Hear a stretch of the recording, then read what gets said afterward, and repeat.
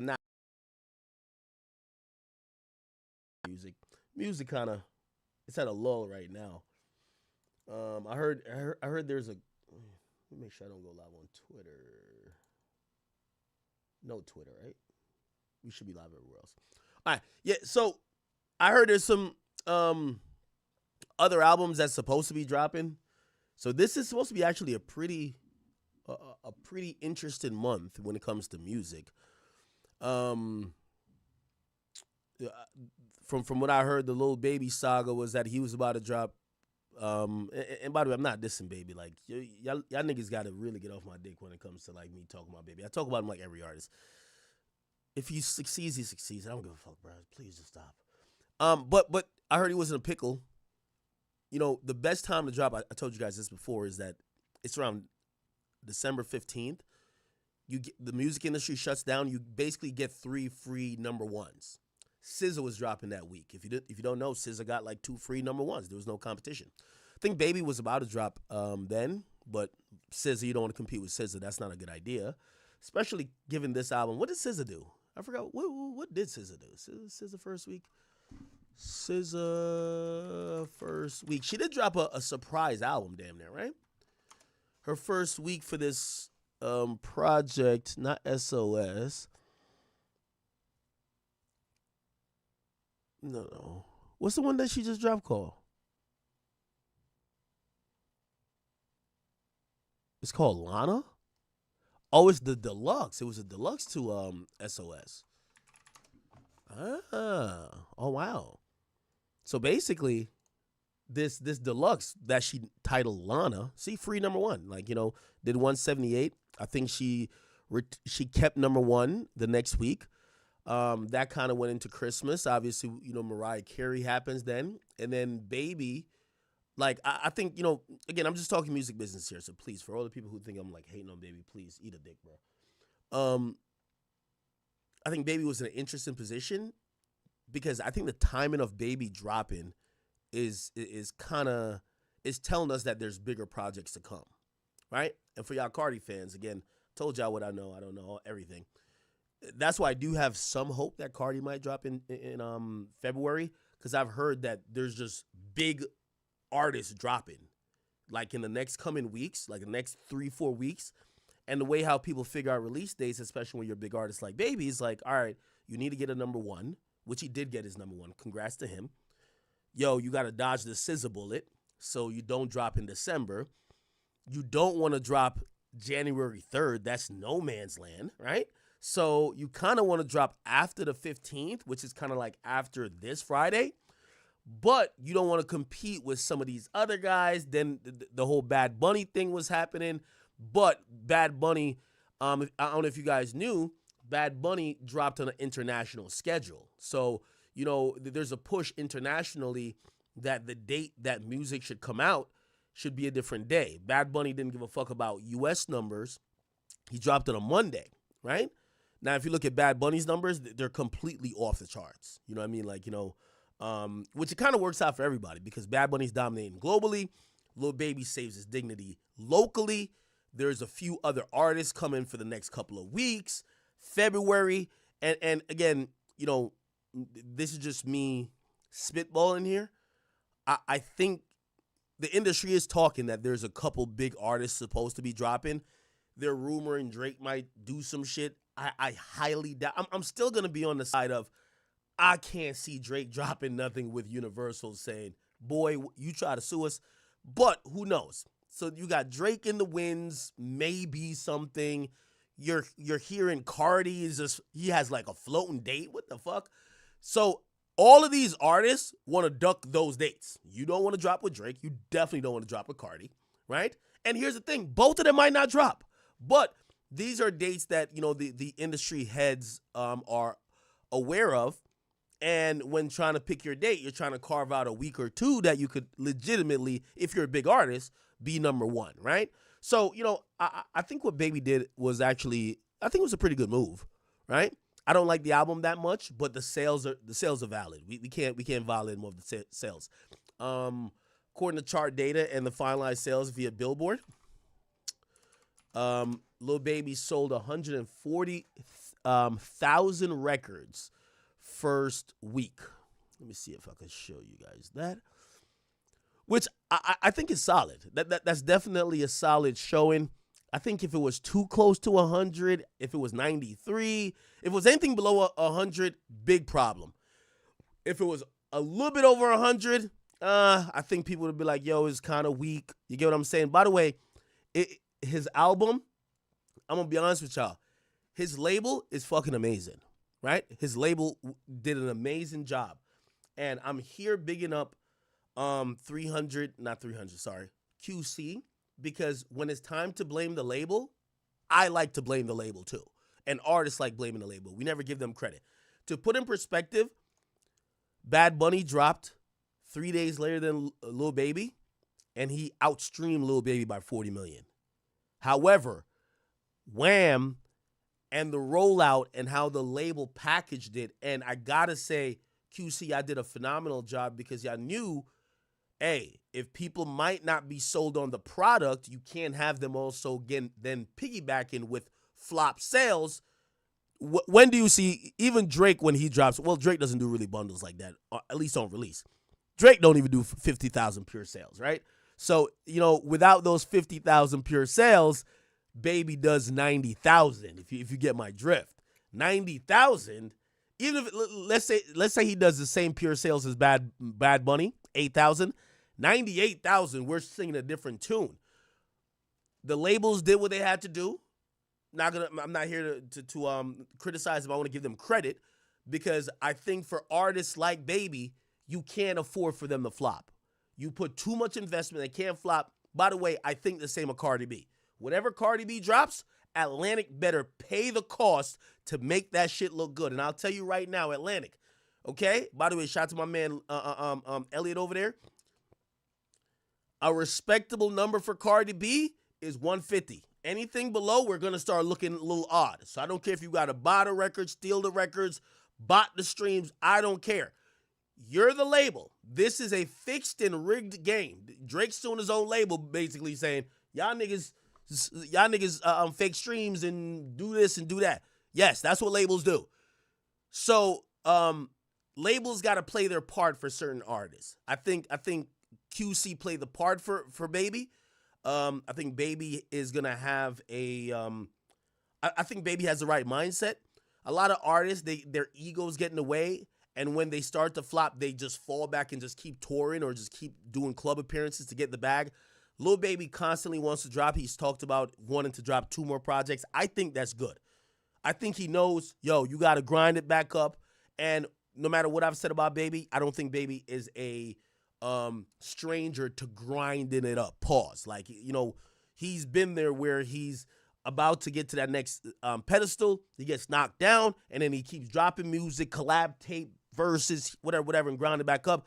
I think that's where, I think he knows this ain't the hottest music that's ever been dropped by him.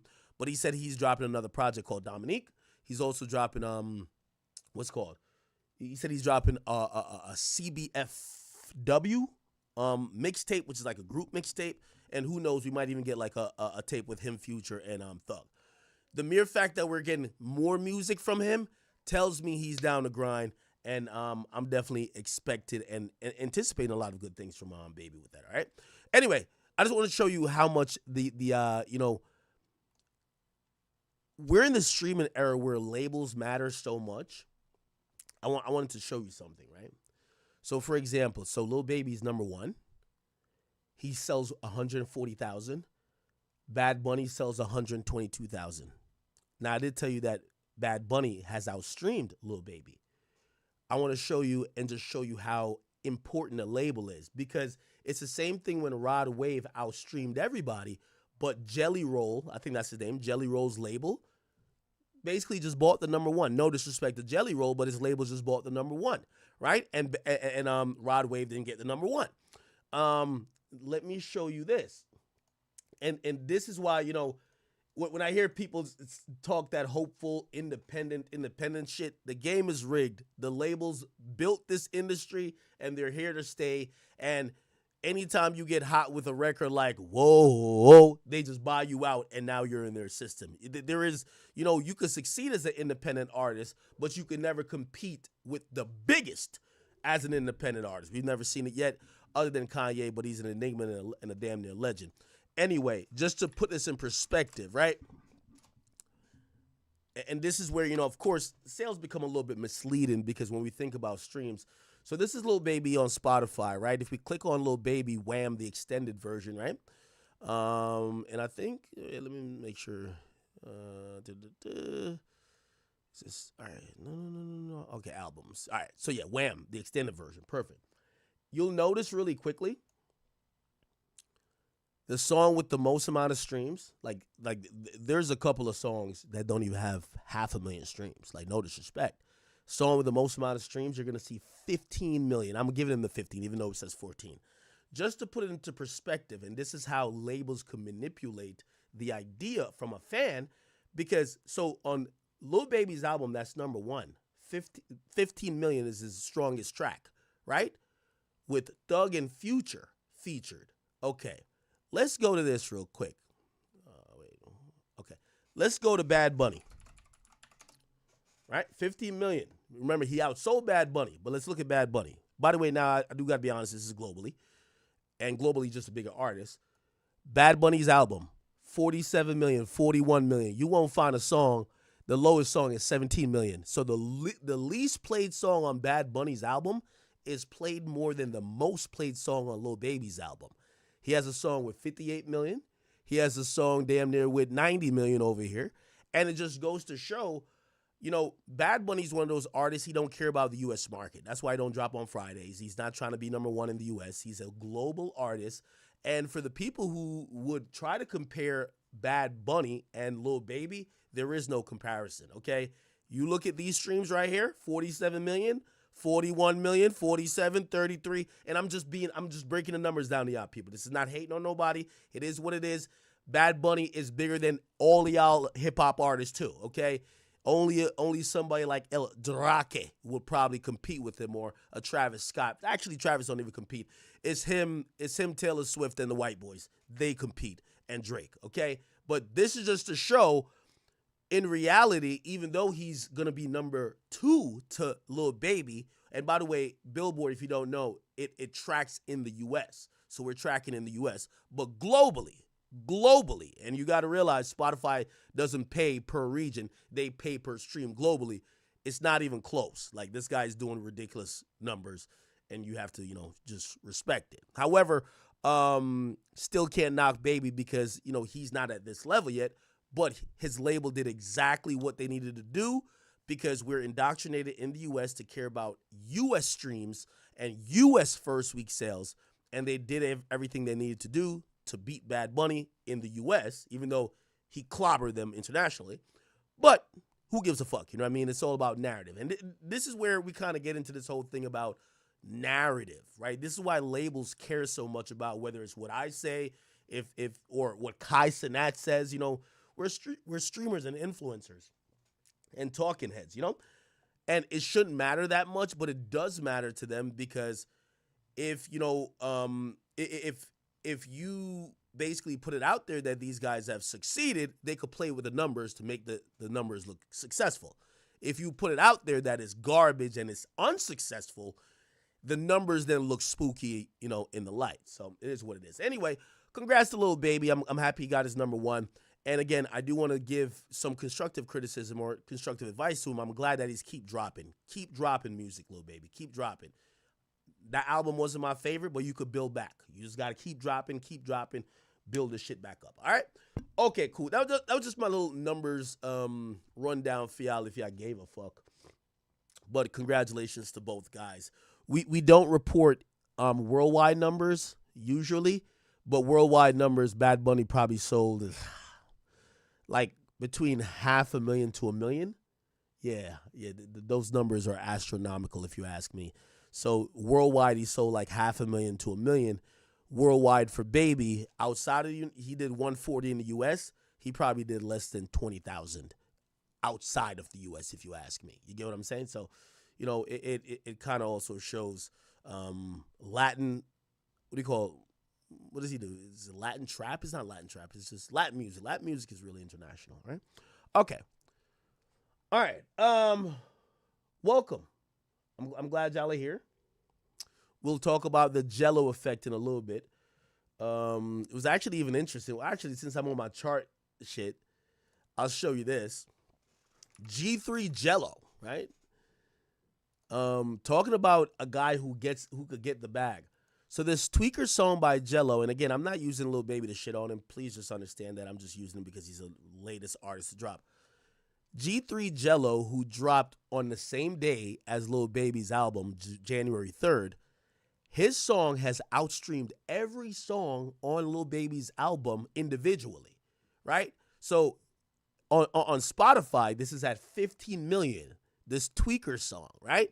If you go to Lil Baby's album, right, there's no song on his album, even with Thug's first verse, even with a song with Future. That's at 14 million. Goes to show that, when you get that type of numbers and you could walk into any record label and show that numbers that, hey, y'all probably have spent $3 to $4 million marketing Lil Baby's album, and I'm doing this off the muscle. And by the way, I don't know if Gelo is giving credit to Neon, but salute to Neon. Like, I believe the song was first premiered on Neon Stream. Am I wrong? Gelo previews new song. Yeah, it was on Neon Stream. Yeah, right? It basically came here. It came here after everyone was clowning Gelo for losing to Neon in like this shootout, and people like, damn, you were supposed to be in the NBA. And by the way, this is such a really a feel good moment on the flip side, because you got to imagine his two brothers are in the NBA. He's the middle child. We all know about the middle child syndrome. He's probably already feeling like, damn, the internet is just shitting on me. They've talked crap about him with him and his girl. His girl used to be a reality star. And he's like, damn, I need a win in life. And he then gets cooked by Neon in basketball, like in a shootout. And people are shitting on him. Neon links up with him and basically throws him an olive branch. You'll play this song. The song goes nuts. This is the song.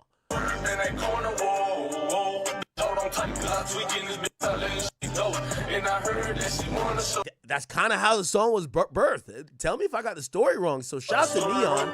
Shout out to Neon, man. And I guess while I'm on that, man, it's important to say, man, shout out to all the streamers who are doing amazing things. And I hope, a goal of mine, I always told y'all, I felt like I took a lot of the arrows when people used to talk shit on streamers. They'd be like, yo, you're in your mama's basement and broke, and you just have a dusty laptop. These days, people show a lot of respect to streamers. There's a really interesting synergy happening between streamers and music and musicians or prospective musicians and the promotion of that said music, right? I'm not going to give Neon all the credit for this song popping off, but he gave it a platform at first. Obviously, LiAngelo Ball did his thing. But also, think about everything happening with Max and little Tjay and this and third. That's kind of crazy. Did y'all see this? Look. So Fivio Foreign goes to the studio and records a song, and basically, he kind of mentions the Max thing directly. It's one of the highest performing clips on my page. It's going super viral. But he gets in the studio and he mentions Plaque Boy Max by name. Now, if you don't know the whole story, him and little Tjay showed up to Max's B&B that was somewhere in New York. Little Tjay wouldn't stop smoking. Max asked multiple times. People felt he was rude. They later left. And there was some back and forth after that because obviously Tjay said his piece and Fivio said his piece and Max said his piece. Now we get to music. Fivio drops a snippet, and this is a snippet that refers to the situation and even Max. Listen. Get off my Disney, damn. Get off my Disney, goddamn. Get off my Disney, damn. Get off my Disney, damn, damn, Disney, damn, damn, Disney, damn, damn, Disney, damn, damn, Disney. I'm not these rappers, I got real bands. In the crib, bustin' my tail, lil dance. I don't troll, I do it for the real fans. Play this song and turn it with my little man. And my real name Max. And I really got plaques, yeah.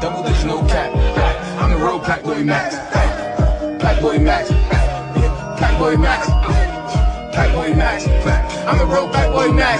In the crib counting on my packs. Tell constant now react to that. Nigga never say I'm whack. Now, I'm going to be honest with you. I love this. Yo, Fivio, I think this was dope. By the way, I'm going to play Max's reaction. I think Max took it in a good way. Yo, I do want to say this to all fans, and I know a lot of fans who are supporters of streamers, y'all like to make streamers victims. Oh, why did you smoke in this? Yo, that shit is a small thing, and it's over. Like, don't start to hate the rapper. Like, yeah, even if they were being an asshole, don't just start trying to be adversarial. Like, it's cool. Like, even if they don't ever work together or do whatever together. The fact is that this is a moment, and I'm glad that both guys are either capitalizing off or making music about it. I thought the song was dope. I thought Fivio acknowledging, because a lot of times rappers try to be too cool, right? He's acknowledging the moment. He's making a song, directly name-dropping Max. But if you don't know, his name is Max as well, right? Which is, I don't know if you knew that. Look at this shit. Hold on. Let me turn this off. Fivio foreign real name. It's Max. You get him Maxi or whatever.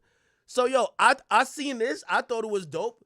Turning something, you know, that was viral into something that benefited y'all. And also, it would be stupid if, as a rapper, you didn't take advantage of a viral moment, no matter how it happened. So, again, I thought this was a good thing. I'm only saying to a lot of the supporters of Max or streamers, let's not make it a thing where y'all are just trying to hate rappers. Y'all listen to rappers. Max is doing music. Let's not make it like that. This was cool. This was fun. I thought this was, I think this is kind of a bop. I like it. You know what I mean? You could like Platboy Max and you could say this is a nice song. Go support both of their shit. You know, Max got Pink Dreads and others and other songs that he's been working on. And I thought this was cool. You know, I think some of the fans of the streamers want to hate rappers. Don't do that, yo. Like, you know, because also the more y'all go at the rappers almost kind of feel like they're beefing with a streamer, and the streamer's not really saying nothing. Like, Max never said nothing that was like, fuck this guy or whatever the case is. He just kind of reacted like every streamer does. So sometimes I think fans, you know, we try to almost make it a little bit too much. So I kind of like this. I've seen Max react to it. Black Boy Max.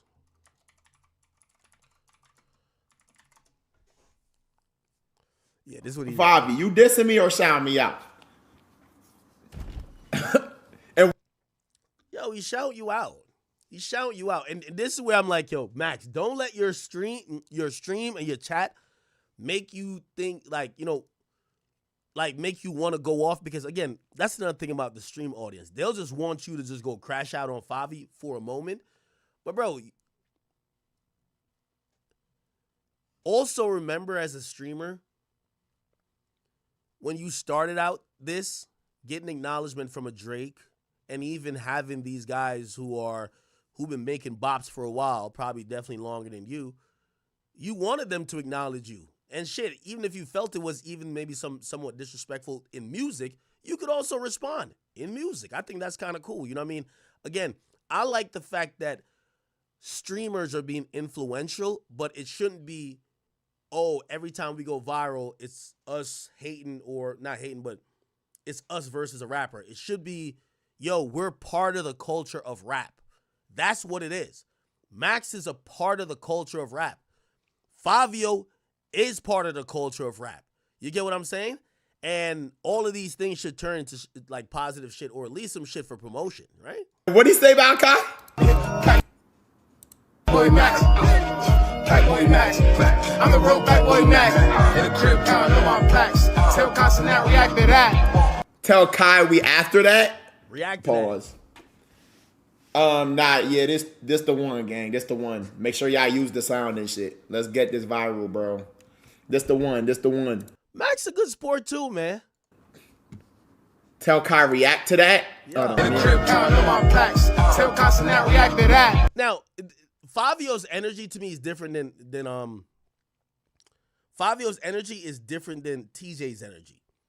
Like, at first, Tjay's energy was on some shit like, yo, I'm bigger than that. Like, Y'all little niggas just doing some little shit. Fuck y'all niggas. No.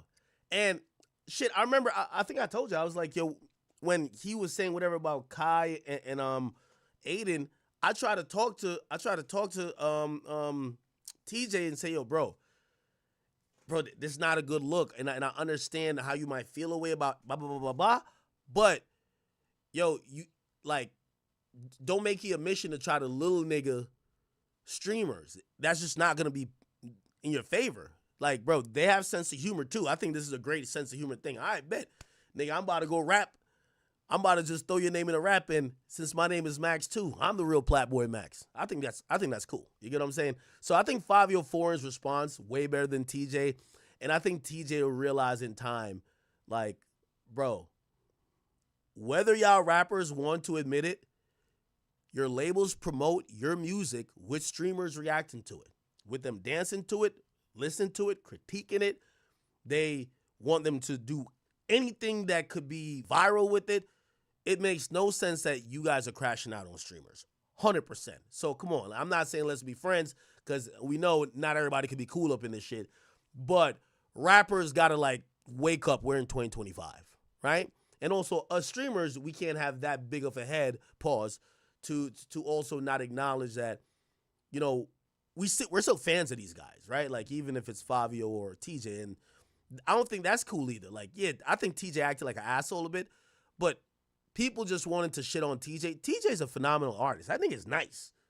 TJ is giving mad bangers. Like, we can't just, not because the nigga wouldn't put out a smoke, we're going to be like, we hate this nigga for life. No. We hope he kind of gets the scene, right? If he don't, that's his loss. But we shouldn't just hate on TJ, if you ask me, right? Anyway, let me keep playing. Nigga never sound whack. Yo, y'all like Ambassador Act? Yo, you see I'm growing up? I'm growing up, man. Like, yo, I love seeing my new streamers. Y'all know me. I've never hated on streamers ever. Like, you know, the newer ones. You know what I mean? Because I'm a streamer too. But I like to be the bridge. You know what I mean? So, I'm not going to shit on rappers just randomly. But if anything, I want to see them combine. You know what I mean? Combine. Like, yo, I keep saying rappers are competing with streamers for the attention of the youth. And the youth look to both of them for different things. You know what I mean? We both could help each other, if anything. You know what I'm saying? People don't know Fivio's personality like that, right? People don't know Fivio's sense of humor, right? Oh, this gives us a chance to understand it. We don't really know TJ outside of music as much as he might think we do. This will get us to understand him. You get what I'm saying? And likewise, they could funnel that back into music. Anyway. Boy Mac in the crib counting on my packs. Tell constant not react to that. Tight shit. Is this nigga name really Max? Really Max. What the fuck? Maxie? My bad, gang. I'm not trying to laugh at your shit. My shit Maxwell. But goddamn, nigga Maxie? Nah, yeah, guys, make sure y'all share the sound and get this viral, bro. This the one, bro. This the one. Okay, Fivio, okay. Yo, by the way, again, we're in an era where you got to adjust or get left behind, right? Shout out to Rolling Loud. They're partners of mine. You know, Rolling Loud, shout out to my boy Tarek. They announced Rolling Loud LA, right? And when you see Rolling Loud LA's lineup, you know who you're going to see? Gelo is performing. Look, right? Like, his name is right with Boston Richie and Cash Cobain on Saturday. He has one song that the masses know. I think Max even said that, like, they offered him Rolling Loud or something like that, but I think he turned it down. It's just showing that, like, you could be naive and just be mad old school and be like, yo, these streamer niggas, or you could realize that what music and attention is these days, there isn't no, oh, that guy's just an internet nerd. No. There's mad cool niggas. There's mad musicians that are streaming. I just seen Tyga start streaming. Let me see. Black Boy Max. I hopefully I ain't leaked no shit like that. Did I leak some shit? No, I heard he turned down Rolling Loud. That's what I heard.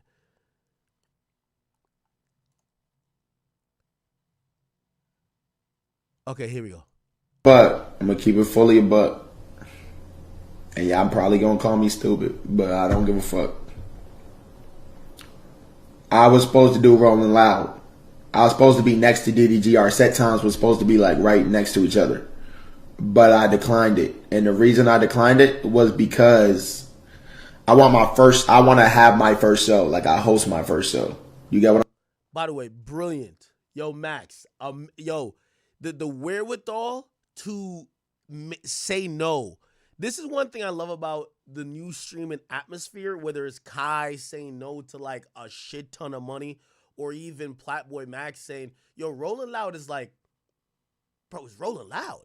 For you to say no to it, but you see the vision, like, yo, if I'm gonna brand what I'm doing, and I'm having this impact on music and culture that no one has ever seen how I'm doing it, the first time people see me should be in a way that I curate, not me just running out on stage and they dropping a beat and the crowd going crazy. Good for the gram, but the brand I'm building is so like priceless. So I thought this was dope. Yeah, you know what I mean? Like, you got to be able to turn some shit down. It was because I want to have my first show. Like I host my first show. I like you that. get what I'm saying? I like that. I don't want my first show to be wrong. But and again, after you do your first show, you could always double back on Rolling Loud. I think that's fire too. Okay. All right. Yeah, he said he was. I want my first. I'm dead ass. I know I be trolling on stream, but yeah. Okay. All right. So, again, Fivio, I like this. Please, if you're a fan, bruh, don't try to make this divisive. Some niggas smoking on, it was disrespectful. Nobody's here sitting and defending the disrespect. Nobody is. But they're all men.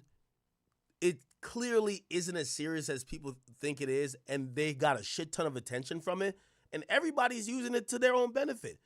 Max is using it for his own benefit. Let Fivio get a little burn off of it, and Tjay. Come on, like we shouldn't make it like streamers versus rappers, okay? Apparently Rage went in on. Did you see Rage?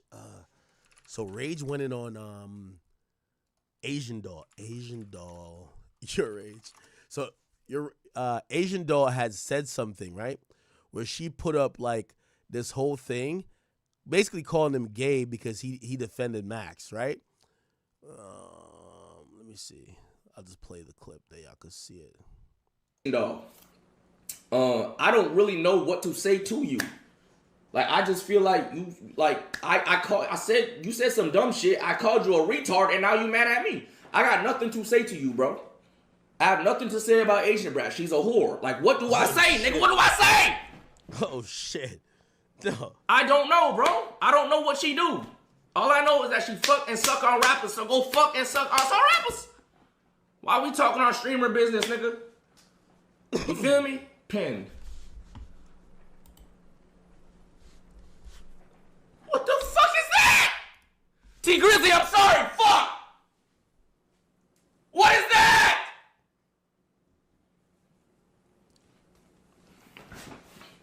I couldn't believe my eyes when I posted my Go Live tweet, bro. I couldn't believe my fucking eyes when I posted this shit again. You was not built like a Dorito. I'm sorry to all my Doritos out there. I apologize to all the Doritos. All right, anyway.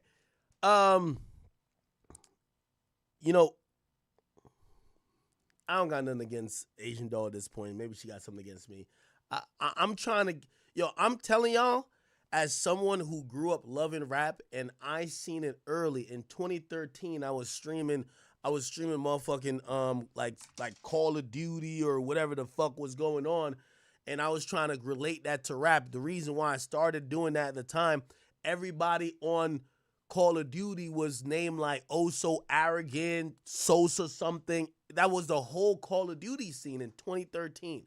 I'm doing the war in Chirac, and I was just like, wait, so you're telling me that hip hop has this synergy with people who play video games and who ultimately watch streams?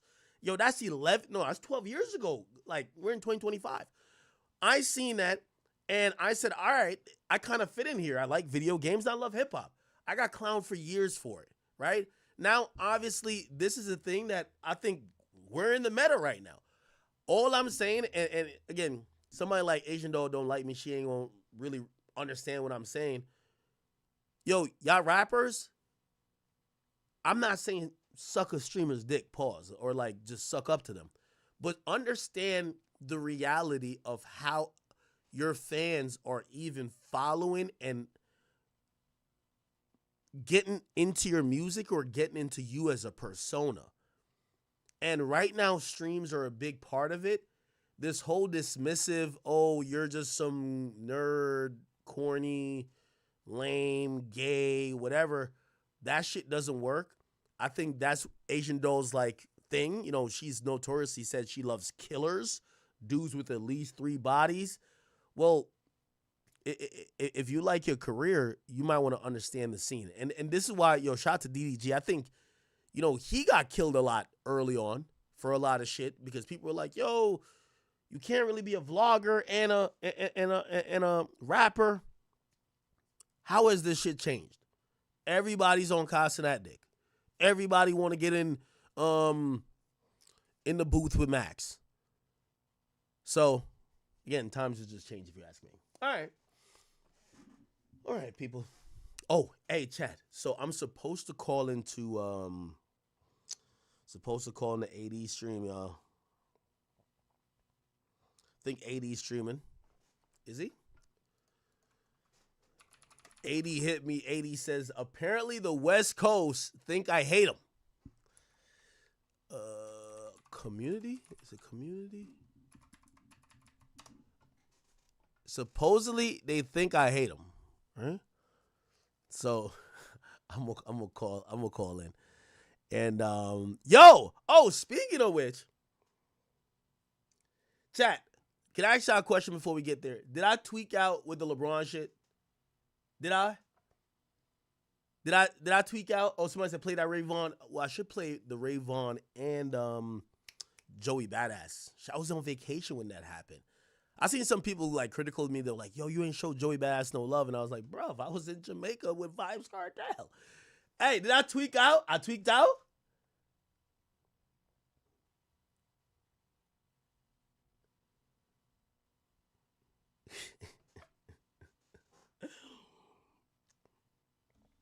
I don't do apologies.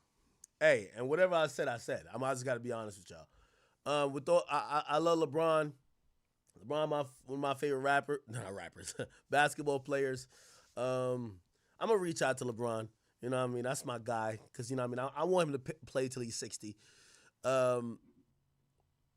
It's kind of interesting. Like, so on this LeBron thing, I seen so many people. So here was the first thing, and this told me how big LeBron was. Pause. Because, of course, we talk hip-hop all the time, but this shit bled into another, and I guess, like, I don't know if you know, sports is bigger than hip-hop. It bled into I seen pages tagging me that I'm like, who the fuck is this guy? And I seen a lot of people, they were like, yo,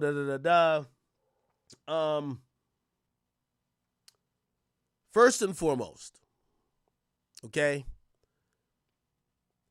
I'm not here necessarily to blow a whistle. Okay? I ain't. I just want to put that out there. I'm not here to blow no whistle. Okay? That's the only thing I like. I'm not trying to Hannibal Buress anything. I only spoke about what is very known. Everybody's acting like I broke some like state secret. I'm like, you know, even the niggas who's talking about, I'm like, nigga, y'all have heard this shit. I'm not here to tell on nobody. Drake mentioned the nigga. And by the way, Drake never put me up to nothing. That's another thing that's like false. Drake basically half snitched on the nigga. Pusha T done told on him. And I just told y'all what the fuck I've been hearing. I'm not in the industry with y'all. I don't know y'all. I'm just a guy who everybody tells me the truth. Or not the truth. I won't say necessarily the truth because we all know. But they all tell me y'all secrets. So I didn't intend to come out here and be a whistleblower with nobody. Okay? You know what I mean? LeBron, if LeBron doing something, he doing what every man do. I ain't got no problem. Like, And also, I wouldn't want to affect his life with that, okay? However, what this told me was just that some people are above certain conversations. Nigga, this is what I heard going on in the industry. Kill me if it's wrong. I heard bitches talking about it, rappers talking about it. I heard other people talking about it. That's just what it is. If you don't like it, and I get it, he's your favorite rapper, or not rapper, I mean basketball player, I'm sorry. I know he might be one of the protected bunch. I just had to call out the obvious. Drake is feeling some type of way about with the nigga because of what they've allegedly whatever happened. I just gave y'all insight. So I know some of y'all live in like these fairy tale lands, and I've seen people like, yo, the defamation suit is coming. This is coming. Okay.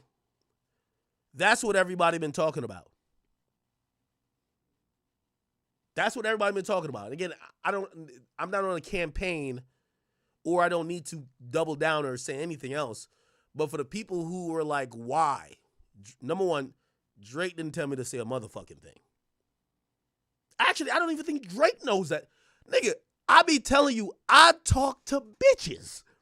Nigga, I knew about Metro Boomin because the bitch he was fucking, I was fucking in LA. So I got all that now. What do you think academics is here for? You think that Drake is telling me, oh, come on, bro. But I'm not here to protect Drake neither. Because if I was trying to protect Drake, I don't think Drake half snitched on LeBron because he ain't want a full snitch. Okay, well, all right. Well, since you put it out there, I'll just tell the rest of the story, nigga. Because I talked to a whole lot of bitches, and this is what they've been saying. I get to the shit. Now, I get it. LeBron, we love LeBron, and we want to give him some special rules, but don't get mad at me, nigga. None of y'all. Don't get mad at me. And there's no apology coming. Fuck with Bron. I'm not going to double down, or I'm not on a witch hunt for him. Savannah, chill out. Don't hit him with the frying pan no more. I was just explaining why Drake sneaked this the nigga and why he might be feeling the way, and to me made perfect sense. If me and you used to ba, you can't dance to a song about me being a creep, because if I'm a creep, you a creep. If that's what y'all mad at, cool.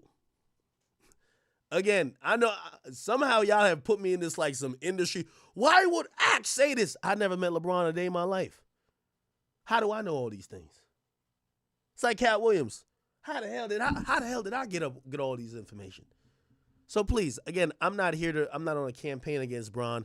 Whatever Bron got with Drake, just like I said with SZA and Drake, that was dick and pussy business. Obviously, it's not dick and pussy business. But Drake tatted that man on his fucking chest. That's between them, nigga. Okay? I'm just decoding. If somebody gonna say your perfect image and shit like that, I'm not going to. And I don't give a fuck who y'all are. I got my platform from 100% not ignoring. Yo, this is what they say in the industry. I've been telling y'all that from about everybody. Yo, they saying this. This is what they saying. Y'all can call me a liar. I don't have no horse in the race. I don't care. Okay? Now, I get it. Some people like, your act is man code, though. All right, Savannah, I was lying. Leave that nigga alone. We want a couple more triple doubles, and I seen that nigga did a dunk. He switched hands. I'm like, LeBron went back 30 years in time. He must be getting pressured at home. This nigga was dunking like this, switched the other hand and dunk like this. I'm like, yo, nah. I might have to, Savannah, that man ain't do nothing. Hell nah. That nigga found a fountain of youth after he heard them. Yo, that nigga heard that. He said, oh, hell no, I can't go back to, even though he still lost. He said, I can't go back home only dropping like 15 points. I got to drop 40. I'm doing all type of dunks now. That nigga almost put like between his legs from the free throw line. I'm like, yo. Anyway, Bron, I love you. And for the rest of y'all, I know y'all be on Bron's dick or whatever. I speak on rap shit. That ain't gonna change. I don't think Drake wanted me to say that. I don't give a fuck what Drake wants. Okay? Don't rap about it. You rap about it, I'm gonna give the whole context. Don't rap about it. I'm sorry. Don't rap about it then. Okay? And for everybody else who's like, yo, Nigga, if you think Savannah came all this far to go fuck up her life over a blogger, come on, it's not gonna happen. Come on, stop it. All right. Anyway, love to Braun. I hope y'all win your next championship. That boy Connect, he's going crazy or whatever his name is, and Bronny's an amazing cheerleader. And I think we can leave it there, right? Cool. Somebody said that's a fake ass apology. I ain't got no apology to give to Braun or nobody. That's what I'm trying to tell you. I said if y'all delusional motherfuckers want me to say that y'all could clip it for Savannah, he ain't did nothing. Cool. He ain't did nothing. But I ain't apologizing to nobody. And ain't nobody send me on no mission. So whatever you want to take with that, take with that. What the fuck y'all think? What do you think? I'm like, oh my God, the fuck is gonna happen, nigga?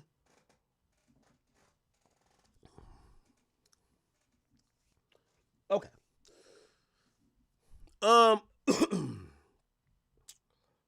Let me see. Oh, all right. I think my man AD's in here. Yo, they think I hate LA. Why do they think I hate LA, Tjay? Everybody know I love LA. Actually, I don't. But we do got to get to some real shit. Let me.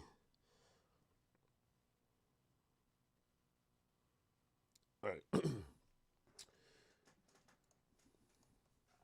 I'm giving all y'all little LeBron. Yo, I thought Drake had like fans. LeBron got a whole stand-up. So that's why I'm giving y'all whatever y'all think y'all need. Yo, if y'all want to say I made it up, I made it up. Whatever. That makes y'all feel good.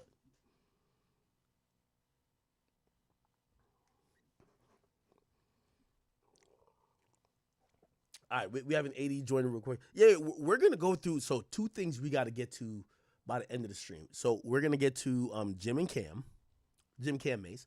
Also, we never watch, chat, should I watch it or is that like too crazy? The Trap Lord Ross did like the whole documentary on Durk. He said Durk responsible for 6 murders. Now, again, I haven't seen it.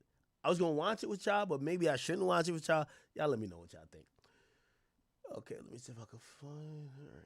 Yeah, we in here waiting. LeBron's. Nah, yo, let's kill the LeBron thing, man. Let's kill it, bro. Let's just kill it. Yo, again, I got nothing else to say about that. Bruh. I'm not. Y'all want to. I know in y'all mind I'm in this industry like that. In my mind, I ain't in this industry. I just talked to a bunch of whores that's the story they've been telling me, and I just repeated it, my nigga. And I heard it from some other people who just mentioned it in conversation. And I'm like, oh, word? Like, well, I bet. So now when Drake basically is like being omnious, I'm like, oh, I know what he's talking about. Like, nigga, I decode lyrics for a living. I know what he's talking about. Like, half the industry talks about this shit. You know what I'm saying? There's like mad bitches who talk about they did blah, blah, blah, blah. The fuck? Like, what are you talking about? You know what I mean? All of a sudden, it's LeBron. It's like, oh my God, no. I'm like, all right, damn. Nigga might fuck up my parlay, man. I might have to bring this back. All right, yo, is AD here? So if y'all could print this, I ain't apologizing to nobody. But y'all could say, Act says, I don't know, LeBron is a great man, and he would never cheat on his wife. It was satire. Cool. That works.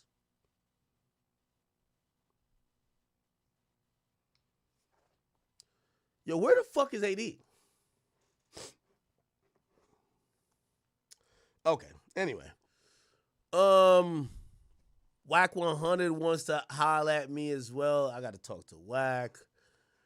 Some people are asking us. Look here, it says, Axe says 6ix9ine put him on the phone with Diddy. Yeah, who cares?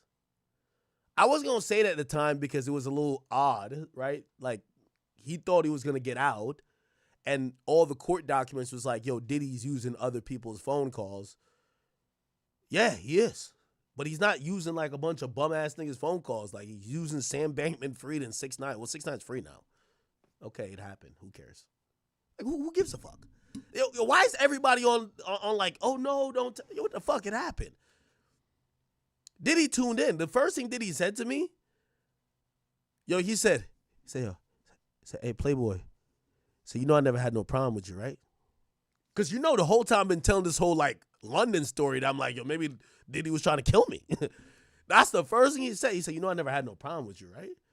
I was like, you sure? Who gives a fuck? I don't care.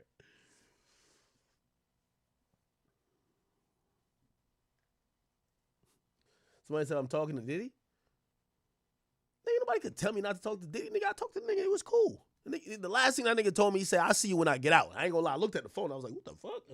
Like, he knows something I don't know. He said, I'll see you when I get out, gang. What?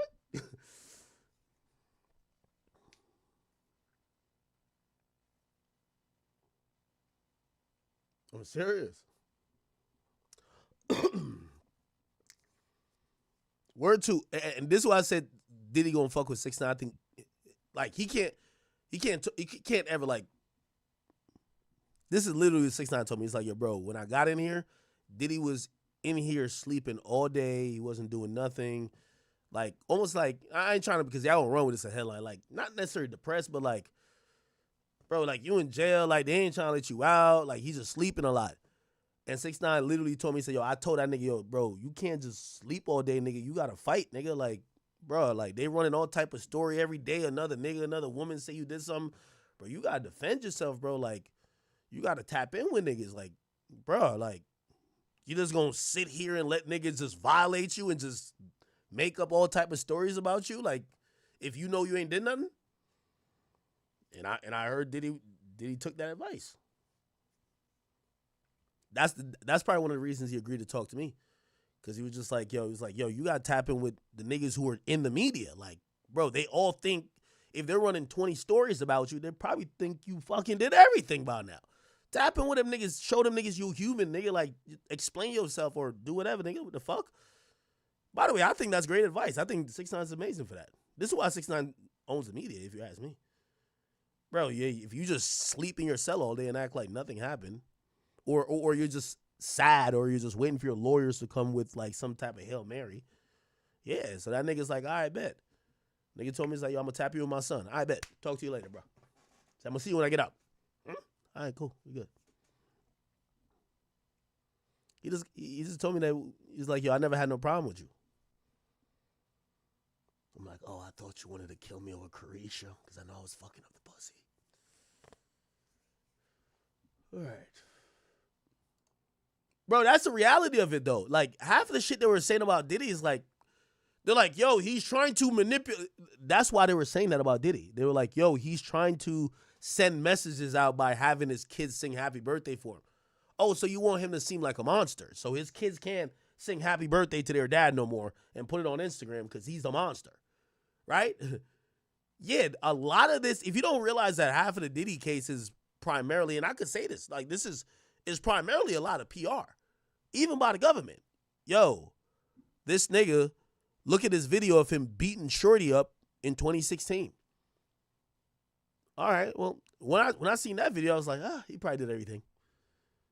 Then he's trying to, like, you know, have his kids make him look like a human.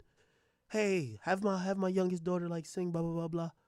Yo, the government looking like, yo, you trying to not look like a monster? Oh, you fucking with us. You messing up the case. So I kind of understand it. I get it. Now, does it mean that I think he's all the way innocent? No, but like, when you don't have a horse in the fight, which I don't, I think the nigga should be able to defend himself. Let him defend himself. Now, if his defense is going to be, I bought the fucking baby oil from Costco, we're going to look at you and be like, you're lying. Right? Or, you know, some shit that just doesn't make sense. But I'm not knocking I'm not knocking him defending himself, right? So, yeah. So as an act, you must be on pills. Why? Bro, I be telling you I'm an honest, like, interaction with these niggas, and y'all be thinking I'm on some shit. Bro, the whole convo with me and Diddy, he literally said, I got no problem with you, bro. He said, I don't know if you thought we had a problem. I never have a problem with you. 6ix9ine said he fucks with you heavy. He says, yo, a lot of shit they saying ain't true about me. He said, yo, they're not giving me a fair shake. I said, okay, cool. He said, yo, bro, like, I'm trying to get, like, you know, the truth about me out there. And he's like, yo, I want to tap you with my son. I don't. Bad community, nigga. I don't. We on the Yo! spot. Hey man, wait. Oh Lord. Yo, it's good. Cut me off when I was in my spiel. Big bad community on this motherfucker. Academics, what's happening? What's the deal? Hey, now what's popping with y'all, man? We in the community right now? Hey, We in the community. Yeah, right you in now. California, nigga. California, nigga. No, I'm not in Bro, bro. California, man. I'm in Jersey, but because I hear about the You in fires over California there. on the airwaves. Hold on real quick. Let me make sure we can hear you straight. Yeah, bro. What Niggas up? a little disappointed. Niggas disappointed at what you said about the town, bro. That shit out of pocket. Let's get into it. What did I say when I said it, and let's talk about it now. By the way, chat, if you don't know, this is the Academy community collab right here. They're also on stream, and we are talking about. I told y'all, 80 done text me. He said, "Yo, Act, I don't know if you fuck with LA or even me like that." I'm like, huh? So we're here to talk about it. Yeah, bro. No, cause listen, bro. You got hear this? a lot of fans, bro. You got a lot of people that support you. That's from LA, bro. People out here losing their lives. You feel me? Mhm. People that lost everything all the way. So to hear you as your homie, to hear you say that the place where I'm from is a shithole, bro, that's disrespectful as fuck. Okay, so that's coming from my comment about I believe the fires. Politically, I don't like LA at all. I think LA has really. Let me just say California. It's not necessarily LA. I think California politics, right? And I'm really looking at a political level, right? I think that all the problems we see there, and I'll tell you the problems that I see with LA. I think a lot of out-of-towners or tourists, when we look at California or LA specifically, we start thinking, okay, this is a place that almost preys upon other people, right? We hear about mass robberies. What I mean mass robberies, niggas is just always getting their shit took. We're hearing about some of these, even though it's, environmental disasters, we're looking at it as, the leadership, even when we think about and maybe I'm getting too much into politics, but even like San Francisco, where we used to have all the tech companies over there, they're all running for the hills. A lot of the problems and me, myself, I haven't been to California in like 2 years. I believe most of those things are politically based. And for me, I look at it, I'm like, yo, it's like a lost cause. Like, on a political level. Now, that's not to say the people there deserve anything that's happening, whether it be a disaster or whether it be something tragic. But I think the majority of people, even if, again, there's a politics like lens on this, we look at California and be like, man, a lot of shit happening out there is because they're giving it up a certain way where these things are allowed to happen. There's a lot of woke shit. That's why San Francisco is what it is, where all the tech companies over there, they're damn near moving to Texas, where we're seeing weak-ass laws. People go out there, you can't protect yourself. You getting robbed, everything happening, you don't feel safe. And then now, even like, just watching the mainstream news, when it comes to even the fires and stuff like that, it's like, yo, hey, listen, what the information I'm getting is, a lot of this stuff could have been prevented by the state government, but their priorities are elsewhere. It's a bunch of woke bullshit going over there. So it's like, yo, what could you even say? Yeah, bro. But the thing is, when you say I don't give a fuck about the fires, that's a slap in the face to the whole city. 100%. You said I don't care about that. Like, people lost everything. You feel me? People dying. The toll continues to go. The fires is still going on right now. And as a person, bro, that's really from this city that represent that, I'm a nigga that's always said, oh, act is good, act is good. Even when it come down to this whole Drake shit and everything, I'm like, that's still my homie, that's still my homie. So to hear like, oh, nigga, we don't care about that, what's happening in LA right now and shit, we don't fuck with it. Even to hear you say that it's political, what is the politics? What makes us different than anybody else? Robberies happen everywhere. Niggas is masking up everywhere. Niggas is masking up in Jersey. They masking up in New York. Like, it seems like it's a real hate towards the West Coast. Hey, straight up. Man, fuck the CNN shit. Hey, man, listen, bro. Fuck the politics shit. We talking about some urban culture shit right now. Go ahead. Stop saying that. Stop. All that snitching ass East Coast shit I see all day, niggas telling on each other, Whoa, niggas telling on it's each other not over East Coast, pussy, West Coast. Hold all on. that weirdo, hold on, all that weirdo shit that we watch online. Let me speak, because we sat there and listened to you speak. I watched so much weirdo shit go online from them East Coast niggas. I watched you just crash out and tell on who another nigga is fucking because you didn't like the way a rap beef went. That's not true. Man, that's crazy. That's not true. That's crazy. That's not true. It's the most unmanly shit I ever Hold seen on. in my fucking life. Wait, so for that's not that true. to be going on and then in the same breath, somebody can say, oh, fuck that California shit. I don't give a fuck what's going on out there. No, nigga, that's not how it's going down. I don't give a fuck about no politics. I don't give a fuck about none of that. It's people, I got homies that had their house burned down right now, bro. I got real people that's losing. Nigga, I was scrambling around having to stay in hotels for this shit, bro. This ain't no fucking game to be playing with. Fuck that rap shit. Okay. Watch your mouth when we talking about this. I will never go on a rant disrespecting New York, New Jersey, Atlanta, nothing. You niggas like speaking on us.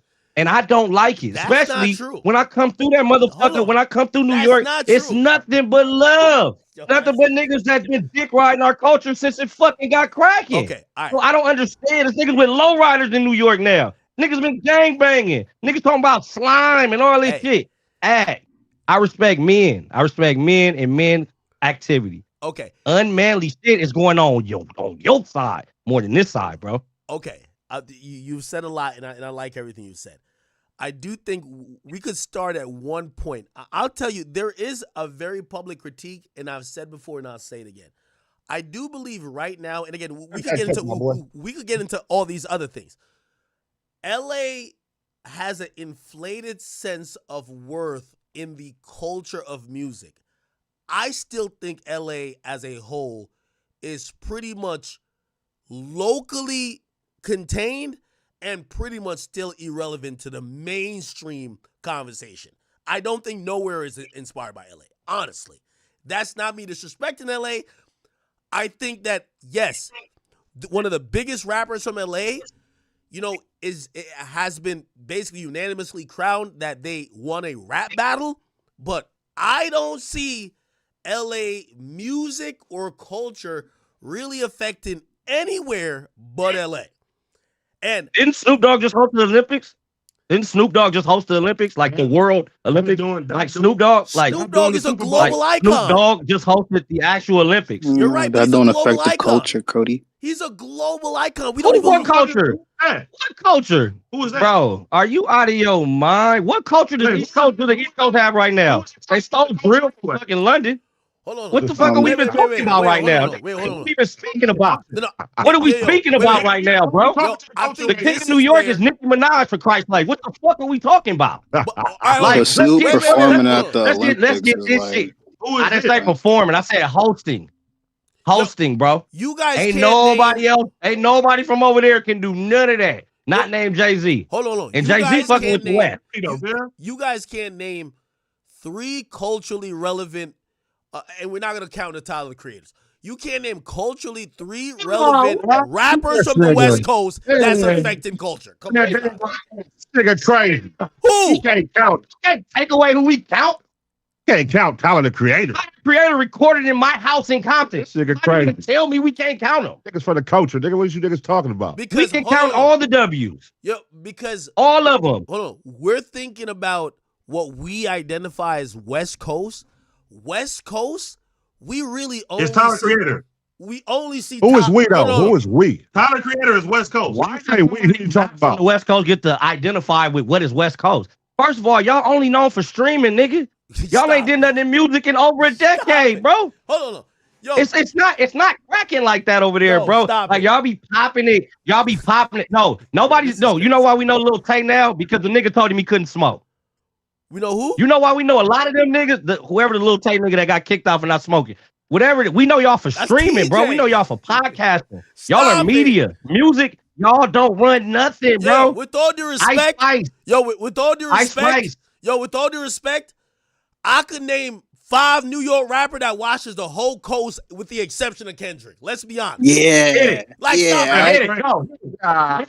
Stop Hit it. it. Go ahead. Hit it. Hit it. Stop it. I want to hear it. Let me hear it. All right, Give so me if we're 5. not talking about Kendrick, all right. So Give me the 5. all right, A Boogie, Nicki Minaj, No way. That shit gets no play out here. Nah, there's too many. You got Cardi B, K Flock. No, we're not mentioning K Flock. Cardi B. Yo, You got Tyler the Creator. You got Doja Cat, bro. The list goes on. Oh, let him name his 5. Yo, yo, Nigga, I he got never. Ice Hold on. Spice. Yo, You're done. This is one of those Like, things nigga, where it's you like, got the industry plan. I Spice an industry yo, plan. I never knew love that it. Doja He's Cat was done. even a He's West what he Coast knows. artist. Yo, wait, hold on. Wait, Hey, wait, who was this talking anyway? Who was good? Yo, my name is Pain. It's Pain. no, Peyton, I got Where you it. Hold on. Okay. Wait, hold on. Where you from, Pains?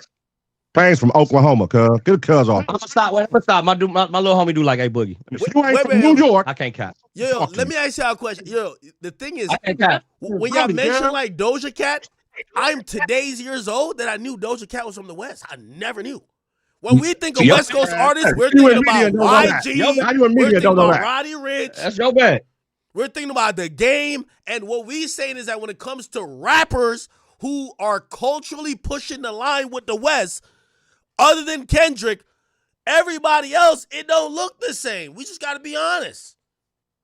Man, fuck Drake, You- nigga. you- Fuck that baby. And fuck you for hating on LeBron, nigga. No, we love LeBron. LeBron from Cleveland. You're not from LA. Don't do that. He's from Cleveland. Oh, Drake is a pussy, nigga. Tell the West Coast said it, nigga. We the voice of the West Coast, nigga. He's a pussy. Send that message to Drake for us, nigga. Hey, What did you say about the Sign, boy? Compton, LA, all that. yo, hold on. Okay. Here's Pussy. all right, hold wait, on. man. All right, hold on. Name the 5, bro. I just want to hear the 5 that y'all Hold on. think are reaching over here. Exactly. Like Wait, we wait. give a fuck about it over here. Like No, we're no. not the second biggest market Alright. in the fucking Man, the country. fact that Wait, y'all wait, wait. letting this man represent the East Coast is crazy. That Hold on. man is Wait, not wait, wait, East wait, Coast wait. guy. Like There we go. No, hold There on. we go. Yeah, You are not the East Coast academics. all right, wait. You Let are me know when I not can the talk. East Coast, All nigga. right. So let me Like, just you put this down, right? disappoint me, cuz, day I'm in and day also out, bro. critical. I'm also critical of even New York. So even I don't even want to use New York. Not the East Hold Coast. on. The fact that he just did this. Wait, hold on. Here's Act, my listen, here's man, you my problem. disappoint me, Wait, dog. hold on, Like, hold on. Just let me talk for you- like let me talk for 15 seconds. Just listen, Act. Just listen. Just No, listen. wait. Let me talk 15 seconds. You Do you respond? disappoint me, Let me, man. Like, I get the game, but you just doing a lot. You don't got to do all of that No. stupid shit, man. Yo, you don't hold got on. to say that. Like, wait. you don't got to do that. No, dog. no. Like, You guys just are be smarter. operating in delusionality. Here's the reality of it. New York right now is not even a secondary or a tertiary market in hip hop. Put it like this. Y'all niggas in Cali be talking like y'all Atlanta. Y'all ain't even close. Y'all never even, y'all barely beat New York. What we trying to say is that, like, y'all are so far in the back. Y'all are so far in the back. Y'all be acting like y'all Atlanta. Yo, y'all had one artist pop out. Hold on. You can't make What? the space. You can't make the space talk about each other. Act. Not about where Atlanta is. It's not about where New York is. This is about you specifically disrespecting a bunch of people that lost their shit. You gotta do better. You can't do that, man. No. That's how shit Wait, happens. hold on. We could get to that Can't do point. that, Hold man. on. We could get to that point. But to the culture of music, man, and to the culture, like, Yeah. you live in a state where everybody gangbang. That's the culture of Los Angeles. brother, but okay, if that's the pat on the back y'all want for an eternity, cool. Y'all created something that everybody does. It's not a pat on the back act. It's just cultural being something that's shared. No, okay. So it's not a pat on the back. Hold on. And they doing it the way we do it because we all one unit, the whole hip hop unit. No, But but it's we're not specifically talking this about it. conversation, We're Big talking- Dog, is just about you disrespecting a bunch of people for no reason. No, And that's no, just hold wrong. on. You got to No, do better. And That don't make no sense. No, I get it. you're I get jumping it. I topics. know You're that's your jumping man, topics. cuz, and I know how cuz feel. And you know I know cuz. But like, you can't do that, bro. That's Hold on. just like You're not jumping cool. topics, and, though. and your platform is too big for you to be being irresponsible Hold like on, that, man. You're jumping topics because this is the first thing I've said about LA for the last. I've said this for the last 6 months. Forget Drake. Nah, Hold on. Drake. but Hold on. also- Let's be also- clear. Hold on. Drake also, is you from keep talking about Canada. another man like that. Drake though, is from Act. Canada. We're not You talking about Drake. niggas you don't know. Hold on. The reality is this. LA has damn near zero impact on the mainstream of hip hop. And every time I be hearing that LA is like running shit, I'm like, where? If you're not, like, you guys clearly live there, I'm telling you, outside of LA, nobody is thinking about LA, with all due respect. If you were talking about Atlanta, we get it. It's just untrue. Your whole last year was built off one rapper destroying your favorite rapper. That was And he's one. from You Yeet Compton. is keep the saying king of it's one LA. rapper. It's Yeet. one That's the rapper. king of LA. Hold on. We keep Yeet. saying it's one rapper. Got your fucking Yeah, mind. but Yeet you is act one of the like kings. Everybody you is gotta smoking. focus when you saying it's one rapper. There's not a million rappers doing anything. It's one rapper that destroyed and ran the Atlanta whole got culture. 10. Atlanta And he got just 10 happens to be rappers. from Compton, and you spent your whole Nah, time he right now teamed up with talking like about that 30 rapper. niggas though. Yo, Atlanta got Man, 10 what you rappers who's talking, running bro? shit. Let the big dogs hold talk, on. nigga. Yo, what y'all think is hate, and I've continued saying this. I said, hey, listen, I do like the New York scene, but the New York scene isn't at its full potential. Cardi B barely drops. Yeah, Nicki does her thing, but she's an older artist. We need to see the youth really take the shit by the reins. We be hearing the West Coast niggas basically acting like Kendrick's, like, you know, his run means the whole coast is on, and I'm like, how? Like, that's not even, yo, I'm telling you right now, to me, Chicago, Detroit, and Florida is hotter than the entire West Coast. Okay? I even got New York over it, cool. and Atlanta's still number but that's one. cool. That's your opinion. That's your opinion. Listen, but that's the thing, man. Opinion, man. It's a lot. We confusing opinions with facts on this fucking go to conversation. all of that. When And, they got the numbers, who have the numbers in the West Coast? listen, In it's all 2024. nobody got to defend the West Coast. The West Coast pretty much ruined his favorite rapper. Destroyed him. So the point I'm saying to you, Destroyed him. that's That's on- enough. Hold on. It don't Killed need his more than career. that. No. Hold on. Nigga from Compton killed his career. He can do it on his own. Actually do No, all of forget that. that. Actually, Yo, gotta, y'all are first off, you thinking should that I'm apologize to all of those personalizing people it. that you disrespected in that fire, and then y'all could talk about some music. But you got to do better. Just you can't be mad. Like all of the stuff you doing, man, just look crazy. Like the shit you doing with LeBron, all that shit just unplayer, dog. Like I get it, man. I know you doing your thing with your stream cut, but you don't got to be unplayer about it all, dog. Hold Like this on. shit real. Hey, Tell that It's nigga like don't real cheat life on his shit, wife man. then. wait. That nigga shouldn't be cheating on his That's wife. not Yo. Stop a nerve. Yo. All right, hold on. I'll respond to that. Oh, ass up. nigga. Wait. I can cheat on his wife. Wait. No. And really, Stop. Future and All right, Metro back to kicked you. it off. Wait. Kendrick just Chill. hopped on the I- bandwagon wait, and wait, ran wait. with it. Whatever I'll another nigga respond to doing, that. whatever another nigga doing cuz, is none of your business, my Yo, hold boy. on. This is the East Coast representation, cuz, right here. No, it ain't. No way. Is this what East No, Coast niggas no. you talking My to? boy Joey. Yo, my boy cheating. Joe West Coast Budden- niggas think cheating is honorable. Right Yo, now? hold on. Cheating ain't honorable, bro. This is the voice of y'all niggas right here, cuz. It's crazy. Wait. What is You I'm gotta, just you gotta saying, live by whatever a that code, man, Crody. Wait. whatever Yo, that hold on. man is doing, cuz, whatever he doing, cuz, is his business, and it ain't none of y'all business, cuz. Like Hold on. y'all got to stop doing that. All right. That's not cool, and it ain't Okay. player, cuz. And All it right. So let come me. with All right. bad So let me respond to that. Man, I would feel like shit. I would feel like shit if New York caught on fire right now, bro. All right, hold I would on. like. Wait. I would feel like We shit. need to stop talking about this man like Yo. he's some kind of. I'm Wait, talking about, but Yo, the y'all thing are is, you bringing know up what? I'm not 5 talking about points. an act. And Yo, everybody y'all on this bringing up thing, you 5 know what I'm saying? points. We're gonna be yelling back and forth, whatever the fuck and all that right now. Wait, Again, could y'all I'm not hear just me? talking to act. I'm talking about what he represents. He represents a large body of people that But think he don't like he thinks. represent the East Coast. I know he don't represent the East Coast. That's why I'm speaking to the East Coast. I would fucking feel like shit if that shit burned down. I fuck with it over there. I got a lot of people over there. I would never in my life get on here and be like, oh man, fuck that shit. They not relevant. So Yeah, that but shit would can- you Nah, feel that's like not that if fly. New York was That's getting not burned fly. down Yo. like every other year? Hold on. Bro, I got so many people from New York, man, that I love dearly, bro. That I see. I go out there quietly and deal with. You get what I'm saying? I would feel like shit if something happened in New York. Y'all just start being able to smoke weed and shit. I love it out there. That's the thing, though. With the West, bro, we don't be hating on y'all. No. We don't hate on none of that. But it ain't no. But y'all gotta stop saying y'all. Wait. Yo, Yo, no. like they that. Yo, by the way, this Yeah, isn't a. But what is this isn't a nigga then East- if he ain't the Wait. East Coast? What is it? Hey, hold on. He's just a Let guy me that answer. covers Yo, y'all Chicago hear me? really. Yo. That's from the East Coast? Wait. Yeah, All right, He's hold on. not from the East Coast. Let Where me the fuck answer. he from? He from Jersey. He All an right. East Coast nigga. All right, hold on. Let me Y'all answer gotta real quick. Y'all keep saying about like this isn't a West Coast, East Coast thing. I'm gonna be honest with you. I'm actually really shocked that the West Coast is taking like Kendrick. If we want to talk about Kendrick and Drake, that's 2 rappers. That got nothing to do with the West Coast. I've not seen not one artist that has really benefited from Everything to do Kendrick with the West supposedly Coast, beating right? Drake. So when I hear people It talking has about the West, everything to do with the West. It has everything to do with How? the West, Act. but That's we the haven't seen problem. another That's what you don't artist get but about Kendrick. culture. We haven't seen It's another everything to one. do with the West. But we haven't seen You don't another need to. artist. You won't see. You won't see another person. You won't see another Drake because of somebody from Compton. Ooh, laid him, nigga. Wait. Body bag, nigga. Just bodied you, act, nigga. Yo, I'm gonna be honest with y'all. Bag, Yo, nigga. I'm gonna be honest with y'all. Look, Yo. it ain't about that, bro. All I'm trying to get you to do is make sure you apologize to the people you talked about. The people lost their houses and shit. Lost their lives too. Lives, nigga, lost. Bro, this ain't one of them things. Like, y'all play with I don't all think that silly shit. That's not one of them things. And it don't show loyalty doing that. Act, it just ain't player, dog. Hey. Like, it ain't player, bro. Yeah, I know yo. everybody laugh and make jokes, bro, but this shit real. This Yo, shit different. I Cause it feel ain't like y'all that trying rap to bring shit. up And like 3 it different ain't no points. rap niggas. I feel like y'all trying to bring up different points. And anytime I talk about music, y'all didn't switch it to the fires. So y'all want to talk about the fires? Yeah, We can talk because about the fires. we talking about what you said about. Yeah, because that was the Hold original on. conversation. This all started because of what you said about the fire. Because we can't have a conversation if I start addressing the fact that the West Coast is still musically irrelevant, and then y'all say, "Well, what about the fires?"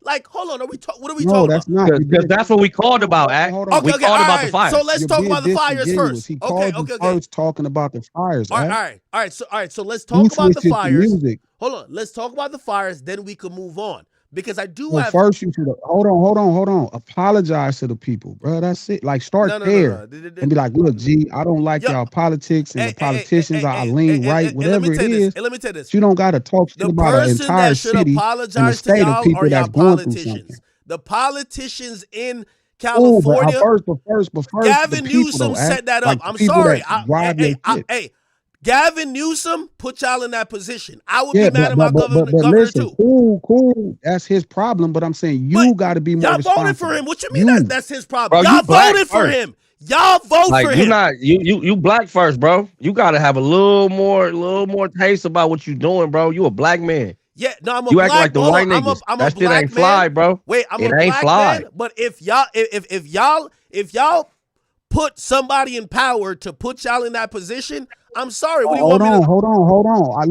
Listen. No, he's talking about the initial thing The that you said people, nobody to the people for what you said you didn't care about LA. When it came down to the fires, people losing their lives. This ain't the government. This ain't the people. This is literally the people of Los Angeles. The people that watch. Support your platform too, nigga. Lost their houses. You know what I mean? Right, bro. Like, nah, bro. That's it, bro. Bro, I got real homies that don't have nowhere to live right now. Like, right this second, bro. Like, right now. Black men, black family. You know what I'm saying? Like, start with that just so people can hear that you actually got a soul. and then we can go to the music shit because I can't wait. All right, hold on.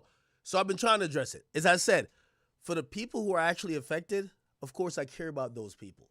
I still believe, with all due respect, and I know y'all live there, California's a shithole, politically and everywhere else. It's the reason why every tech company's left there. It's the reason why Donald Trump is back in office, because all of the things that really affect you guys, that what's going on now, is people have said they're not with it. Now, granted, I don't want a black man to lose their house, to be homeless. No. So I'll say that like unequivocally, right? I don't want somebody who is African American or somebody who is, from an inner city to lose their home. But California, what y'all don't, maybe because y'all can't see the forest from the trees, everybody looks at California as that's been exactly what's been wrong with the entire nation, from politics to everywhere else. This is why you're seeing the weak policies, the weak politicians, and all of the weak shit happening where people are getting robbed all the time. You have all these governors who can't even prevent. They could have done easy legislature to make sure that the whole place ain't burning down. But of course, they care about other things. We are black. We are black in the United States, bro. I know you came over here when you was pretty young from Jamaica, bro. Every last state is the same to black people in this country. Stop talking about these crackers, man. What are you doing? Hold on. We don't care about no motherfucking Trump. We don't care about no motherfucking Gavin Newsom. We don't care about no politicians. You have to care. We talking about people.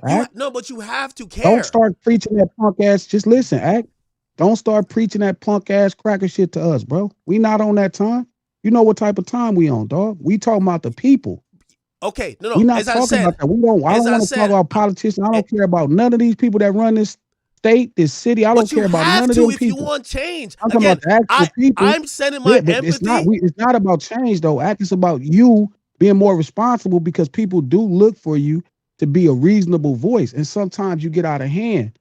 And it's because you just don't have consequence. But I'm saying, as a man, bro, you should actually be okay with apologizing to people. No, hold on.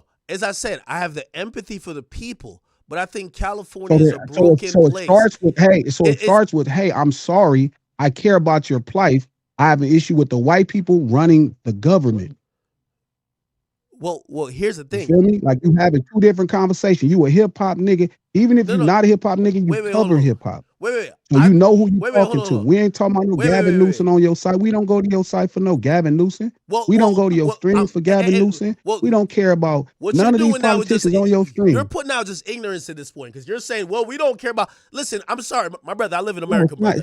If you think, listen, when you think about, listen, I've covered every inner city. I've covered every inner city in America.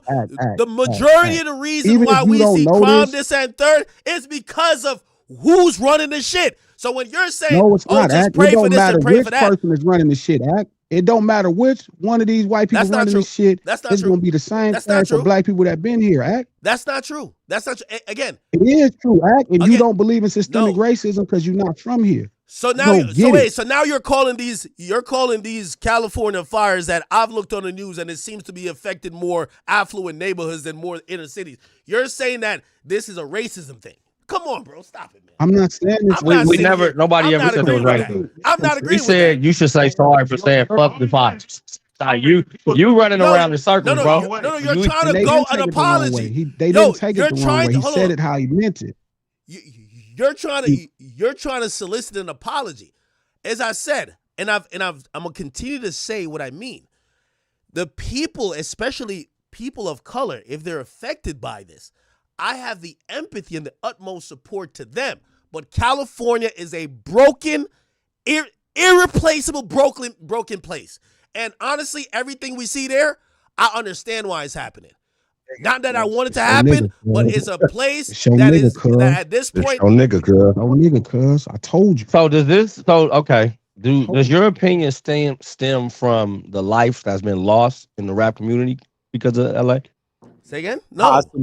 Possibly. No, does your opinion all. stem from the lives that have been lost from the rap community that happen in LA? No, I'm telling y'all about a place that I've seen that when we think about anything, and it has nothing to do with rap. I've just looked at California. Like, for example, if we look at just how you are only Let me hear. Nobody wants. Play this. Yeah. I could quote y'all stats and y'all would probably like, oh no, let's just talk about the black man. Why is everybody moving out of California? It's a shithole, bro. I'm sorry. I know you live there. It's a shithole. That's not the dope place. I'm sorry. Why are people moving out of California? Everybody's leaving California at a record rate. Why? Because it's expensive. Expensive as fuck. Costs a lot, bro. Because Cali be pricey, brother. They're not talking Cali, bro. Costs a lot to say. Man, some of my best partners was robbing niggas from New York. Hold on. What are you talking about? Hold on. By the way, this is a Cali conversation. Like that. Hold on. That's who here. No. That's who here. Wait. By the way, this is a Cali conversation too. Y'all be extorting niggas. Y'all gangbangers and shit. No. Hold on. By the way, this is a Cali conversation. Hold on. This is a Cali conversation. I'm not. You're talking to a non-gang member right now, so this makes no fucking sense, bro. Wait. I don't gangbang, man. So that's crazy, and I have not yet to be extorted. So that's cap. Yeah, hold on. I think y'all come out here and y'all just think y'all bigger than the program, and that's when a lot of things change. I don't ever go to anybody's city, anybody's culture, anything with disdain and disrespect and bad taste in my mouth the minute I get there. I don't do it. I don't go to Atlanta and be like, man, you country ass niggas sounding like that. Why y'all talking to me like that? I don't go to New York and be like, man, these dumbass trash all over the place. Why the fuck? I don't do any of that. I go there and it's love. Like, damn, what y'all eat? What y'all fuck with out here? What y'all listening to? What music y'all fucking with? Put me on to that. With us? Embracing it. With us, bro, it's like, let's shit on it before we love it. Now, for a nigga that ain't been out here in 2 years, you talking a lot. Because this city has changed a lot in 2 years. We have the community now. That's a media platform. We have a lot of different things that's happened. Yes, Kendrick led. He is the leader of the brigade that is destroying you niggas right now, currently. But with that platform, he decided to enhance all of us. We all tripled up our price after that from him whooping on bro. So to say that it's not happening is crazy. Like, it's even to the fact where, like, this even conversation can take place is because the West Coast is so popping. Bro, if we didn't have nothing to bring to your platform, you wouldn't be fucking talking to us right now, nigga. So let's be real. Let's stop. Let's stop with all of the well, we don't even look at y'all like this. All right, well, I can say the same thing. I don't see shit over there. But that doesn't mean it's not real. That don't mean it ain't cracking in New York and this artist that's going crazy just because I don't know about it or just because it doesn't look typical to what I think New York should look like. You ain't been there 2 years. Yeah, I was there 6 months ago, and I'm like, I love that y'all got new energy and new shit. Y'all gotta reciprocate that shit, bro. Because the thing is, when it go bad, y'all be like, y'all gangbanging and y'all this and that. No, y'all be talking crazy on these fucking streams. No, hold on. Then California we finally catch one of y'all. It's like, what's happening? California is the only place that y'all think that because y'all want a rap battle, y'all are on. It's not on. Y'all not on. I'm sorry. Like, I'm telling you, not like with other than Kendrick, we look at California like we love watching the pop out.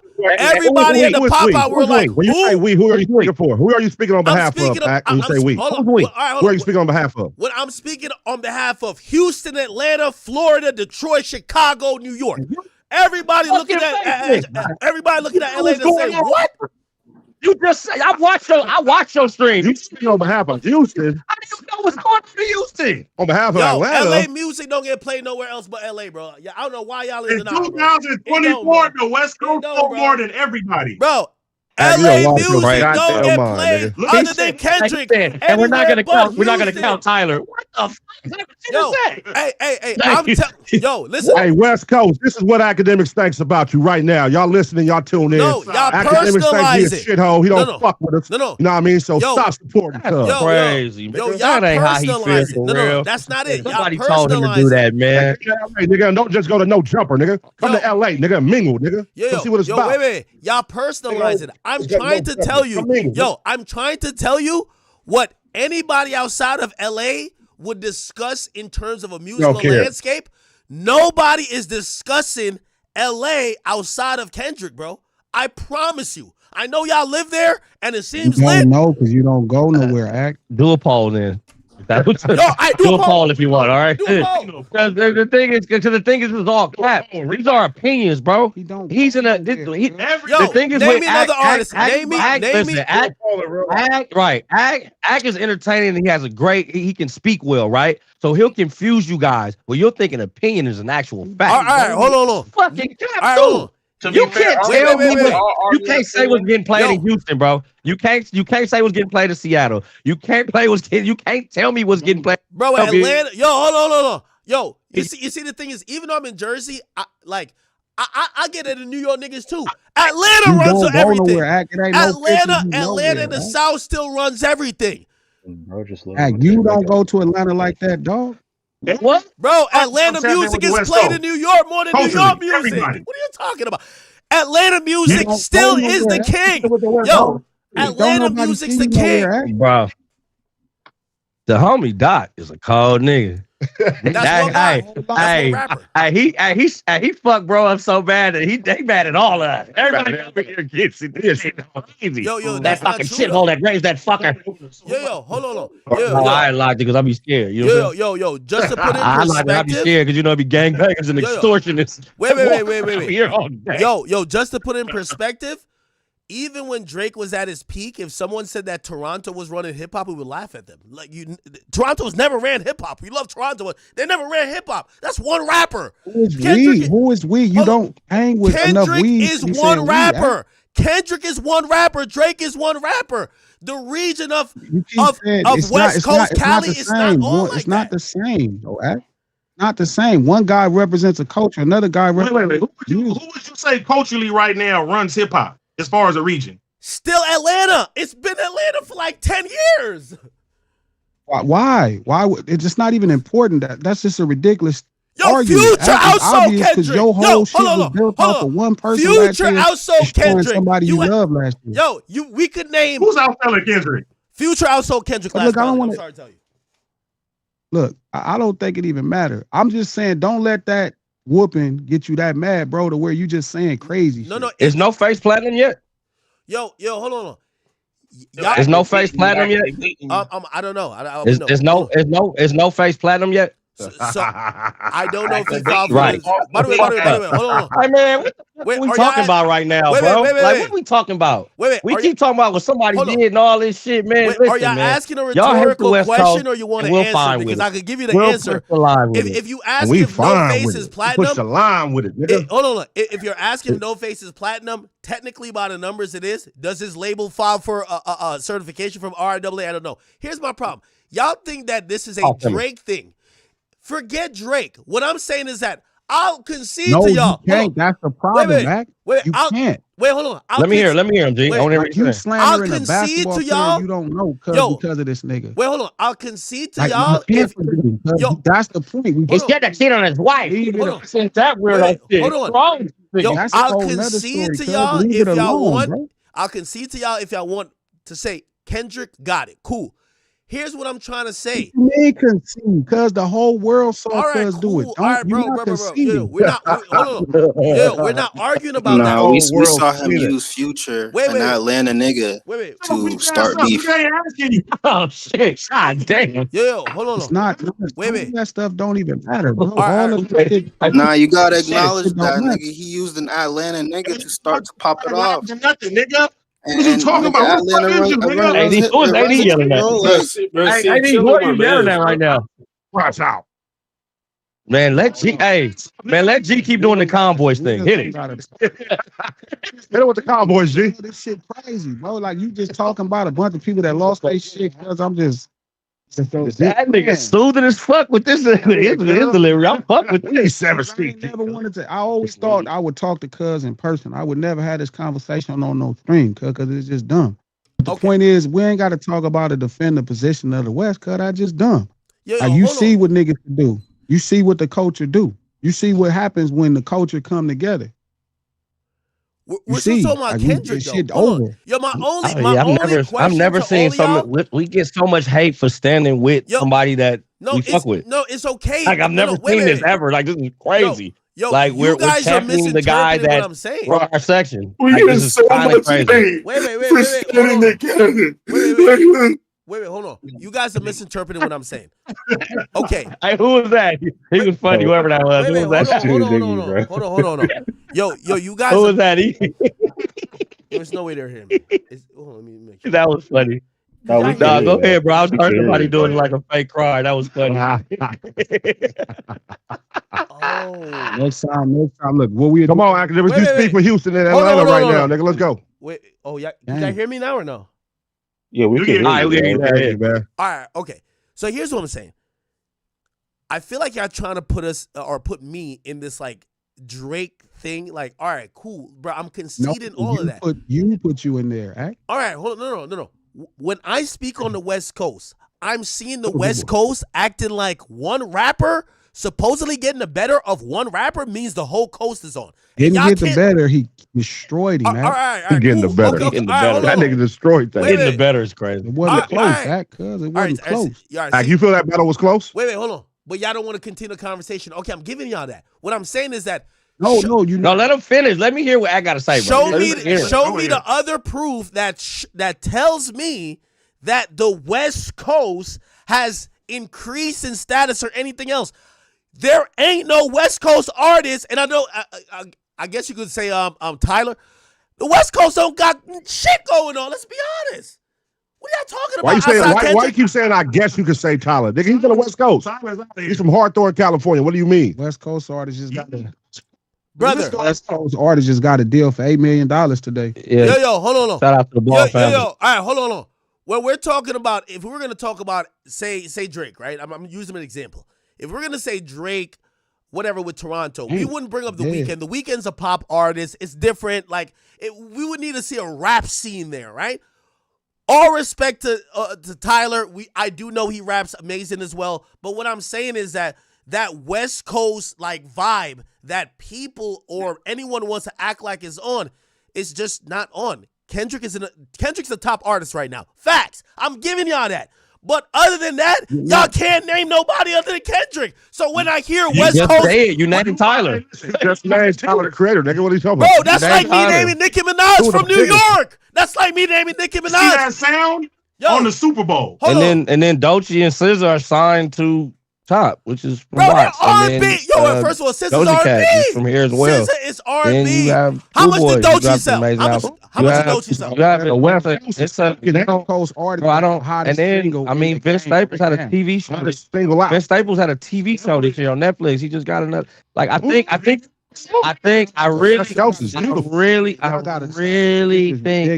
think you're going to this. You're going to what bought streams. You're going to what bought streams and things like that are going on. We're talking about just Ty Dolla $ign went fucking #1 twice this year. Kanye brought it. Like what the fuck are we talking about right now, bro? Kanye bro. Hold on.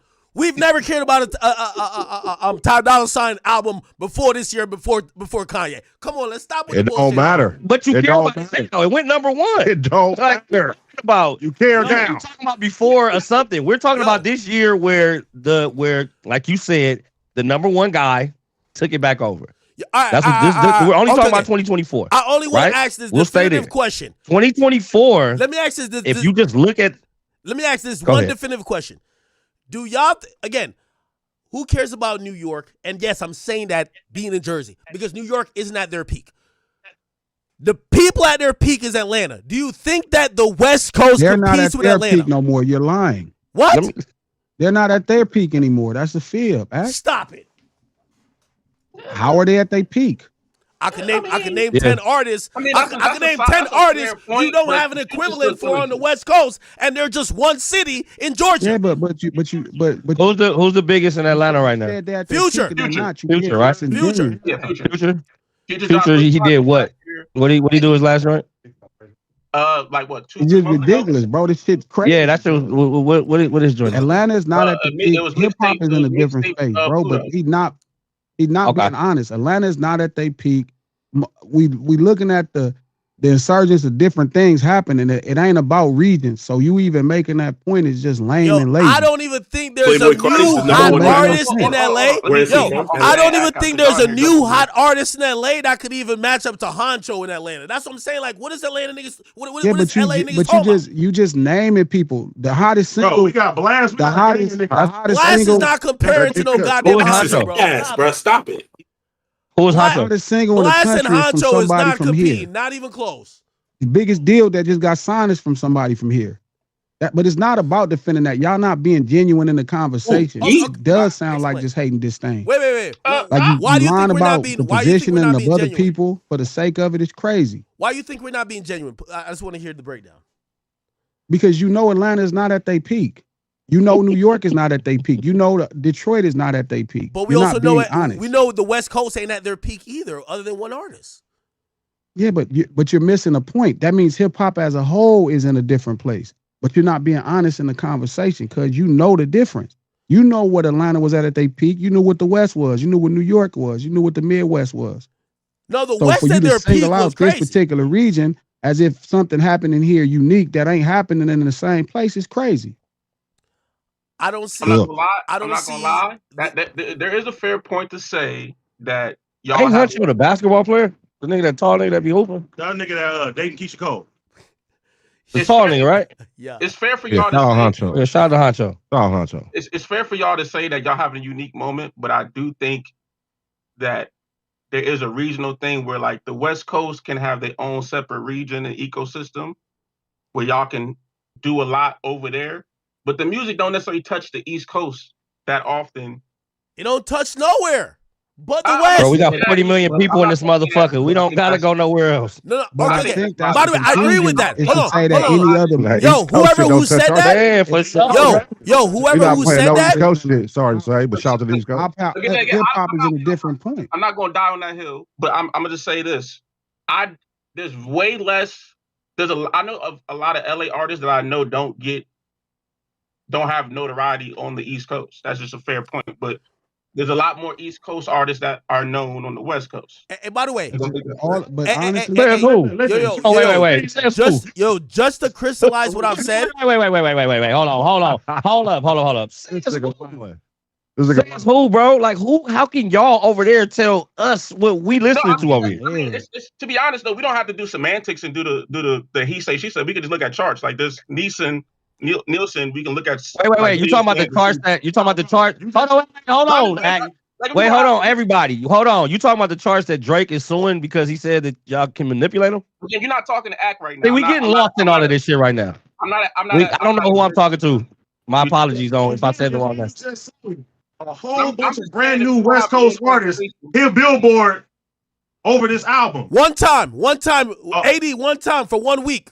But how many people are actually doing that? By the way, I love Lefty Gunplay, but I don't think I've seen him on the charts since. Have y'all? Hello? Stay tuned. Hello? Oh, no. Lefty Gunplay. Stay tuned. Tuesday to Tuesday. Stay tuned. Stay tuned. That's a fair thing to say that. Like, there's more. Who get hilarious? There's more guys that know nothing about, and they about to get plaques. Yeah, he already got his.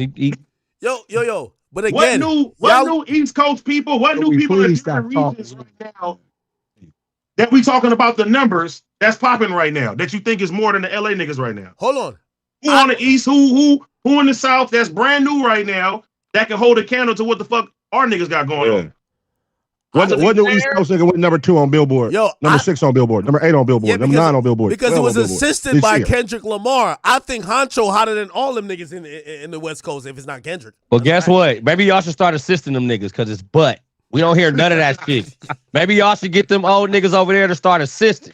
Maybe y'all need to figure out who the fuck the one is so he can start telling us about the 2, 3, 4, 5s, and 6s. Because right now, Nicki Minaj is the fucking king of New York music right now.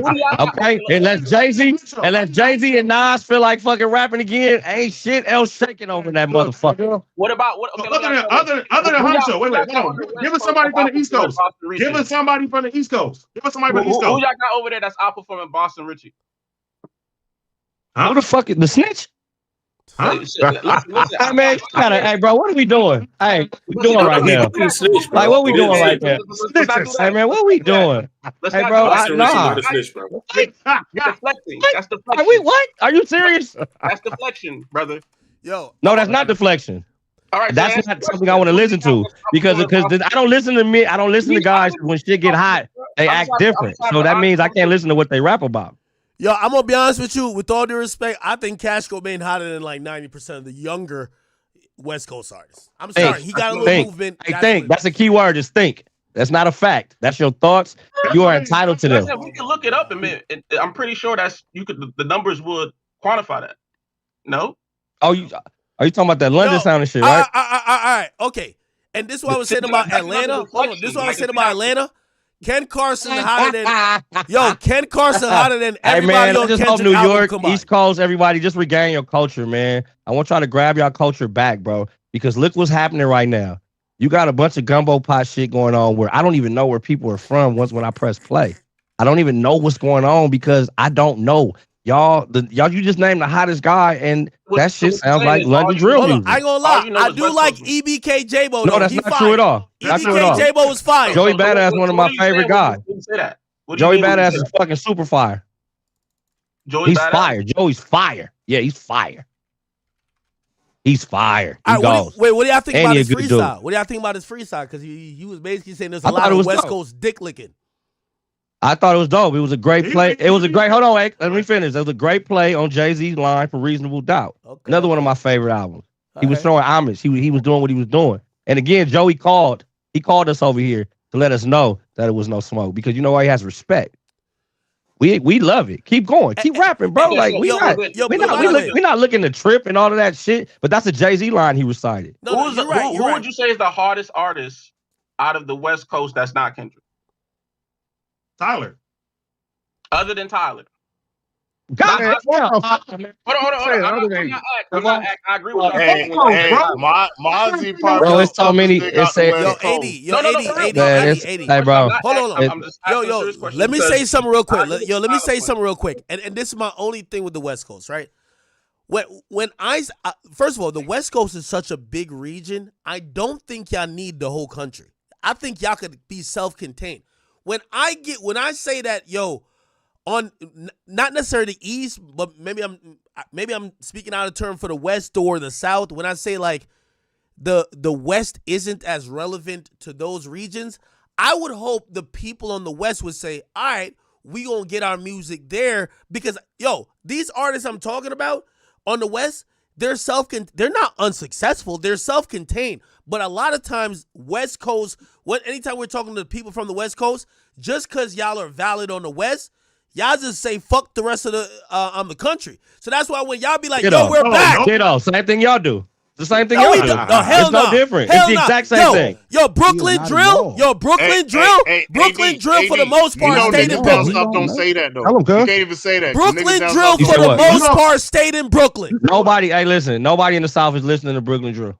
You're right. No, I agree. No, I agree. I agree. Hey, Act knows what they listen to in Houston for sure. He knows what they listen to in Houston. They know they're not listening to Brooklyn drill. No, hear what I'm trying to say. What I'm trying to say is that I don't think people in New York take that offensive. They'll be like, yo, y'all hot here, but y'all not hot in the rest of the country.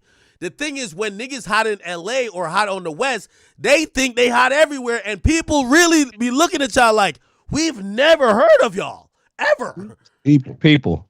Who are these people? I just want to know. Everybody not in the West. I just want to know who they are. What people, man? I just want to know who they are. Who is they? Everybody not in the West is like, what people do you speak for, man? Talking about, West, niggas down south don't know, but because we on the East Coast, but that go both ways though. It's niggas down south and we don't know. It's niggas down south that we don't know. Man, there's so much music. It's tough to know everybody right now, bro. It's just that's true too. And they got their regional music. But we talking about right now when we got a moment. That nigga Doc about to do the fucking Super Bowl. Like that's just when crazy. I listen to Good Kid, Mad City, and I heard what do you mean, nigga? And when I listened to Good Kid, Mad City, and I saw them niggas looking up to Jeezy for inspiration in Good Kid, Mad City, I knew there was a disconnect. Hey, who's your favorite rapper? Yeah, that means we show love. We show love. Jeezy ain't even that respected where he's from. Yeah, we listen. We listen. People look at him like he's like, come on, man. Now we listen to everybody that make it over here. Yo, again, maybe I'm speaking for too many people. And again, I definitely said I wasn't going to apologize for whatever I was going to, which was trying to give an apologize for. But I'll say this, I'll clarify. We do love the West Coast, but y'all inflated sense of self right now, where y'all think y'all are like lit. We're like, no, one of y'all are lit, not the whole team. So basically, we sound like how all the Drake fans been sounding for the last 14 years, right? Nobody's ever said Toronto's lit like that. Nobody's. Yo, if anybody, sound like all the Drake fans have been sounding for the last 14 years. No, y'all sound like, yo, imagine the Drake fans said that Toronto was the home of hip hop because Drake is the guy. Nobody said that. Hey, Tory Lanez came too around that time too. Now it was never the home, and nobody from the East Coast even jacked it. Yo, Drake ain't even jacked that. Here's the thing, yo, Kendrick did one pop out show and dropped Not Like Us, and y'all like, West up, we back, and I'm like, how y'all back? Like, we always been. Hey, where all this hate come from, bro? Where all this shit stem from, bro? Why you hate? Why you hate Kendrick so much? Hate. No, we just trying to calm y'all down. Y'all ego too much. Y'all gotta come with 3 more. You can't calm us down though. That's the whole point. You can't calm us down. We running shit right now. What do you mean? Who's we? Gotta get a rapper. Yeah. What do you mean? Hey, niggas down south ain't even listening to Kendrick like that. Niggas might go to the club. You might hear not like that. You might hear the little. Yo, can we get a poll? Niggas down south ain't listening to you either, nigga. Hey, by the way. How about that? By the way, if you guys, I'll reset it real quick. Yo, chat. Yo, we chopping it up. Hey, man, listen. Hold on. Wale, to that conversation. Yeah. He wants to talk calm. Everybody shut the fuck up and let Glasses speak in that cool voice so we can get these niggas right again. Yo, hold on. Yo, by the way. Come on, cool voice. Because he was saying some real shit. You know what I'm saying? But again, I think I got like 7 other people in there, so it's like it's tough to get the message. No, hold on. Wait. I'm also trying to calm it down. By the way, Yo, we're locked in with the community. Shout out to Glasses. Shout out to Pun. Shout out to my nigga AD. Okay, we should run a poll in both of our chats, since we're all streaming. Problem. Oh, Problem. What up, my nigga? Problem's My bad. I apologize. Jason Moore, what's going on, bro? Oh, Jason Moore, what up, brother? Apologize. Okay. Today, guys. Yo. We took one of the East Coast songs and made it. Yeah, I do fuck with that one for sure. We should run a poll. Tell y'all homeboys to chill because I am banned from LA, but when I touch down on there, I'm gonna cause havoc. From LA. Who banned? Yo, hold on. What I want to do is. Oh no, he got to some neighborhood. Yo, hold on. Yo, Wale. Where? North Carolina. Yo, Wale. Damn. Yo, Wale, hold on for a second. Yo, I think we should do a poll. Maybe it would come up with different results because I think what I'm saying, everybody on like my chat is saying, yeah, we're not saying LA is trash. We're just saying they think they too lit. And I think y'all are saying, nah, nigga, we are lit. I would love to see the poll in both of our chats. I don't think niggas like our pride. Hey, bro. nigga. We love where the fuck we come from. Yeah, Dot represent all of us, nigga. He lit. Man. He lit. We lit. That's how we move out here. There's nothing wrong. That's how we move. Yeah, we come for the culture of sharing dollar burgers. Listen, man, I would hope y'all get an artist that y'all can rally around, not named Drake, so I can see the home pride of y'all. Drake not from the East Coast. He from Canada. That's just act doing that shit. No. Wait. I'm the only one to get act like this. Y'all get out of here. Get out of here. Yo. Take an act be trolling. Act, you be trolling too much. Pun. You got to realize Drake's from Canada. We're not even, no one's saying Canada is a home of hip hop, right? We just look at it as Kendrick versus Drake. You know what y'all look at it as? Drake versus the West Coast. And I'm like, what? Yeah, nigga. Yeah. Everything. You know why? Everything. Because he was doing slick shit during that battle. That's what he was doing little other slick shit. Like what? That word culture. That's what culture is, Zach. That's what culture is. So culture is jumping. Yeah. Sure. Yeah, our culture is jumping. You will get your ass jumped no matter where you at. That's definitely cool. Right. That's true. Out, nigga. Act. I'm gonna tell you something, Act. If you grew up with me and you did some bullshit and we was outside, I gotta fuck somebody up for you. Now when we get back to the house, then you gonna have to get down. But outside, it's fuck everything and fuck everybody. That's how we rock out here. That's the culture. That's how you should be. Hold on, let me ask y'all a question. So that's why we act like this. That's why we move like this. Yo, and don't again, you think I that got a lot of homies from New York. Y'all act like that too, bro.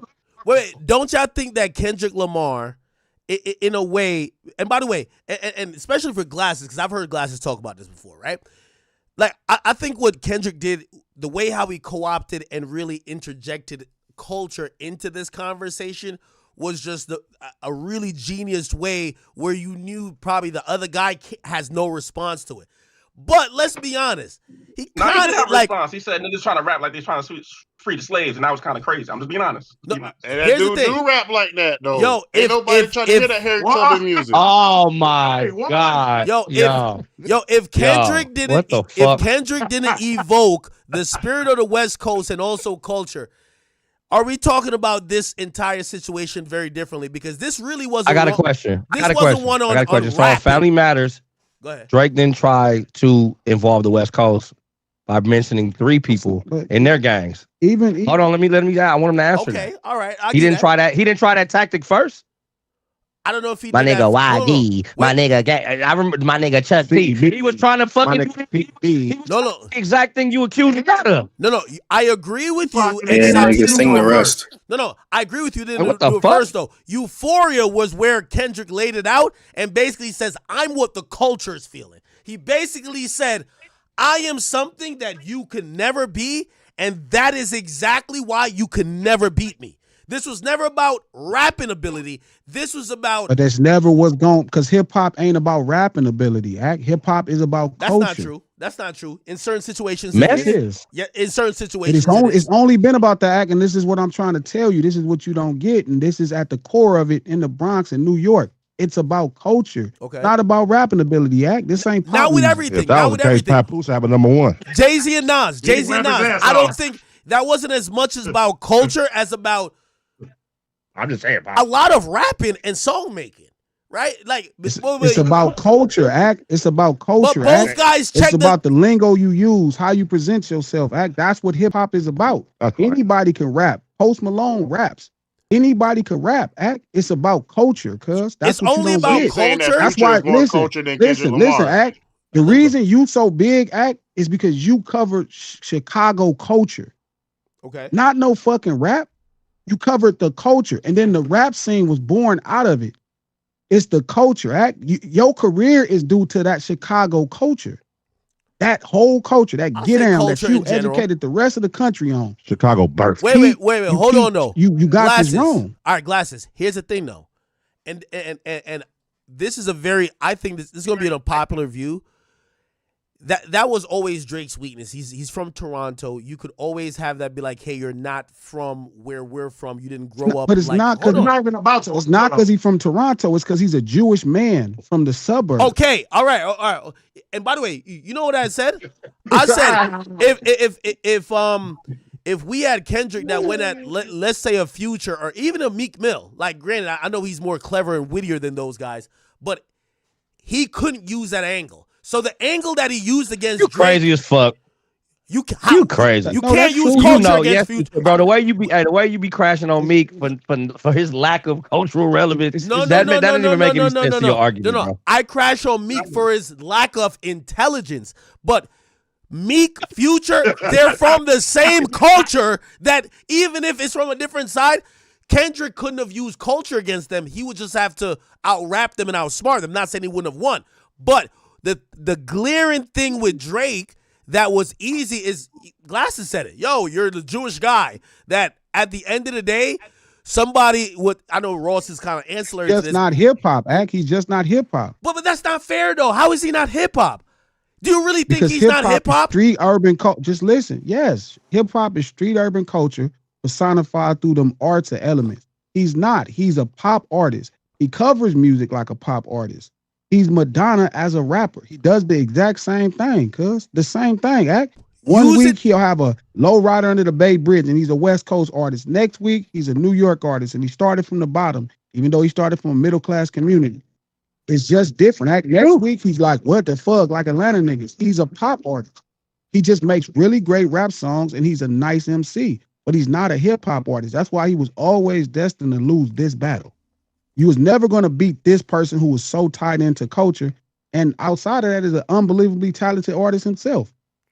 Y'all don't get that because y'all think if somebody could rap good, they hip hop. That don't make you hip hop. No. You covering hip hop don't make you hip hop. If Kendrick was from New York, they would have fucking. This would be a whole nother conversation. Oh, for sure. They would be rallying around that shit like it was crazy. No. Hip hop before it was rapping Act. Before it was rapping Act. I'm agreeing with rapping you. didn't start in rapping Act. Hip hop had people dancing first. They had music first. Graffiti first. Hold on. Rapping was the last thing, Act. And by the way, I'm agreeing with you. Dancing Hotline Bling. Hold on, I'm agreeing with you. Here's my only issue with that, right? Because by the way, I do think this was a Drake specific thing. My thing is that I believe the culture had co-opted and adopted Drake to be hip hop, and Kendrick just came out of the blue and said, "No, he ain't." Because I ain't gonna lie to you. But they didn't accept him. Act. He understood From 2013, the from like 2013 you to understand 2020. the value of it. Wait. He understands the value of it. So Wait, they hold didn't co-opt him. They just enjoyed. They just made records with somebody who could get bigger budgets and was a great talent. That don't make him the culture. You can't play this. This is real. So it's different. Act. It ain't like all the rest of this shit. This ain't just rap. This shit real. So they never adopted him. He just was somebody that people like to do music with. He was a talented artist. But real fast, when that battle happened, you seen exactly how uncultured he was. Hey, by the you way, see all the dumbass shit he was saying. You can see it right now. You see him suing a company over losing the battle. You see him putting out stuff talking about this man companies all the time. Hey, personal listen, business. I agree see with you though. It got Hold you on. acting weird. Yeah, I agree with you to a certain extent, but here's the thing. Like, you're trying to overcomplicate it and try to make it. No. If Drake was a black man from the hood, it don't matter if you're culturally in tune, because I could mention certain black men from the hood who are ignorant as shit. Doesn't mean they're cultural, unless you're saying black culture is ignorance. And what Kendrick said, and his angle towards Drake would not work towards them. The reality is that Drake is just a half black guy, and that was always going to be a vulnerability. Eminem is culture. Hold up, Drake and he's not black at all. Man. He's not a half black man. Drake is a black man. He's a brother. He's not a half black man. That's a brother. He was raised But as you a mentioned Jewish you mentioned man. about him being Jewish. Like these things wouldn't matter if we're talking to a black man. You miss it. That's not true. Because being black just is more of a racial epithet to reflect different things. It's reflecting something else. Like it's just different. Right. But what I'm saying to you is you're talking about culture. Hip hop is culture, and everybody black don't live the same way. That's why I keep using the term street urban culture. Different people. The Beastie Boys grew up Jewish, if I remember correctly. There's people who grew up in street urban culture. He just didn't. He don't speak slang. You talk to this nigga. He don't speak slang. He don't talk the way we talk. Nothing about him is nothing from no ghetto. Nothing about his culture. And it ain't like everybody from hip hop is from the ghetto. If Drake He's just was not culture. half He black, is a middle class man. He's like a fucking attorney who just turns on the mic and becomes a nigga. Yo, I guarantee if this is a dream world. I guarantee if the angle that Kendrick went with, if he tried to say anything to Future would just tell him to shut the fuck up and nobody would have cared because he wouldn't hit. Drake Future the one that let him do it. He the one kicked it off. But he set that motherfucker off. If he was battling Future, he wouldn't have said the same thing. You gotta understand too, when Dodge took a control verse and got at everybody, niggas ain't say nothing then. So y'all agree when it comes down to when it comes down to lyrical ability, when it comes down to really sitting there being strategic, when it comes to the essence of hip hop, that's what Kendrick is. He studied his whole life for this So shit. I agree with you. He couldn't use the same thing with Future, but the problem is he couldn't use it with that. Couldn't do that to him. All right, hold He on. would So talk to him Drake differently. Achilles' heel is that he's a half black, half white person who is Jewish from Toronto who may have not grown up in the hood. He is not Drake Achilles' heel is he's a fraud. Okay, explain that. Okay, there we explain go. that. No, explain Now that. we're here. You have to break this one down, brother. No, he's not of anything culture. Everything is just a different level of culture that he uses to make music. He's not of any of those cultures. The one culture that he is of is Jewish culture. He don't use slang when he speaks. He speaks proper English. He's a really good guy. He's not even a bad guy. He's just not of street urban culture. So he's been acting like he's of different street urban cultures from all around the country. Wait, because his songs went from being really cool and making perfect sense to where he's talking about spinning the block and hurting people. Wait, that's not true though. Like, you say Drake don't That's a use fact. slang. You cooking. I think Drake knows how to code switch. Wait, hold on. I think Drake knows how to code switch like many people. Like there's many people that know how to code switch, right? Like yo, you put him in front of He's this. not cold switching, Act. He's not cold switching, Act. So you're just saying He's that not. if You talk to him, Drake. You talk to him, Act. You talk to him. Like you are somebody like me that has talked to him. You know who this brother is in real life, and he's not a half white. He's a brother. But again, we talking about him being Negroid. His descendants from Africa. His father is from Memphis, but he is not of any of them else. That's a middle class child actor success story, Jewish kid from Canada. His blood is Egyptian. You heard him. Look. And you heard? Ooh, that's a brother. Like y'all got to stop saying half white. Stop calling that man ain't no white man. Hey, Man, by the way. But again, he's also uncultured in this land. Hey, by the way, the reason why I reject that, and I hate to bring up somebody who I really love, to make my point, but you wouldn't say that to 21 Savage, and he grew up until like he was 9 or 10 in the UK, which even that like culture is different from what. Hell no, them motherfuckers is crazy. What you mean? UK got hip hop. Hold on. But then he went to Atlanta in the ghetto. But when he rapped, he's extra hip hop. No. But when he I think Act not really understand what you're saying. Meaning no, like I do understand what he's saying. What I'm saying is picking and choosing. If Drake was raised by his black father, it wouldn't be a conversation. I think that's where you're missing it. Like it's not. It don't matter if it was Canada, if it was France, if it was whatever. He's from a fucked up place in England, and he is from a fucked up place in Atlanta. He's from the culture. He's not a middle class child actor, Nickelodeon star that's playing through different people's cultures. You know the difference. That don't take away that cuz is a dope talent, but you don't gotta lie. No, hold on. He ain't nothing like 21. 21 is actually cultured as a motherfucker. I'm not trying to use 20, and that's my guy. I want to throw him under the bus anyway. What I was trying to say is that I really believe that y'all are just using the fact that he grew up. You're right. He grew up around his white mother, And because of that, you're kind of more penalizing him than understanding that there's many people within hip hop that may have had different experiences while they were growing up. The reason why I use 21 is that, hey, he grew up maybe in a different tradition. I'm not saying it's not black or nothing like that, because it clearly is. Both of his people are black.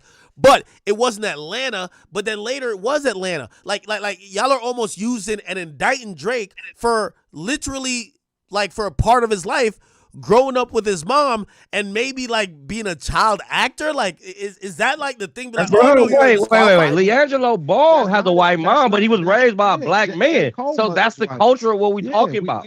Culture is not how you born. It's not an indictment. It's nothing wrong with Drake. All right, hold on. The only thing wrong with Drake is he's acting Ball like a and bunch Drake, of people and that tell me not. the difference. Explain, because you just brought it up. I forgot who just said it.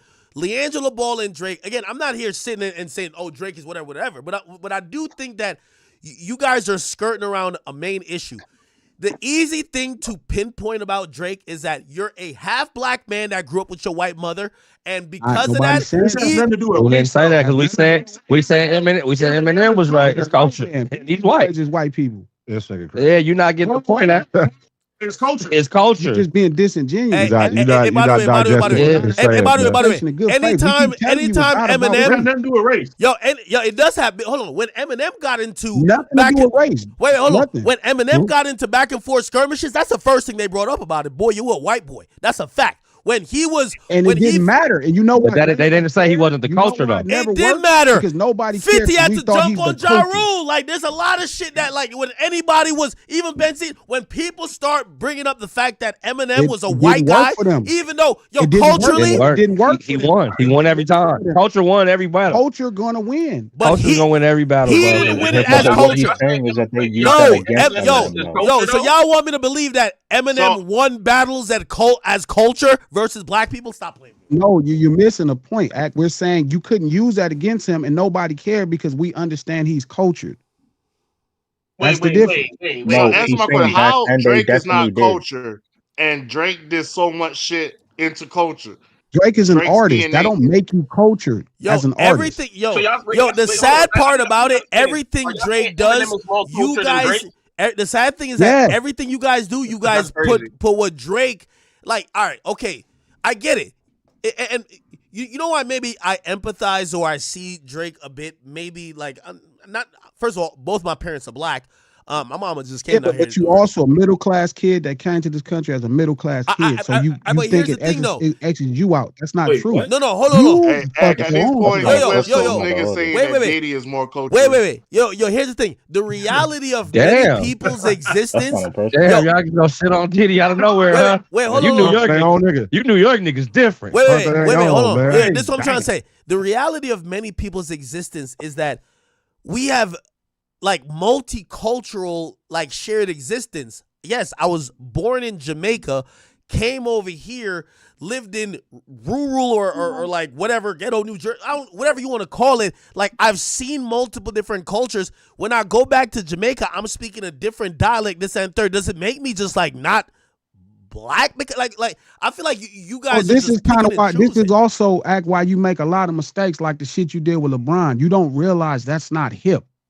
That's because you didn't grow up in said culture. No, that was not a mistake. The reason why I spoke on that's that is a mistake, and it's something you don't realize it's a mistake because you didn't grow up. Culture is about morality, right? All right, hold on, sir. You're picking and choosing. What about when Pusha T did it? Morality. Well, is Pusha T culture? Because he's again. I piggyback on Pusha T. And people don't. Wait, hold on. No, I want you to answer this. If Pusha T never did it. If Pusha T never did it, I would have never did it. Hold up. Don't hide behind that. What you did is not what Pusha T did. That was irresponsible and what we would call lame. Pusha T said, I know a white girl that looked like Madonna, them like that brown. I had that long time ago. That's an art piece. Yours is a stream where you just talking about doing somebody. Comedy. Mine is art too. I'm doing comedy. You're picking and choosing. You're picking and choosing. So you're saying that you're trying to hide behind it, and people thought it was lame when he did it. People thought it was lame when anybody do it. That's not true. You don't do that. That's not true. Nobody thought it was lame when Pusha T did it. That's not true. No, that's not true. Niggas didn't like it then. Niggas thought it was lame then. Niggas think it's lame when you doing it. It's lame because that's a cultural thing. In the regular world where you Okay, rule as is long as you're hold on. Yo, as Hey, long as you're using the same type of rubric. So you're saying when Pusha did it, it wasn't cultural, and when I did it, wasn't cultural. it's not cool. No, it's not. It Cool. wasn't cool. It's not cool when nobody do it. It's not cool when listen, nobody do it. That's a cultural no-no. I have no problem with you but having that everybody- opinion everybody as long kinda as know that it's- about LeBron. Wait, hold on. I have no Yeah, but problem. don't nobody. Wait a minute. What? Yo, here's what I'm saying. What the fuck are you talking about, man? Yo. Nigga, I'm Eskimo brothers with LeBron. What you mean? Yo. This is crazy. Yo, hold on. Why with the bus, bro? Hey, by the way, I have hold on. I have no problem. It's a simple thing. Wait a minute. Yo, I have no problem with what you're saying as long as. Hey, if you fuck 6,000 bitches, I'm gonna act like I don't know what the fuck going on. Okay. All right, I hear what you're saying. Okay, to each his own. Hear what I'm trying to say. As long as you view what I did, listen, I'm not running from what I did. As long as you view what I did in the same lens as Pusha T, because when Pusha T said it, I said I'm not letting out no state secret. Did it, if Push did it, it's just as tacky. Okay, none all of right, y'all I'll are take exempt. that. Not nobody exempt from the program, cause not a soul, cause no man above the program. As long as we're program. admitting that Pusha T was operating on some non-cultural shit, sure, I'll agree That's not non-culture. That was non-culture. You said what I did was non-culture. Within the culture, act. Say again? Within the culture. Within it. Shit. Okay, both of them were a cultural violation. Me and Pusha, we did. Said who? What Pusha T said, which by the way, if we're talking about exposing people's business, he exposed LeBron for cheating on his wife. He exposed Drake for having a kid. Nobody getting mad at him. Y'all ain't mad at him? Because they're rapping. Again, somebody in the middle of a conflict. So all I gotta do is make it rhyme over a beat, and it's fine. If that's what, hold up. If that's what he said about the Bron thing, he wrong as two left shoes. For sure. But again, him rapping and two other niggas rapping, like nobody care what Drake said in the battle, like nobody care what Dot said in the battle. That's them battling. They talking they shit. Feel me? But it's a different thing when you start dirty macking a nigga situation or even putting that type of bullshit out on somebody. That shit is culturally a no-no. It's not uncultured. It's culturally looked at as sucker shit. And hold on. Just like Pusha T's, whether it was true or not. Yo, with all due respect, just like how Pusha T's music is his art, me on the mic when I'm streaming, that's my art. So if you want to believe him, believe me. I give you that. That's a good one. He finally got one. Yo, that's a good one. I give you that. That was a good one. That was a good one. I'm not standing here. Listen. I'm just hold on, Act. You me to say. Hold up, Act. Even in Cuz art, if he said that, it's tacky. Okay, all right. It's tacky art. And it's okay. The big difference is nobody picked it up when he said it. And listen, as long as you say Act, what you and Pusha T did, gotta respect that it's tacky. And I'll take when Kobe snitched on Shaq, no one said anything. Wait. Repeat that. You said what about it was niggas didn't fucking Kobe did that punk shit. Yeah, we don't like anybody. We don't like anybody. Yeah, everyone and mama still calls Kobe a goat though, so it's picking and choosing. No. Nah, nobody goes back. Nah, that's not the vibe. It ain't cool. That's not the vibe. Okay, because it ain't cool. That's not the vibe, bro. Okay. For the sake of conversation, I'm agreeing with you. I think I'm okay with what y'all said. Y'all are denouncing what Pusha did, what I did. Y'all are pretty much kind of saying both whack. Whoever cool. did it. Yeah. That's fine. Okay. All right, cool. I'll take that. No all right, sucker cool. shit. Okay, I'll take that. Now, all right, there you go. Okay, yeah, no. Humility wins that one. I'm a pretty fair person. What I'm trying to say is, okay, outside of that though, we cooking, boys. Oh yeah. If we're looking at it, and I guess we started with a West Coast conversation. I really felt like it was a Kendrick conversation. What did you guys feel about? Did you feel like it was any violation? Or how did you guys feel like maybe Drake should internalize when somebody called him a pedophile and his friend is dancing to it? Like, what did you guys feel rap about song, cuz like if he mad at cuz, that's cool, bro. If it's but don't over a beat, it's cool. Hoe-ass nigga. Don't let a bad situation make you a hoe ass nigga, man. Okay, bro, there's literally songs about people killing people. Yeah, you talk. And people are yelling them and singing them. About killing and people are yelling these people's songs. They don't know none of these people. Nobody had a problem with it. That's different. That's different. PDF worse than that. Yeah, but in hip hop, yo, in hip hop, got it. This nigga crazy. Got it. Did you just say that, dog? No. In hip hop, it's definitely viewed as different. Yo, it's hold on. In hip hop, is when them niggas is rapping, that shit don't matter, cause nobody care. You don't win based off that. Wait, the nigga didn't win the battle based off of that even expression. Cuz won the I'm battle. not saying winning the battle. I'm not saying winning the battle. Somebody knew how to weaponize the culture. Yeah, but could we acknowledge that certain things are different? Like, for example, let's go back to Rick Ross. Shout out to Rick Ross. That's my guy, and I'm not trying to throw him under the bus. I'm just trying to use an example. Rick Ross has rapped about, you know what I mean? Wins. He's rapped about people owe him favors. He rapped about people getting killed. But when he rapped about, something in your champagne, everybody said, hold on now, nigga. And again, we excuse the murder raps. We excuse the drug rap. But when he said certain things, we looked at him a little different. Do we at least acknowledge that, yes, there's vile things rapped about, but there's certain things where people might be putting that jacket on you that is still unacceptable, that maybe you have to respond to. The man, hold on. Rise out of nobody at the show. Let me use my G Malone voice.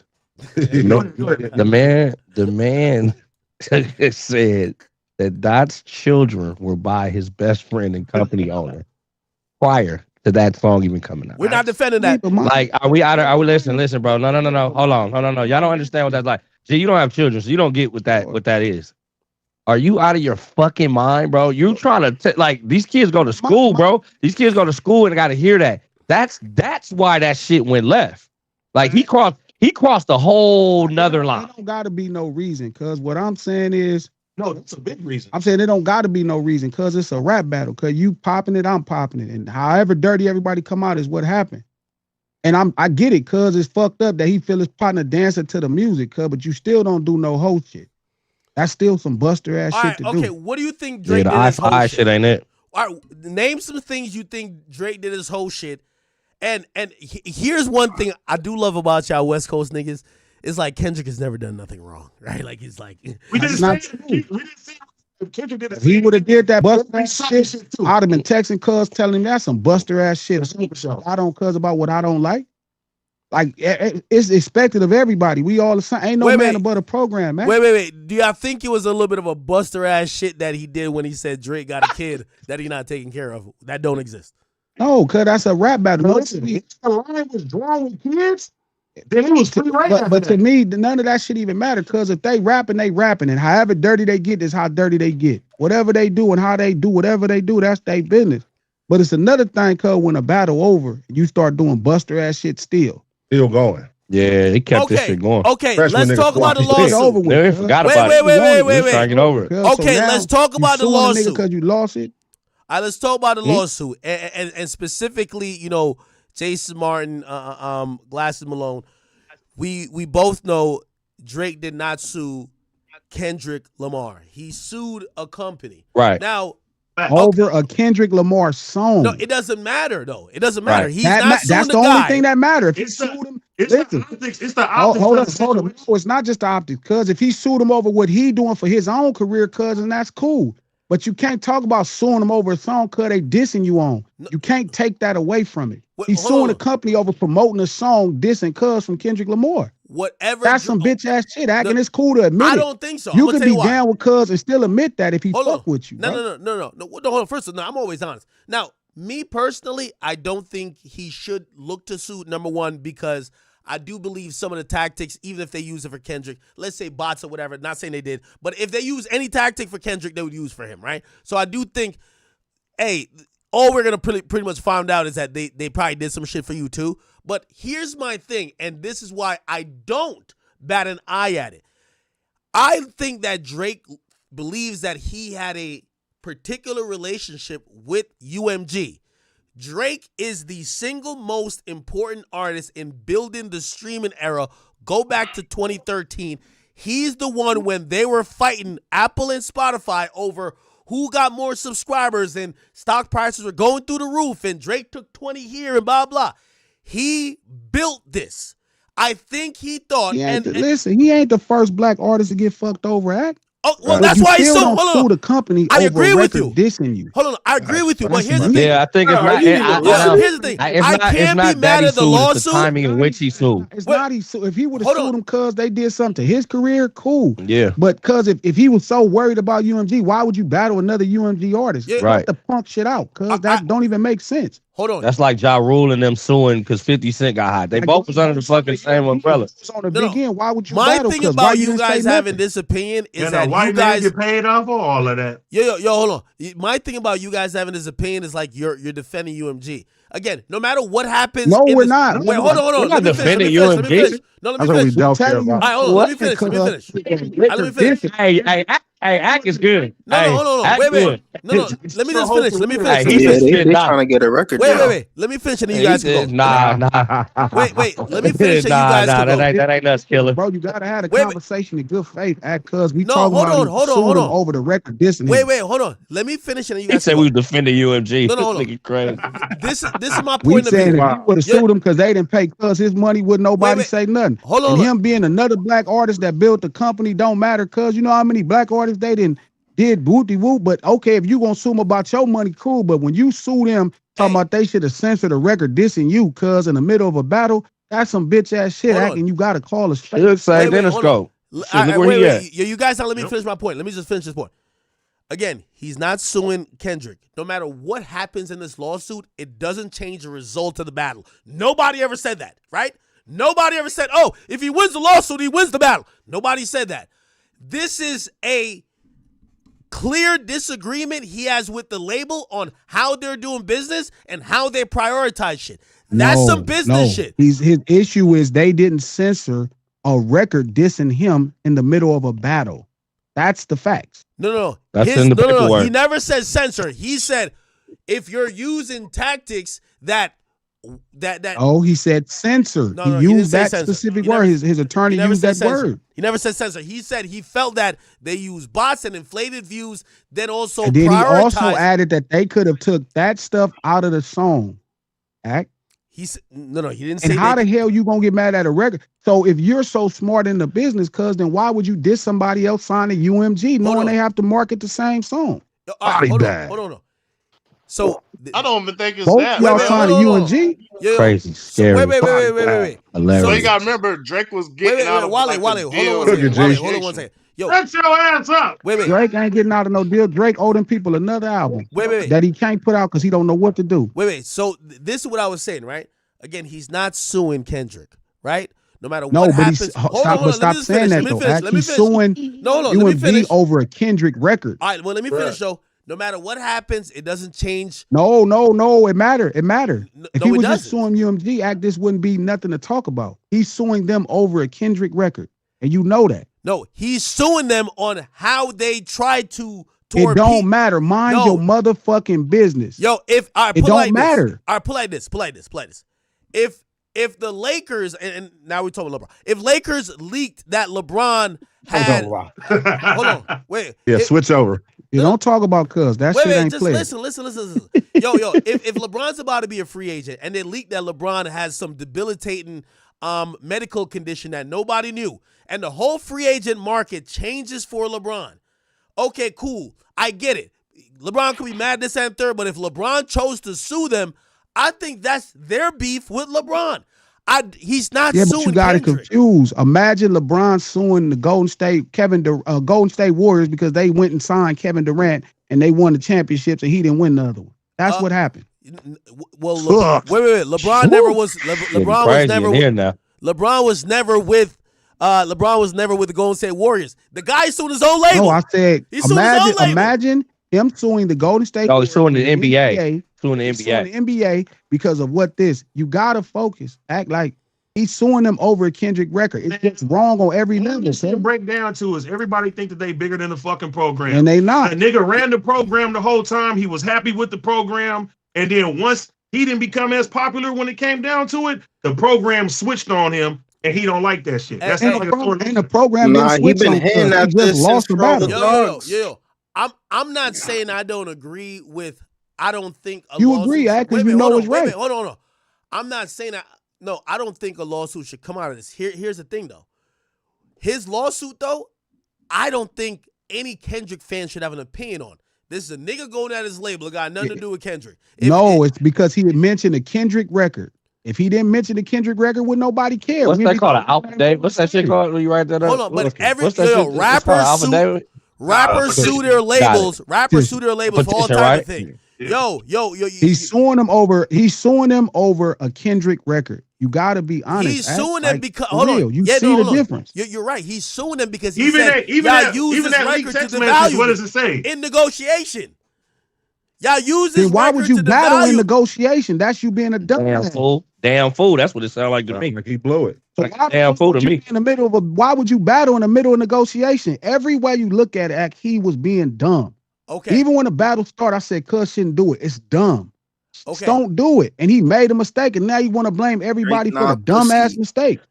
Okay, and I'm not. Hold on. I'm not disagreeing that that's not a way to look at it. But this is a corporate. It's the only way to look at it, because you can lose. No. You don't play if you don't want to lose. At this point, you're defending UMG. He's not suing Kendrick. If he was suing Kendrick, I'm not defending UMG. If he was suing how do you Kendrick, hear defending UMG? Because you sue UMG because they didn't pay you your money, fine. But if you gonna sue UMG over a diss record in a battle that you participated in, it's different. All right, hold on. All right, let me try to put this in terms that we can understand. Hold on. If so we're both streaming on YouTube.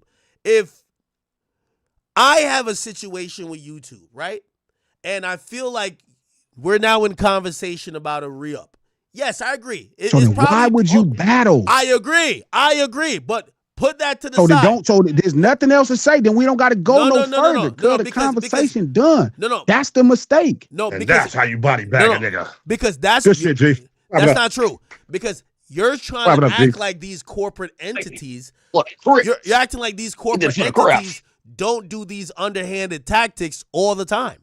It's not no underhanded tactics. It's the same tactics for every record they market. Every one. Whatever it is the if same I'm going thing. by what you say, and you can't sue them over a record in the middle of the battle because you did it. All right. You if I'm going by what you're saying, the shit you did. Hold on. If I'm going by what you're saying, nobody should sue their label. No, if the label owe you money, fine. But if you suing them over a battle that you participated in over that record, them promoting that record, it's just ridiculous. If you're suing a label over them trying to manipulate the market about your worth, no, no, because they manipulate your markets all the time. And if you thought they could manipulate the market, why would you participate? They've been manipulating this favor for 14 years. They manipulating everybody's favor. That's their fucking job. That's not the point of the conversation. The point of the conversation is that's why you would sue. I'm not saying it's going to be successful. No, that's not why you sue. That's why you don't participate in the battle. You're just defending UMG at this point. You would not do it in the middle of that. Anything that's going to hurt your value. All right, hold on. You said before too, when you was in the middle of negotiating for Spotify, and you got mad that people was pulling up shit on you, and you was like, nigga, I'm going through this negotiation right now. Why is niggas bringing this shit up right now? Okay. That can hurt my chances of getting the deal that you wanted, correct? All right, okay. Well, I hear what you're saying with that. Ooh, you cooking, Dizzle. No, you're not cooking at all. Let me make a better example. I'm gonna use a UMG example. I'm gonna use no, you're not cooking at all. Wait, hold on. Not UMG. I'm gonna use a Warner example, right? All right, go ahead. Okay, so Meek Mill and whatever. I'm gonna use Meek Mill as an example, right? Meek Mill wanted a raise essentially to sign a new deal, right? If the label, which I know they did, they didn't like Meek from the get-go. They didn't like the fact that he was this popping rapper, because he used to treat a lot of people in that building like shit. At the moment they could turn his lights down to manipulate his stock to make sure that, number one, you're not going to get that 30 you want over here. Matter of fact, you can't even get 10. And even if you go elsewhere, they don't even want to give you 10. So you're going to have to go independent. If Meek then filed a lawsuit and he had proof that they specifically altered or did things that manipulated his market value in a very outside of their contractual obligations way, you've kind of interfered with this guy, and I think that's a worthy lawsuit. I'm not saying it's going to win. It's a worthy lawsuit. While I agree in that general consensus, but it's also different when you participate in a battle in the middle of negotiation. Their job is to market records. That's what they do. That's the program. The program is gonna go no matter what. So soon as the right record happens, it's on. And don't treat people like shit. Okay. And you're gonna need them at some point. I'm agreeing with what y'all are saying. That's how it works. Right. I'm agreeing with what y'all are saying. Well, I treat them like shit. Like, this is kind of crazy. You know, we thank him for trying to break the system. I'm agreeing with what y'all are saying. No, it's cool to break. Listen, if you want to break, why you want to break the system? Hold up. Listen, it's cool if you want to y'all break agree. the system, but don't break it because of some shit you did. Break it because they wrong. Don't break it and say, "Oh, well, Kendrick's record." If Kendrick's record wasn't at the center of it, none of us would have nothing to say. Yo, you know why That'd y'all be sound his own ridiculous? problem, Y'all only care because Kendrick Lamar is involved in it somehow. The same thing. No, y'all only care. Y'all only care because Kendrick Lamar is involved in it. Yo, wait. Only care because Kendrick's in it. Hold on. You only care. No, Y'all because didn't have if it was I Pusha don't T only record, care because Common Kendrick's record, involved. any of Hold them on. records. I'll tell you why I don't only care because he's involved. Because I'm telling you, no matter what's the outcome of this lawsuit, it doesn't matter to the battle. Here's the thing. Kanye went through the same thing with Def Jam. So when y'all are saying that these aren't valid reasons. He didn't go through the same thing with Def Jam. No, he didn't. Oh, you want me to Kanye West explain what never happened? sued Def Jam because Drake dropped the song and they marketed it. No. Wait. Why did Kanye had a very public spat with Def Jam? Why was it that Because of their situation of him feeling like he was entitled to more money. Drake is suing UMG because of a song that was dissing him during their negotiation time. You can't switch this. You gotta be honest. Kanye at a point was trying to get out of his record contract. Also was trying to get his masters back. He posted all the contracts, right? At the same time, we agreed, but Kanye's situation different. No. I get one has to do with a rap battle, but it's the same principle. The label it's not even the same in principle. It is the same in principle. They making a he was business He was accused in Def Jam. He was accused in Def Jam of playing not only with his career and his catalog, but it allowed where he couldn't leverage. Remember, he was saying he was in debt back then. He couldn't leverage it to do anything else. So did they affect his market value? Abso-fucking-lutely. But nobody backed him up, and he wasn't as popular as Drake is at this moment. That's why Drake. None of that stuff is going to help him win, and it's not the same. I'm not saying it's going to make him win. I'm just because saying I want to see what the lawsuit's going to be. If the record wasn't at the center act, it's good money. The record is at the center, it's bad money. You only money. care that Kendrick's at the center. Culturally, you only care that Not Like Us is the record that they're using as the talking point to say, this is how they devalued me, right? Again, nothing's happening. But again, that's the point. But they didn't devalue him in their right mind. I'm glad. Oh, you know what? Hold up. So he admitting he's devalued. No, of course. You know you done fucked up, right? Yo, he went through it. He knows Kendrick knocked his value down. He went. He went through a negotiation. And clearly he was in a negotiation before the battle. Okay, and clearly in the negotiation, he's seen where the value was reduced. That's what he's alleging. Oh, so Kendrick Lamar reduced his value. You don't think his value started reducing when he started like shitting on women and talking about guns? You keep bringing it back to Kendrick. So he's saying solely Kendrick Lamar reduced his value. No. That's not his point. He never said Kendrick. He said you keep bringing it to Kendrick. He said Not Like Us. That's a Kendrick Lamar song. No, he said the label's utilization of the song.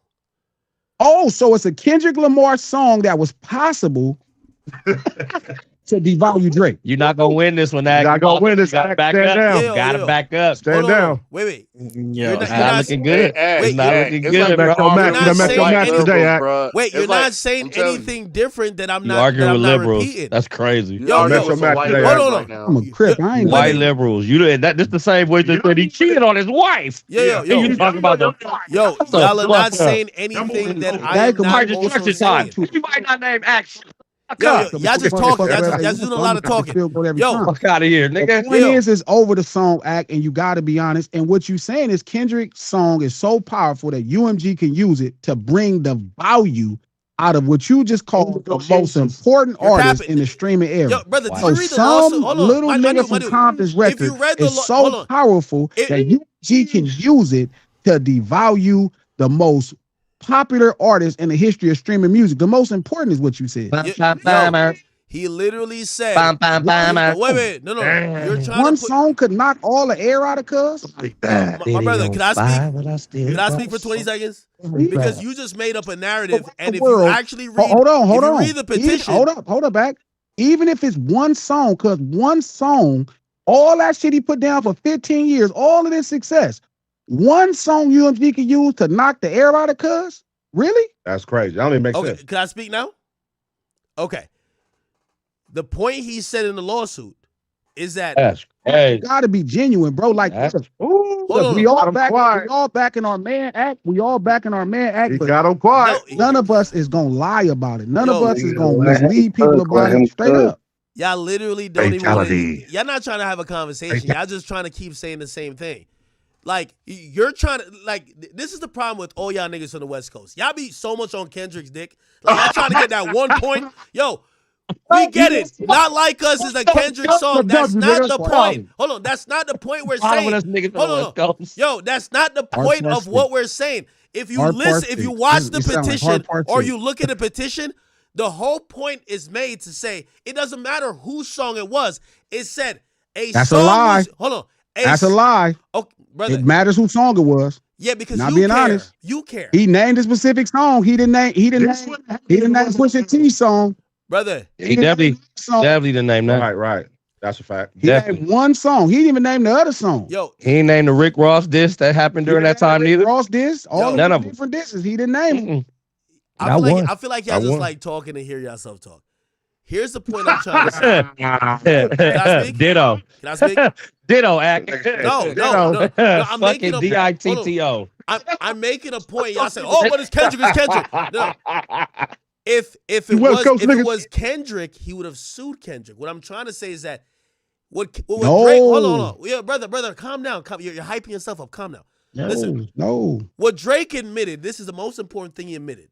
That the labels, in his opinion, has the ability to create and to basically blow up any song. I know y'all keep saying Kendrick, but that's the biggest thing he admitted, which, by the way, I agree. It could be used to then point back at him. Well, they did the same thing for you. Okay, cool. So that's the point where I think this is a really interesting lawsuit, whether win or loss. A horrible it's not even interesting. No. Bad. Why would not be an interesting lawsuit when the biggest artist? Because if people lose the battle and then that becomes their retort, it's just ridiculous. I think it's a timing thing. I'm not mad at a lawsuit about this situation at all. I'm not mad about a lawsuit about this situation in music and UMG versus the artist. I'm for all of that. But when you're utilizing, when you nigga pop it on you, bro, and you lose the battle cuz and you sue this nigga, you sue the label. That shit kind of say that. That shit once y'all get past this battle, because I get it. I didn't see Euphoria in that mention in that motherfucking either. I didn't see that in other songs. It's this one record. Once you get past all this battle talk you guys want to keep indulging in, the interesting part. Hold on. I mean, listen. Yo, can I finish? If he didn't bring up a battle record, he won't let it go. Act. No, but he mad right now because he dropped a freestyle. He got you dissing a nigga to dance into this song because one song ruined cuz life. My brother. Yo, y'all are still like you talking about a nigga that's a stranger. Yo. One song, act. Yo, hold on. You're basically saying a lot of nothing. You keep talking about a battle. I'm not talking about that. I'm telling you the interesting part of the lawsuit. The interesting part I'm of the asking lawsuit, you what song is at the center of the lawsuit. It doesn't matter what song. I'm trying to tell you. That matters. This isn't about him and Kendrick who would have sued Kendrick. What I'm saying is Of course it is. Hold on. Listen to my point first. The interesting part about this entire lawsuit is to actually see the effect of the music industry on any particular song. It doesn't matter if it's a song from G3 Gelo or anybody else, how it could be another used. West Coast artist. Hold on. How it could be used, manipulated, whether through deals under the table with Spotify, whether it's through bots, whether it's with anything else. Yes, I get it. It's a Kendrick song, but after you get past that, as I said, nothing that got to do with this lawsuit will affect how people think of the battle. But what it will affect is how labels deal with artists, and now we get to see some transparency. If the top guy no, is we saying, won't. Act no, we're not going to get any transparency. We're not going to get any of that. How we won't? If there's a lawsuit, we will. Because he don't have it. Act, if he wanted to sue them, he could use all his own books about what they do for his career. He can sue the same company. He has more information on what he's petitioning the courts to get information on another nigga record that's dissing him. Act. It's clear that he might not even be in the know of what they have done for him. That's what I'm saying. Of course. So you telling me he's not in the know, so he just cannot believe he lost the battle. They had to cheat. He believes that there's manipulation. He's so great that they had to cheat him to win. Really? He believes manipulation's happening. And here's the thing. If you're know why he would know, Act? How would you know? You tell me. And if he wanted to really throw them under the bus, you know what he could do, Act? He could show how they manipulated his career. But he wouldn't, again, him filing this lawsuit is clearly him saying he doesn't even know. That's what I'm saying. That's the biggest risk, right? We've said that before. Well, he's not filing a lawsuit. He's filing a petition to gain evidence. If the petition turns to a lawsuit, the petition turns to a lawsuit, that's him almost saying he don't know what they've done for his career, which, again, this is why it's a great lawsuit, because we're going to see it's a what bad they did lawsuit for everybody. It's either way, it's bad, because at least if you knew it made sense, now you just can't. You so arrogant, you can't believe that somebody just beat your ass and fucked your tit up. No, it can't be. Again, you seem to be trying to speak for him. I'm speaking as a fan. It is good for us to see what labels do to every song, including Drake's songs. It is definitely not good. Why is that? Act, you know what they do for you. Labels do something for me. They pay me. That's all they do. Yes. They don't do nothing for me. The fact that they pay you is manipulation. No, it's not. Right. It's called promotion. You put up a billboard. That's no. Hold on. You posting shit because it's good. They don't know the label's paying you. Hold on. Oh man, it's putting up spicy. putting up a Most billboard. people, like I had to tell my niece that certain people pay you. Hold on. Like they're not just so good. You finding the good acts and then you covering them. Hold on. I'm like, no, the label is paying them. All Niece. right. Hold on. But that's the same. Wait, hold on. That's the same thing that happens with Kendrick pays people. What are you talking about? So then what's the fucking problem? No, because it's good when put like this. I like for everything to be transparent. Why are it's we not transparency? You're not transparent. Like, you're not posting every time somebody pay you and be like, this is a posted ad. Well, we should. Let it all get transparent. I like to see it. Because I get more money. I get more money off of that. Because put like this. Hey, if y'all want y'all record to go, there's only one man that pays me. You're not doing the same. I love it. You're not doing the same because it started with you. So every time you do it, so what you should do, because if you really believe in the shit you selling, then every time somebody pay you, post it ad. Yo, here's the difference. I'm not mad that other people are getting paid. You have one artist.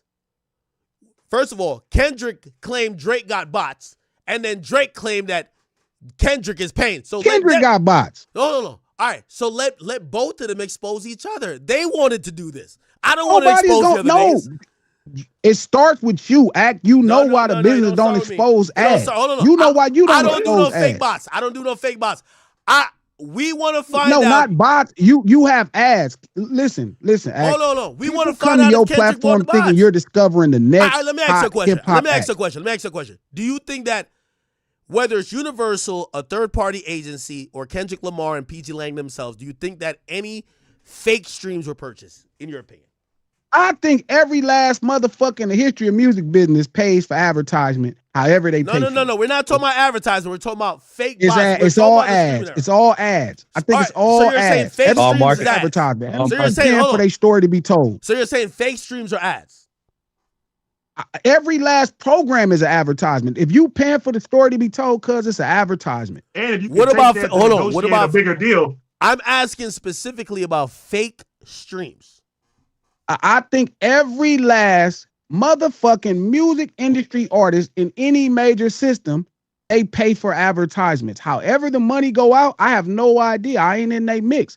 But just like I'm telling you, I know certain people you don't think it's tight. So I can tell when you pay for it. When a person pay, you don't reveal who pay you for it. Wait. So you would agree that Kendrick Lamar, in your opinion, probably paid for some bots? Listen, I'm telling you, whoever is doing what they doing, if UMG is paying for one, if one person got bots, they all got bots. Facts. Okay. The whole label. The whole label. The whole label. Botty boys. All right. So then that means it'll be everybody else. No, hold on. By the way, you're making an amazing point here. So the whole label got bots. So when you're saying that, right? So I look at the industry a lot like the steroid era in baseball. You're a part of the industry, though. Wait. Let me just make this point. I look at it like the steroid era in baseball. So you're agreeing that if you're not gonna penalize, say, Kendrick now for using potential, inflation or bots, that if Drake ever did use inflation or bots, that was also on the up and up as well. And you think both of them should shut the fuck up? Every last thing. Ain't nobody stupid. Everybody knows what goes on behind the scenes in the industry. No, hold on. It's gonna do whatever it is to make them more fucking money. If you genuinely believe what you saying, if you genuinely believe that, then you should start putting posted ads every time somebody pay you to post their shit.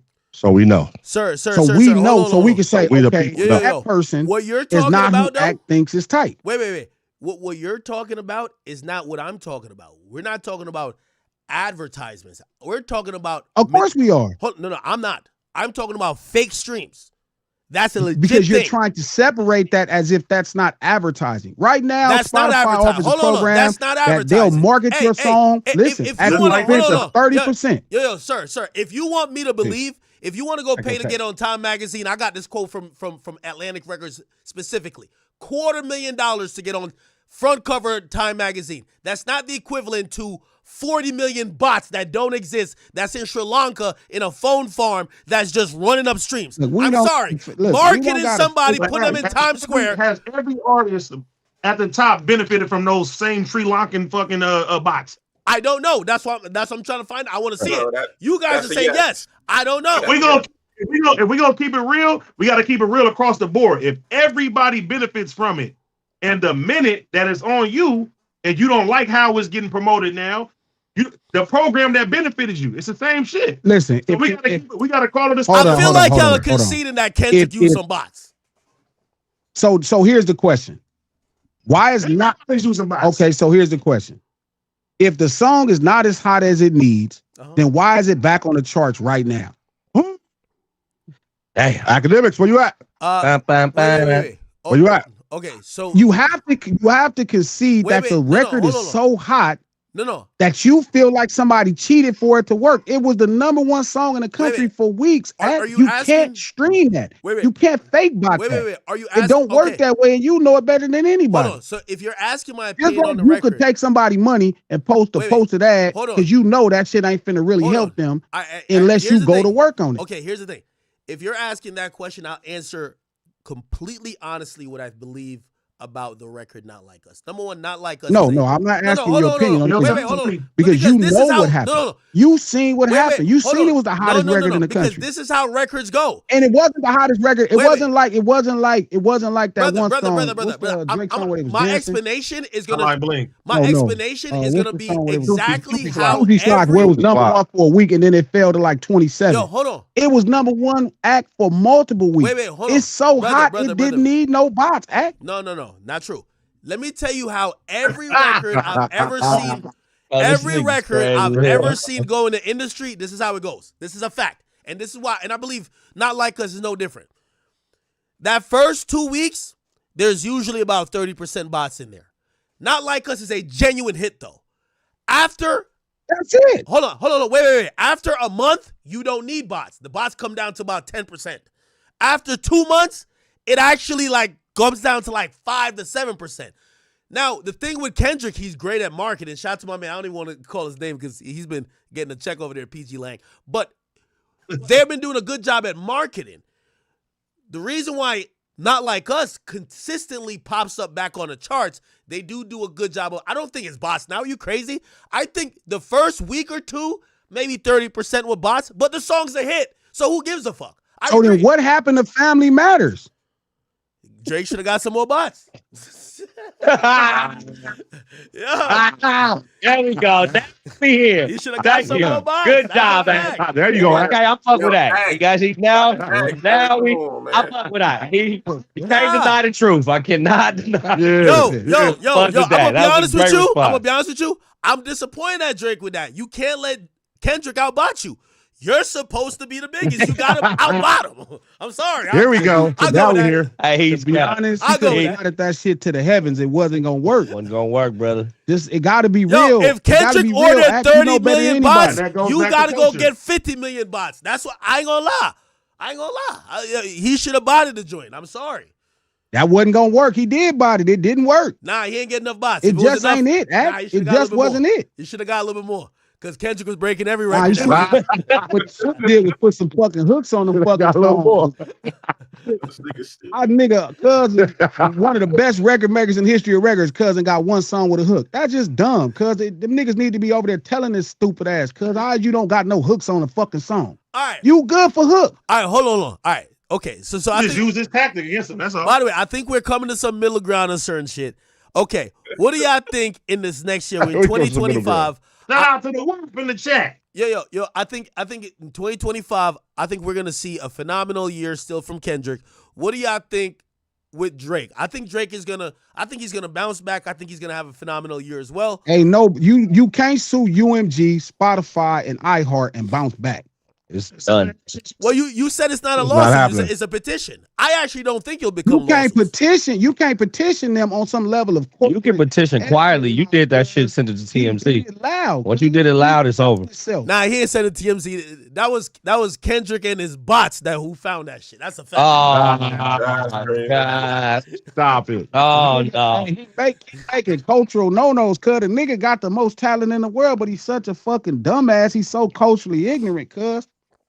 Like, he's so fucking stupid, man. Like, you gotta get your feelings out the way, cuz, and get back to the business. All that dumbass shit cuz doing is dumb. Like, nigga, you got it. Cuz had it. Cuz had the rock for real, cuz, and this what he did with it. Just dumb. Super Bowl in 3.5 weeks. And cuz the nigga hole finna get so much deeper, cuz, after this Super Bowl. Yeah, it's gonna get. I'm hearing things, man. I'm hearing like there's a lot of. A lot of music coming. Shit, and you keep helping and you burying him further when you do that LeBron shit. That shit burying him further. I've been trying to tell him that. Yo, by the way. Definitely right. By the way. Definitely got him look crazier. You making him look even I agree with y'all. y'all. Yo, look crazier. Do look crazy. Tell this nigga act. I agree with goofy y'all. things, cuz you making it worse cuz you not helping him. Hey, because niggas is gonna take it. He giving you the information. We always don't care what you saying, cuz he gave it to him. You could tell us all you want to. We like, man, this so punk ass nigga gave cut that information. Yo. Yeah. You making cuz look worse culturally. Without the cultural cachet act, cuz it's not gonna work. He spent too much time trying to make us convince us that he was with us. Hold on. First Them and white foremost, people don't want cuz back. Yo. First and foremost, let me just pick up for myself. I never told nobody to file a petition the week that Kendrick drops an album. I never told nobody to do that. Okay, I never told nobody. There's mad things I never told nobody to do. I said that's Pitney right there. No. That's In reality, hey, no, let me out. No. The reality. I'm out of here. Get out, Doe. Yeah, it's all good. Now get out the car, man. No. In reality, you made it worse for cuz. No. In reality, I'm like, Drake is making his own moves. I know we know LeBron ain't hanging out with your ass. Yo. Hey, Act, let me ask you a question. Do you feel you doing that shit about LeBron hurt or help Drake in the public eye? I don't give a fuck who it hurt or help. Like, listen, when it's some popping news. It's some popping news. I'm gonna get to talking about it. Like, first of all, here's the thing. When LeBron get his $700 million a year from the Lakers, he don't split it with me. And when Drake get his $10 million, I like that answer. Yo, when Drake get his $10 million from, I like that answer. Yo, let me tell you this. I'm answer. always team me. When Drake get his $10 million from all them Australian shows, he ain't gonna say here's Tuac. And when LeBron gets $700 million from the Lakers, he don't get none. So listen, I'm over here pillaging. I'm like a pirate, niggas. Everybody gotta get it out of the mud, and I get it out of the mud. Hey, tell him it's okay. LeBron like white women like me. LeBron a milkman like me. There we go. No. And by the way, again, now shout out to LeBron. Yo, welcome to the community. Yeah. No. Finally have some middle ground here. We got some middle ground. We got some middle ground here, and we're excited about the future. Here's the real middle ground that y'all not gonna like though. The real middle ground is this. The real middle ground is this. That in about 7 months. 7 months. I'm gonna tell y'all right now. In 7 months. First of all, we don't want to like Kendrick. Don't really make music that's good for all year. He's a seasonal nigga. He's a once in a 4-year leap year nigga. When should be lasting 4 years though, Act. Hold on. When everything kind of settles down, I think obviously Drake needs to know that Kendrick he's playing a strategic game with some of these moments. Dodge these moments, pop out on your own, and you gonna be back to being the GOAT. Okay. These chicks ain't dancing on Kendrick Lamar. Squabble up ain't the thing in the club. They sorry. dancing in now. Nah, they ain't doing it. No way. You crazy. Nah. Squabble up and off and all this shit now. Dancing, nigga. Five. So that's what's going to happen. It's going crazy right now. And here's the thing. Let me ask y'all a question. If Drake starts to get back part of the culture in the sense of like the people are just jacking his music, will y'all be like, yo, listen, this attempt to get rid of the boy failed miserably? Nobody tried to get rid of Drake. What? Everybody liked Drake. The fuck they did, bro. Wait, this wasn't an attempt to get rid of him? Wait, this wasn't an attempt to get rid of him? Niggas fuck with the music. Niggas don't fuck with the behind the scenes antics. Nigga didn't even trip, cuz niggas didn't even trip off of that. Your leader and savior literally campaigned to dethrone this nigga and ruin his whole career. Nobody, it's one nigga that did it to him, cuz. Yo. If we really want to be honest, Drake brought the West Coast back. Yo, the West Coast never been disunited until they had a mutual op. Drake, West Coast has always been united. He brought y'all. It's always been united. Yo, Kendrick even said it himself. Before. We might fight amongst each other, but I promise you this: we burn this shit down, you get us pissed. This is real shit. Kendrick even said it himself. Kendrick said, yo, we couldn't even get these niggas all on stage at one time, but this is special. That was a lie. That's not real. Man, listen, you see with the LA riots, dog, we come together when it's time. Man. Oh, God, y'all was kind my response is, hold on now, man. Stop yelling at him. My response is thank you, Drake.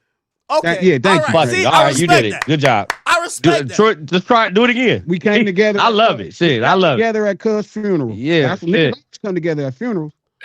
Yo, will y'all pop out? Yo, when Drake does the Dodger Stadium, will y'all pop out and show love? When Drake does the Dodger Stadium, will y'all pop out and show love? He's not doing the Dodger Stadium. Stop playing with the boy. Yo, he sell 3 times as much tickets as Kendrick, right?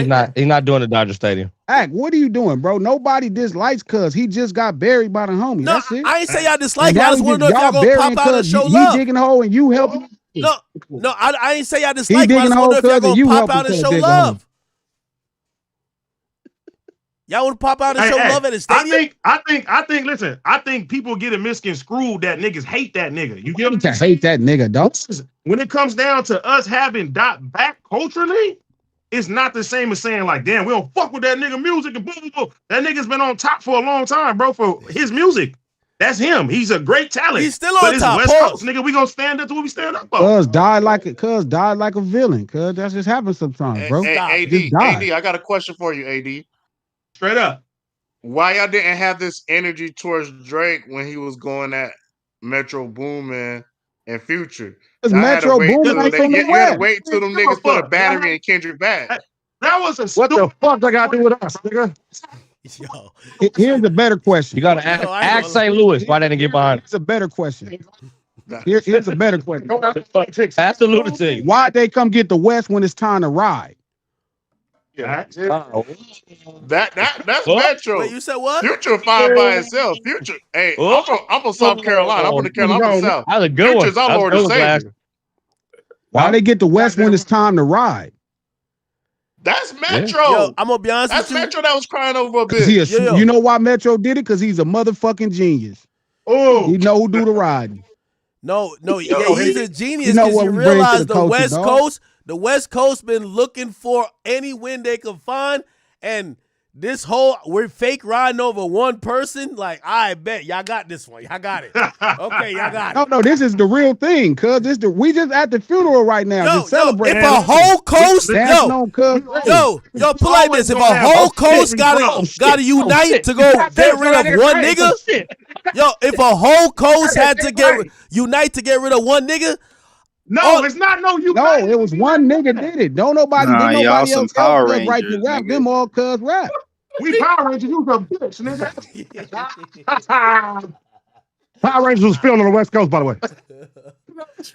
Y'all niggas doing the fusion and shit. We Power Rangers. Hey, AD. I heard Drake say one nigga wrote the rap. Yo, with all due respect. Yo, hold on. Yo, with all due respect, I gotta ask my West Coast brothers. When does this moment end, man? Because y'all been trying to when y'all let it go. Yo, listen, no, y'all making it worse. Y'all keep doing it because y'all diss LeBron James. No, that's he's from Akron. Yo, y'all niggas nasty work. And yo, it's a nigga on the phone talking about he's sitting on the phone. Yo, nasty work. Like, I ain't look, gonna lie the to y'all. battle been over. Yo, I ain't gonna lie to y'all. This the longest parade ever. James, We done heard about great football players. Stop it. We done heard about all type of shit. Yo, AD, this is the longest parade ever. Y'all gotta stop. It's over now. It's cool. Like the pop out was 8 months ago. It's over. It's over. Y'all gotta start. How about that? Y'all gotta start. Because it just stop doing that bullshit. If y'all just stop dissing LeBron James, stop mad dogging LeBron from Akron. Okay, y'all gonna stop that one for sure. Yo, LeBron from Y'all gonna Akron, stop man. that one for sure. LeBron is from Akron. I been offer. I said, cut a young homie a squabble cuz up if he want that squabble. I don't even gotta ask him. Man talk. That's man talk. Nah, I think Drake won the squabble. We can set it up. No, we don't. He do. He don't do that. He do. Yo, he might have to give. Yo, he might. Ain't somebody be squabbling cuz squabble LeBron if he that mad cuz he just want to make songs cuz and that's what's fucking him up. Yo. Squabble where you mad at? Drake could give Kendrick. Nice. Yo, he could give Kendrick a form to sign that Kendrick can't sue him after, and I'm pretty sure Drake will squabble that nigga up. What's up?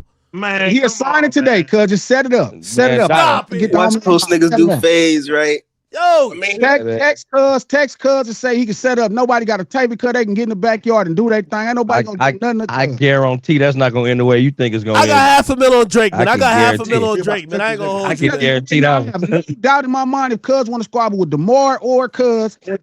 It's all good. No. Kendrick. I know for sure they gonna call you. Hold on. Don't throw nobody else in there. Drake don't want to squabble with DeMar. He don't want to squabble with motherfucking DeMar got trained by the same person. Shout out to Jay. Shout out to the Strata Fitness, man. That's who trained both of them. Yo, he don't want to squabble with DeMar. He don't want to squabble with Westbrook. He want Kendrick. He can get all of it. He can take them all. Cuz tell him. He can get with DeMar, cuz the homies and squabble all that shit down, bro. I just want to see if all them burpees that Kendrick's doing is really paying off, because he be really getting busy. Shit, we'll see. All you got to do is put some heart into that owl, cuz, and it's a squabble. No, bring them painted fingernails over. You know what? I feel like we want to see that this started. I feel like this started on edge, and now everybody's breathing a little easier. This is where I can go get me some food, because this nigga was supposed to bring some food. Real life. So I know he gonna squabble. Oh, for sure. Get the out and do it. Yo, and I ain't gonna lie to you. Gonna squabble something. Hey, both of them are trained by Strata Fitness. I know what both of them do. We want to enjoy the songs, bro, but y'all gotta stop talking shit about LeBron, cuz, and stop mad dogging DeMar, cuz. Hey, by the way, y'all doing? Y'all gonna definitely get up off the homie for sure. Yo, this is one thing I gotta give it to the West Coast. And I think this is where every other region lacks. Obviously, Drake don't got it. He's from Toronto. I don't even think, put like this. If a nigga from Brooklyn going at it with the West Coast, niggas in Harlem gonna be like, that's y'all Brooklyn niggas, okay? Nobody, y'all niggas is mad united. I don't know what's you niggas is dumb united. Like, that's crazy. Like, in Atlanta, niggas gonna be like, that's that Zone 6 shit. We good. I'm telling you. When it's on, it's on. Yo, I ain't gonna lie. I'll give y'all credit for that, because y'all are mad, united, and committed. All the way to the end. All the way, nigga. Wait, Listen, so we all lead of by y'all example. believe that Kendrick? Motherfucking casket drop. Wait, May all you of guys y'all- take on these same policies. May Wait, these all of y'all same believe that attributes Kendrick will bless beat all of Drake's y'all. ass in Come a on. fight? Hey, what you mean? Hey, yo, the South stick together. Nah, no, I don't yo. know about these up north niggas. That's cap. Nigga, you just said some Southern Asian niggas ban you from LA. No. They said academics not the voice of the South, PG man. Lane niggas banned me from LA. Then some brick baby niggas Man, try to ban me listen, from LA. That's you saying speculation, bro. You don't know. The homie Dave will squabble you down too, cuz. Oh. Who? Yeah. Who? I know the homies. Dave Free, nigga. Yeah. Yeah. Homie Dave Free will squabble hold you on. down. Dave Free will squabble you down, eh? Yeah. No. Wait. Me and Yeah, Dave don't Free is run from cool. Dave Free, eh? No. Nah. Them niggas hit me up telling me because I was talking Yo. crazy That work about from Dave Kendrick. Free, They eh? thought, No. Drake put I a ain't gonna lie battery to in my you. back. Yo, I said you can and ask AD. Look, cuz I've been a Kendrick look, hater. if you think Dave and them set you up, Dave will squabble you down. Nigga. Cuz I can get him to do that for I'm you. gonna be honest with Your you. million on the goddamn Dave phone Free, and Drake fly out here, nigga. Let's set it up. I Hey, met that Dave West Side Free woo wop will before. get real crazy. Yo, I'll be All very hell, honest. real I'll be crazy. very honest. I told hey, no PG Lane niggas. I said I ain't doing this for Drake. I said I've been a Kendrick hater because I'm a Wale stan. I told you that too. Wale. Oh, shout out Wale, man. Shout out to my boy Lake, man. Yo, Wale intern. He wasn't Wale's Hey, intern. by the way. Wait, so he really not his intern? No. One thing I'll say. One thing I'll say. What's funny. Oh, so he like academics and Drake. I intended cuz to get C to set it up to where we could talk on the stream, cuz in real time. Next time I come out there, cuz we are politic. I told Charlamagne because I want to do that. Hey, academics, make sure he on your show next time because he kicked your motherfucking ass today, nigga. Oh, yeah. Yo, I'm gonna be honest with you. Yo, pun. Oh, Yo, pun. I love you. I love you, cuz. Leave me alone. Rams up. Yo, pun. I see why you're the greatest hype man in the game. Yo, we got to get you out of here when we doing a real debate. This nigga pun, you just be hyping up anything, man. Hey, I'll say this though. Dave Free, like that? I You do like rock that? with Dave Free. Nah, pun, Body you the worst. bag. You like that? Nah, I see why they call you the punstigator. You the worst, brother. I ain't gonna lie. Yes. Shout out to you, bro. You the worst. You the worst, gang. But yeah, no. Hey, listen. Here's my thing, and it's my closing argument. I think the West Coast is having a moment, but I think y'all got some more work to do if y'all want to be known as the region to be. That takes a lot more than one artist. Y'all got to put a little bit more work in. And if y'all get there, you know what I mean? I'll be happy to be like, okay, that's what's really going on. I just don't think we there yet. I just think we just named 3 artists that had #1 records this year. gotta let it go. Y'all said SZA. Your boy cousin start showing more love to West Coast. Three West Coast artists You got #1 the this year. platform, cuz show love. No, West Coast. I do Showing like love some West cuz Coast you can be artists. spreading the gospel. 3. Now, I do like some West Coast artists. That's a fact. I'm saying you got to spread more, cuz you know we got the rock, you know we got the sauce, cuz you got to spread it more. Yeah, man, y'all niggas. And yeah, put us on the shit that's going on out there, so we don't have this damn cultural divide. I don't think there's a cultural divide. Jason Morton just dropped the video. Jason Morton just dropped the video right now. That's hard, cuz you can put that. Oh, with Graf. Shout out to my boy Graf, man. Graf from motherfucking Queens, cuz. Shout out to my boy Graf. Yo. Since we're wrapping up, yo, could I get a clippable moment of y'all sending some good wishes to my boy Drake? You know what I mean? Yeah, I know y'all been bopping to some of his music too. Rest in peace, my nigga. West Coast, nigga. I just want cuz to rest in peace, bro. Rest in peace, cuz. I would just say go on vacation, bro, and have a good.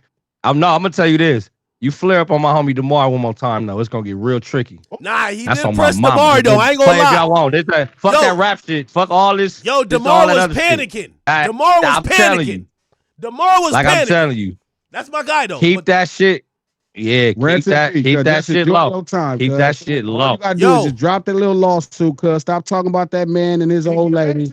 And Make some jams, bro. Just make them jams, bro. Make the jams. Make the jams, bro. Make the jams. I don't think DeMar going back to Toronto to play. That's the problem. Come on. I don't think. Hey, the Rams down too. Too much jury. Make the jams. Go Rams. City on fire. Yo, man, I'm gonna get the food, man. I'm done with you niggas. Yo, all right, answer to the motherfucking chat.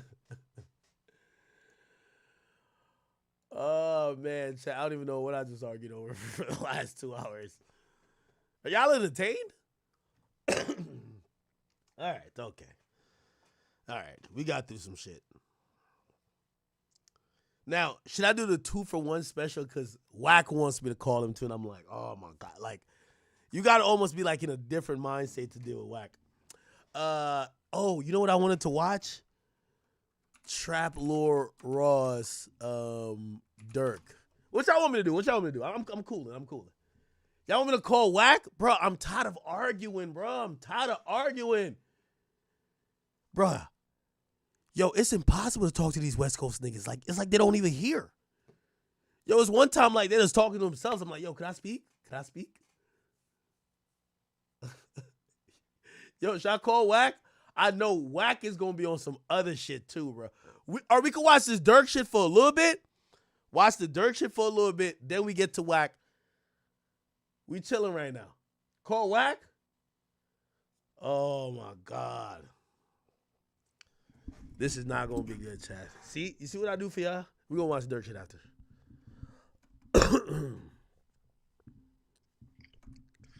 What the fuck you done did?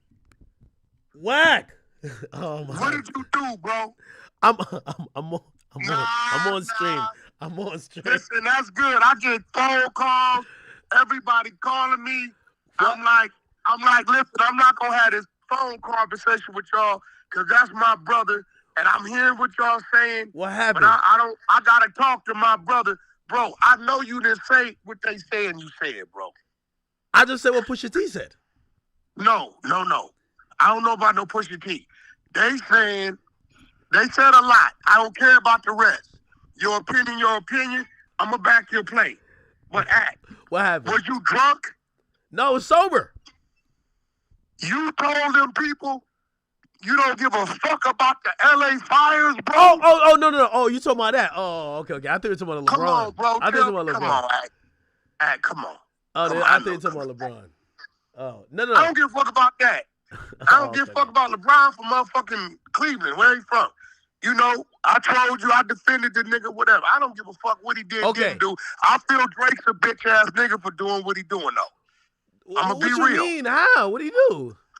I'm gonna tell you why. Right? Drake know the nigga LeBron is married. Right? Regardless if you get mad, act as a man on some man shit. Right? Okay. Care about you getting mad.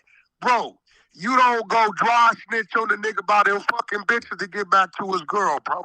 And I don't give a fuck about, I ain't never met the nigga day in my life, right? But I'm just saying, okay, you mad that LeBron was dancing the Kendrick song, whatever. Okay, cool. But you gotta find another way. Act as a man. Wack, I'm gonna use your own words though. I'm gonna use your own words against you. You know what you said? It's on his lady to be like, I'm not about to go listen to no other nigga tell me about my man. You said that before. You forget, look, fuck the lady. Drake as a man, I swear to God, if me and you ever got into it, bro, and I knew you was over here doing this, doing that, on Power Roof, that ain't coming out my mouth, bro. I'm not finna go over there. Alec was fucking this bitch over here. That's like some whole shit. Any man gonna agree with that, bro. Nah, and I'm gonna be real. Drake ain't really say it. He ain't really say it. He just said you to do his dirty work. Nah, he ain't use me. He ain't use me. No. Nigga, he the one told you the shit, nigga. No, he ain't tell me that. I promise you he didn't tell me that. The fuck out of here. I'm gonna be honest with you. All right, but let's get back to this LA fire shit. Yo, Wack, you do what? Yo, I just got off the phone with AD and them. They wouldn't let me talk. Hold on. What I'm saying, all right, let me just say that before. Drake didn't tell me to say nothing. I know some people who that's been the conversation. So I put two and two together. I said, I could see why Drake is kind of sneak dissing you, because if you my man, you're not supposed to do certain shit neither. You can't be dancing. We on the same team, man. You know we on the same team. We on the same team, man. Mm-hmm. And I'm telling you as your brother. See, you know one thing about it. You could be dead wrong. I'ma stand with you. You know that. Mm-hmm. But bro, come on, bro. Like he can't, bro. The nigga Kendrick got this nigga crashing out, bro. He going at UMG. He going at all this is Kendrick related, bro, because of the song. Like, bro, do you think it's really a crash out though? Like again, yes, nigga. I'm gonna be honest with you. I thought this was one of his better moves, and maybe not with the content, but like him sidestepping, getting at Kendrick and saying, because I ain't gonna lie, I think it's a clever move to be like, yo, look, these are my brothers who turned on me. People could always empathize with that. Yo, damn. I fuck what Kendrick said about him. Why'd you turn on him? That's your man. Like Kendrick never liked him, but you and him, y'all used to be buddy. Why you turn on him? So I thought it was a decent move in terms of strategy of addressing Braun. Only thing I'm saying is this, bro. I don't think he should have got mad. LeBron don't dislike Kendrick. You know what I'm saying? Now, but LeBron been playing inside, though. Music. He been playing we inside. Know he likes music. LeBron is probably the basketball player outside of Shaquille O'Neal, because he's been doing it longer, that you will see endorse, right? Endorse rappers. He like turning on new album, promote it, shit like that, bro. So I just think, him going like, bro, like let the nigga be a basketball player, bro. Like it ain't like you saved LeBron from doing something. You ain't did that nigga no favors, bro. If he like this Kendrick song, let him live. Fuck it. Yeah, but like all I'm saying. Yeah, but you can't be my man dancing to that type of song. Like that song. Yeah, but like, who says he ain't Kendrick's man either? Well, clearly Drake don't feel like they're both cool with. He's thinking that I tattooed you on my skin. Who did that? Drake. Man, he didn't tell that nigga to do that. I'm pretty sure he didn't say, "Hey Drake, why don't you go tattoo me on your chest?" Nah, they did. After the second championship in the Miami club, that's when he told him. He said, yo, yeah, you should get that. That's fire. Nah, I made that up. Yo, they were going to roll with that. Yeah, but hold on. Yo, you don't think that LeBron should have stayed out of it? He's an ambassador. He's such a... No, bro. I'm going to tell you why, bro. Listen, this is real shit. LeBron is a basketball player. So he should play basketball and stay out of rap business. No, if a music come out, bro, and he likes the song, let him like the song. Because when Drake was dropping his songs earlier, LeBron was rocking to them too. Wait, hold on. Like me and LeBron, listen, bro, me and LeBron are the same. I'm going to tell you why. He ain't tattoo you, though. My nigga, listen. Kendrick, my nigga, been knowing him. Street ties, he not a gang member, but he come from our side. Is love, right? Drake, I got mad respect and love for Drake. The nigga looked out, gave us free songs, shot the video, cleared them, didn't charge a nigga nothing. He didn't let my fucking children in backstage with him, all of that. If I was at a gas station and niggas pulled up on Drake on Paru, I ain't gonna let that happen to him. Okay. This is a fact. Okay. But you watch me come in here in the early stages of it and say, Drake up 2-0. Did I not? Nah, you called it fair. I like that. I like that. You definitely did.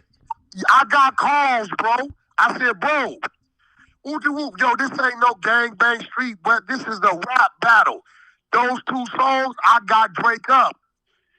Right? If Kendrick drops some shit, then I'll say, yo, I get out with the Kendrick. It's a rap battle. I just think Drake is going too far. He's like emotional with some of the shit he doing. The risk ain't worth the game. You get what I'm saying? So this is what I would say to you, right? It's funny because you know what people said, yo, Drake, stop posting subliminals. Don't be trying to show up to the game and press DeMar. You should just rap. He rap, and then everybody mad that he rap. Like, how could he win? It's like people don't want this guy to win. Wait, bro, he's already winning. He's still number one. Okay, that's true too. He's winning. What you mean? Look. Far as the world, right? Far as the world, right? The world's concerned, nigga, Kendrick won that battle. The world. But it's just the battle. Now, when it comes to the overall numbers, catalog, shit like that, Drake still on. Drake didn't get canceled, bro. I can understand if the nigga got canceled. He's like, yo, all my shit shutting down. Woo, fuck it. But, bro, okay, he's a sore loser right now. He took an L for the first time. You took the L as far as the overall vote is concerned. Do you still get the popularity vote? Yes. Kendrick don't even do clubs. Kendrick don't move around like that. So Drake's movement and his interaction with people is going to give him that. I don't know what the fuck he's so disgruntled about. It just makes it makes him look bad. Wait. What do you think he's doing too much? And again, I'm not shooting him some bail, but I guess it's going to sound like I am. It appears that this song that leaked, that he looked like he was talking about LeBron, it looked like apparently he got like braids in it. He cut his braids like a month or two ago. So like this was an old song. We don't know if that's what he's on right now. Hey, bro, listen to me. It didn't leak. He put it up. Right? UMG responded. Usually they let Drake do what he want to do. They catch up with it, tie DSP to it, cool. Pecking order is you supposed to turn it in, get a clearance date, get a set date, they DSP it, and then that's it. Putting it down. You ain't got that favor no more. Bro, or what? Act, hear me out, bro. Everything that Drake is complaining about, remember, Act, he comes from the Cash Money, Young Money umbrella. Drake benefited from himself. You hear me? That's why, and then like, I'm tell you what he doing. He fucking it up for the other rappers to come who need the same situation to help get them up. The nigga is like crying and pout like a little kid, and you fucking it up for the people behind you, bro. Hey, did you see what he's? Supposedly this is real. So what he said to the Chris dude, he said basically, "Yo, I got the power right now, so that's why I'm getting at these niggas. I'm not gonna wait till the ship is sailed." Essentially, He said what? Hold on. All right. So supposedly he said, let me read this. He said, hold on. Give me a second. Right here. He said, it says, everybody before me that tried the label was too eccentric, so they wrote them off as crazy and they never had to pay for their sins and mistakes. I'm going to change that and make the building a safer place for artists. He's doing it for artists. No, he's not, bro. Why you don't think he's not doing it? He is not doing it for artists, because what he about to do is shut it down for artists. What you mean? Act. Everything that goes on with the build of an artist, right? Okay. He's putting a light on in a big way, right? Now, we watched our little friend attempt to do this on IG Live. You remember? Oh, 6ix9ine. Okay, yeah. You remember, right? Yeah, but 6ix9ine was never Drake. 6ix9ine was never Drake. No, I know that, but you missed the point. Okay. That's my point. Bro, so, okay, if Jay-Z would have did it, or Lil Wayne would have did it, or any of these dudes that came before Drake, the machine wouldn't have been around for him to utilize it to become who he is today. You understand what I'm saying? Okay. So why kill it off? Why kill the machine off, or kill the work off, or the marketing tactics off for the other ones to come? You're not doing that for the artist, nigga. You're hurting the artist. Hey, by the way, I think so. You're asking a question that I'm also asking too, right? And I think this is a good question. It's like, what part of that's not for the artist? What part of Drake's plight is, what part he think the label did wrong versus what do they do right? Now here goes the thing, right? I'm gonna tell you how this shit go. I understand. You know I know how that go, right? Bro, when they put them songs in, they service them both the same, right? Okay, yeah. Okay, let me give you a way you can understand it. You fire up, me and you both fire up our YouTube channel, right? Mm-hmm. Boom. I fire up the Honey Show, you fire up your shit, right? Mm-hmm. They both, we signed to the same label. They both guarantee us, watch this, 10,000 people guarantee they gonna have there on your channel or my channel, right? Mm-hmm. From there, it's on what we're talking about. If those people are going to share in the growth of that crowd, we're going to give y'all both the 10. From there, it's on y'all. Whatever y'all feeding them, as they going to react. Whack feeding them some gangbang shit. Act feeding them some worldly shit they want to hear. My crowd gets to 50,000. Act crowd get to 200,000. That ain't on the label, nigga. The people have spoken. Yes, we both got the same 10,000 boosts, same time. They put that there before we turned it on.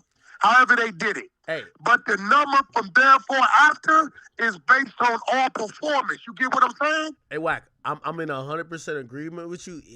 Here's my response to that. I'm interested in this just as a fan, not as a fan of Drake, as a fan, because if me and you are saying basically the same thing, that okay, well, Drake, if you probably benefited from the same system, we now want to see what the hell the benefits are. Like, this is almost like exposing. It's like exposing the system. I just want to see what the hell is going to come out of this. You don't want to see that? Listen to me. Hey, this is all I'm telling you. What he's doing, he got a big voice. He's going to hurt the up and coming, and he's going to hurt himself. When you fucking with the power to be, ain't nobody bigger than the program, Mac. You know that. See, this how this shit work. You be signed over here, they doing shit. You don't know they tied in the Nike, they tied in the Jaguar, they tied in all kind of shit. They pick up the phone, hey, contact this guy, this is manager. Offer him his deal as an endorsement. Don't tell him to come from us. Right? All that makes you bigger to generate them more money. And on the flip side, you get to fucking around, they can put them same calls in to start pulling back. I think Drake think he bigger than the program. He's a big artist. Wait, you think so? I think he knows something that we don't know. It got to be. Because a lot of smart people are saying what you and me are saying, which means, because I've even said, yo, the word is that he has an album soon. And I'm like, that shit can't be coming out if you still squabbling with the label. It just don't make no sense. Like, I even said about that the collab album with Party, I'm like, yeah, we're not going to see that for a while if I'm just looking at the squabbling happening. I see songs get taken down. It looked like they're still not on the same page. Again, he's not dumb. By the way, we even when Wayne was going through his shit with Cash Money, we never heard Drake complain about not getting what he was owed, getting whatever. So Never. What do you think? What do you Guess think? what? After they did the audit, you never heard Wayne say he was right. He just got quiet. Think about it. See, Wayne has something in his contract that I never seen an artist have. What's that? And he got $10 million a project, and it's spelled in there. Dwayne Carter shall receive whatever he shall desire. Any overage shall be charged back to the Cash Money catalog. That's Birdman saying, I love you like a son. So when that happens, when Wayne call and say, I need 5 Rolls Royces, pay for them. I need the whole top world of W Hotel, pay for it. They running it up. Because what the contract say, get a man what he want. He don't gotta get clearance for shit. So when Wayne ordered that Brinks truck and tripped out on the label because it didn't get there in time, and he said, y'all owe me, when you say that to those type of situations, everything stopped. Audit. Right? Now, you heard him say this astronomical number, right? After the audit happened, you never heard nothing else, did you? Now, if he was upset prior to, saying he was owed this, when the audit was over and he said that, you don't think he would have been speaking on it? Unless what? See, when you start doing those numbers, you've done it and I've done it. You look up, You be like, hold on, bro, what the fuck? That say 800,000 gone.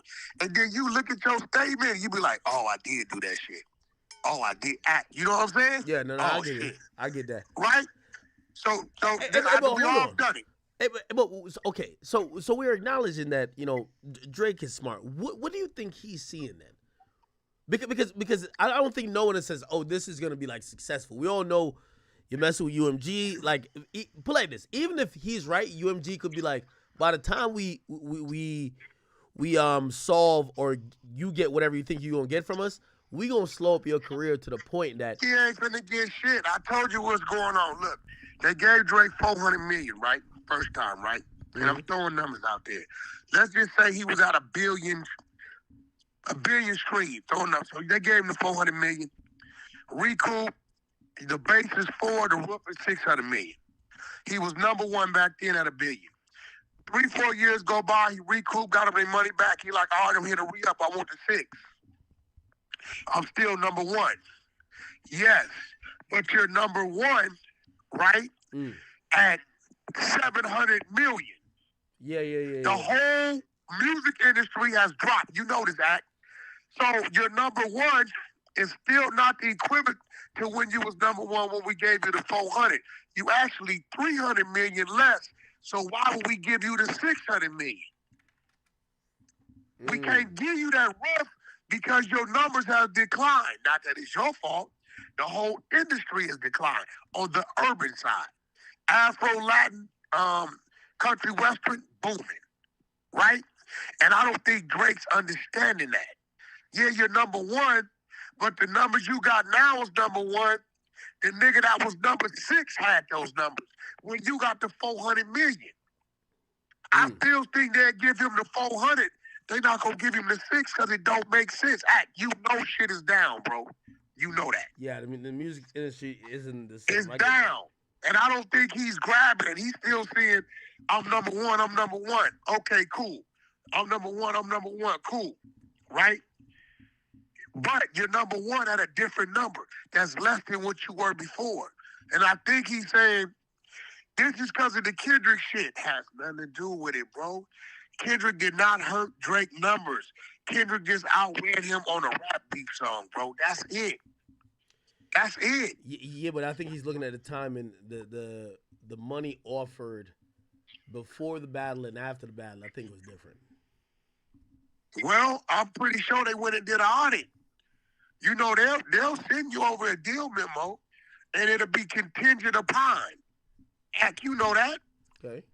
I got a nigga right now, Act, want to give you some crazy money. I called you a couple weeks ago, right? They said, Wack, we know we can give them this, but it'll be contingent upon the audit.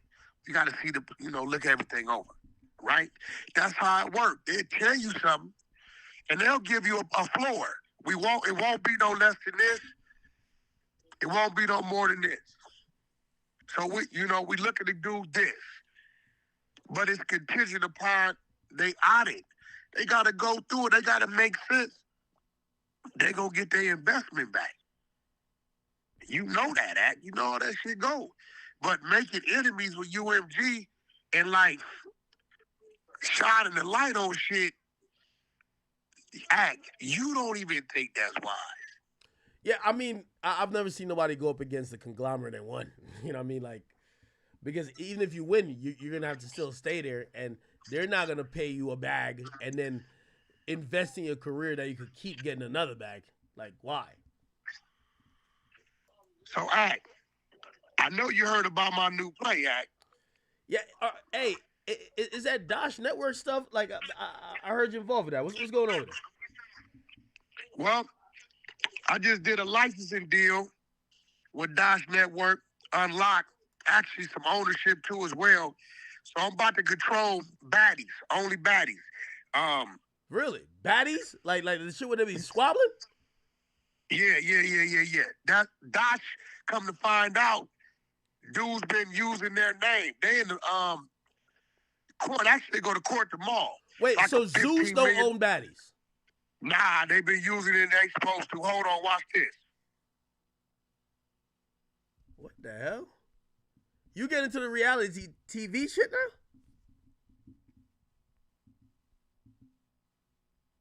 think White calling somebody. All right, so listen, all right. Yo. Dosh Network owns Baddies. Come to find out, they've been in litigation for 4 years with them. So I got the owner on the line with me, who I just did the licensing deal. We're shooting Baddies right now, only Baddies for Dosh Unlocked. We're going to release this month. Mozzie, who is the owner? Who owns the trademark of Baddies? Well, International Content Creators owns it, which is basically me. Oh, snap. Listen, let me try to file for trademark and got denied. Really? So we're going to have to pay. But, yeah. So what I'm telling you, go ahead, Mozzie. Yeah, he got denied. He went in the trademark and tried to fight us in trademark court. And then normally when you try to appeal something, because we won it, he tried to appeal it, but they asked him for $50,000. It's like $50,000 to try to fight in there. He didn't want to pay the $50,000 because he knew we won it, and so he dropped it. And basically, he dropped his trademark. Then he tried to throw in like some random trademarks like Baddies Caribbean and Baddies other little twin spinoffs. But it's on trademark search. Wait. So what I'm telling you, wait, hold on. Let me ask you a question in. about that. So could you guys prevent them from calling their program Baddies then? There you That's go. what we doing now. That's what we doing now. Is we going gotta for go today, tomorrow. Yeah, they got to pull it off the shelves, or they got to pay up. So right now, it's like $15 million shoot in. So what I'm telling you, remember the situation I sent you? You've been exposed. Yeah. The 10 episode thing we shooting for the up and coming artists. Yeah. That I kind of gave you some points on. Now, even outside of that, because I need you to start diversifying shit, bro. We got a whole nother platform that we can put up subscription-based things. So while you doing your thing here, we can have that working as well over there, right? Any ideas you got? I give them to Mozzie. He got the film crew, everything. We bring them to life. We already got the platform. Nah, shit.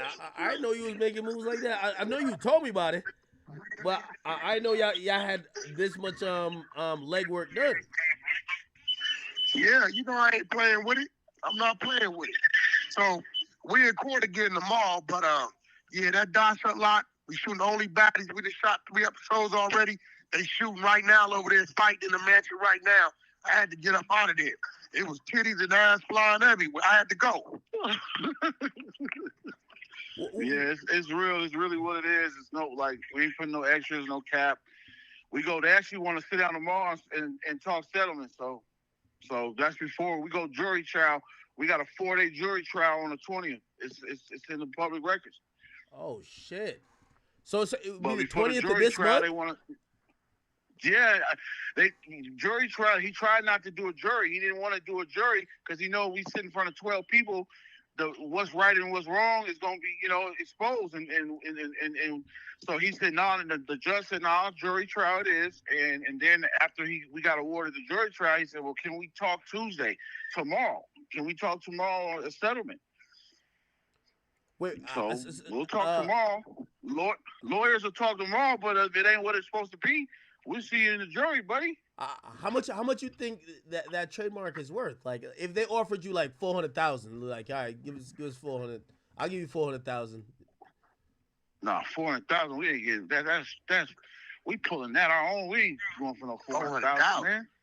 400,000 ain't shit. No, we talking 15 million. Oh shit, bro! You know Zeus doing like 20 million a month right now. Oh really? Hell yeah!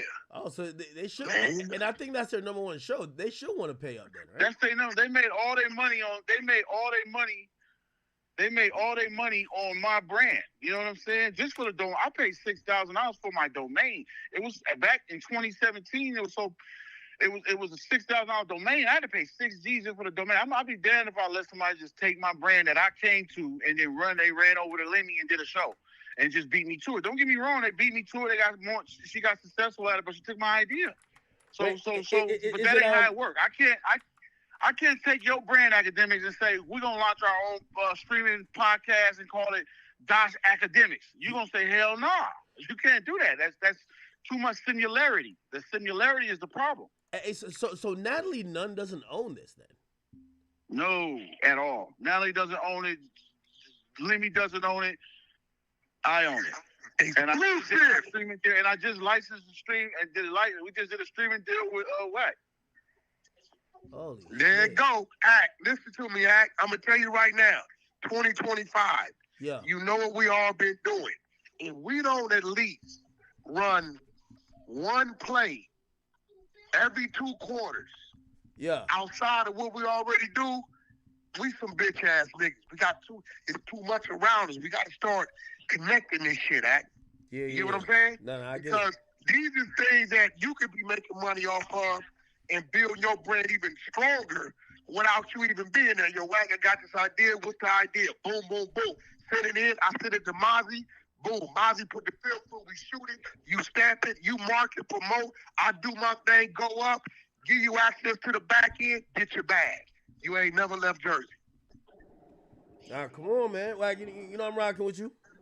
Whatever you need, let's do it. Yeah, so look, I'm gonna send you something for you to do for me in the morning. But nevertheless, Act. Yeah. Did you not you don't care if LA's on fire. No, hold on. All right. Let me explain what I was saying. What I was saying is that I said LA currently, I think y'all got bad politicians and bad politics that is leading to these situations. Now, I didn't mean hold on, and I don't, and I'm not laughing or I'm not insensitive to people's plight and people being affected. But I do think that California, bad leadership. That's what's going on in California right now. Like some of these things, some of these things should be avoided. You know, for anybody who lost their house, you know, I have the sincere sympathy. I'm gonna tell you who we need. Yeah, we need that dude that was over New York when the COVID was hitting. I like him. Wait. No, that nigga was put in work. What's his name? Wait, Eric Adams? The dude. No, the other one. He was when COVID hit. He was over New York. Cuomo? I fuck with him. That dude. Yeah, I like him, bro. Yeah, I ain't gonna lie. I like my politicians smashing chicks on the side, doing all type of shit. You know, as long as they do their job. So listen, hey, listen. I definitely, I just gotta come out there and see your big head ass. That's what I'm gonna do. Come on out here. You got a spot out here anyway. You ain't coming in a minute. Yeah, I gotta come see you and go over this shit. But Mozzie already gave me the green light. Whatever Act want to do, let's do. Let's come up with something that's your idea. We bring it to life, put it up, and let's get to it. You know what I mean? We gotta service the people. Because Zeus, the baddie shit coming our way anyway, and we shoot our own baddies that we dropping this much anyway, right now. It's going to be that ratchet? Y'all got to meet the ratchet this time. It's going up. Oh, no, this shit going to be ratchet.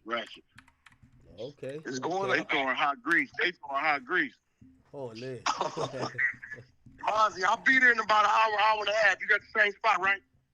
Yep. All right. I'll be there the next 2 hours. Act, listen, man. At the same time, Token, I seen you mention top 5 to me. I know that's your guy, so I'm gonna refrain from saying any type of. Hey, I was in Jamaica. You was a cool dude, man. Listen, I think y'all. You know what? Y'all got off on the wrong foot, man. I think there's some mutual respect that could be had, man. And he's calming it down. He's calm. I think he felt he had to jump out the window for Drake. And I think he realized he's like, all right, as long as Drake got some backup, he don't got to keep wilding out. Yeah, but this what I'm saying. Ain't nobody tripping Drake. You ain't seen niggas say Cali, LA, or no fly zone for Drake. You sure? Nobody's tripping Drake. All right. I was asking AD. Nobody has an issue with Drake, bro. Everybody fuck with Drake. So Drake will come out there and do the Dodger Stadium? On my mama, he can. No problem. Okay, all right, bet. There we go. Nobody's tripping Drake, bro. And he gonna sell that motherfucker out, too. Oh, okay. All right, I like that. Nobody's tripping Drake, bro. Nobody has no issues with Drake. Act, you know when cities is tripping a nigga. You know what I'm saying? Yeah. Like, we not tripping Drake, bro. Niggas is Drake fans or women are Drake fans. Loose Cannon is very close to Drake. Drake didn't did shit for me, bro. So I'd be a bitch ass nigga to be tripping Drake. Okay, that makes sense. He ain't never did nothing but look out for me, bro. Straight up. So I don't know why he feel the need to do all that. You know, Kendrick ain't even tripping Drake. Now, I don't think Kendrick like Drake at all, man. Ain't no way Kendrick like Drake. No, I don't think he tripping. I don't think Kendrick put that much energy in disliking or hating Drake. Nigga, you can't hate a nigga that contributed to your situation. Hey, by the way, you can't. Hey, Wack, did you see Baby dropped his album? I thought P and QC did an amazing job of marketing that album. They did 140. Yeah, I think they did exactly what a label should do when dealing with top tier talent. You know, even if they're going through a down period or they're working it out or they whatever they're doing, you gotta make them numbers look good. And I think everything came back good with that. That was good. Yeah, it was like maybe a 40% drop or something like that, 35% drop.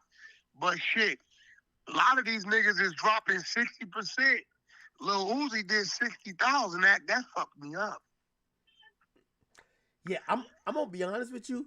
Oh, so the thing with Uzi, I hear that he's going through like this contract thing with Atlantic. Yo, that's the thing. Anytime, and this is what I was saying even about Drake. Anytime there's contract grievances or negotiations or whatever, sometimes your label they have no incentive to make you go do that 150 again. They gonna give a half-ass effort. No, you right about that. And you know what I heard with Uzi? I heard Uzi had some music that he was saying, I'm not putting this real shit out until I get the new contract, or if I'm leaving, I'm gonna bring the really good shit to that other label. You know artists be trying to do that, right? They be trying to hold on to records, and you know that. Yo, hold on 1 second. Hold on, this might work.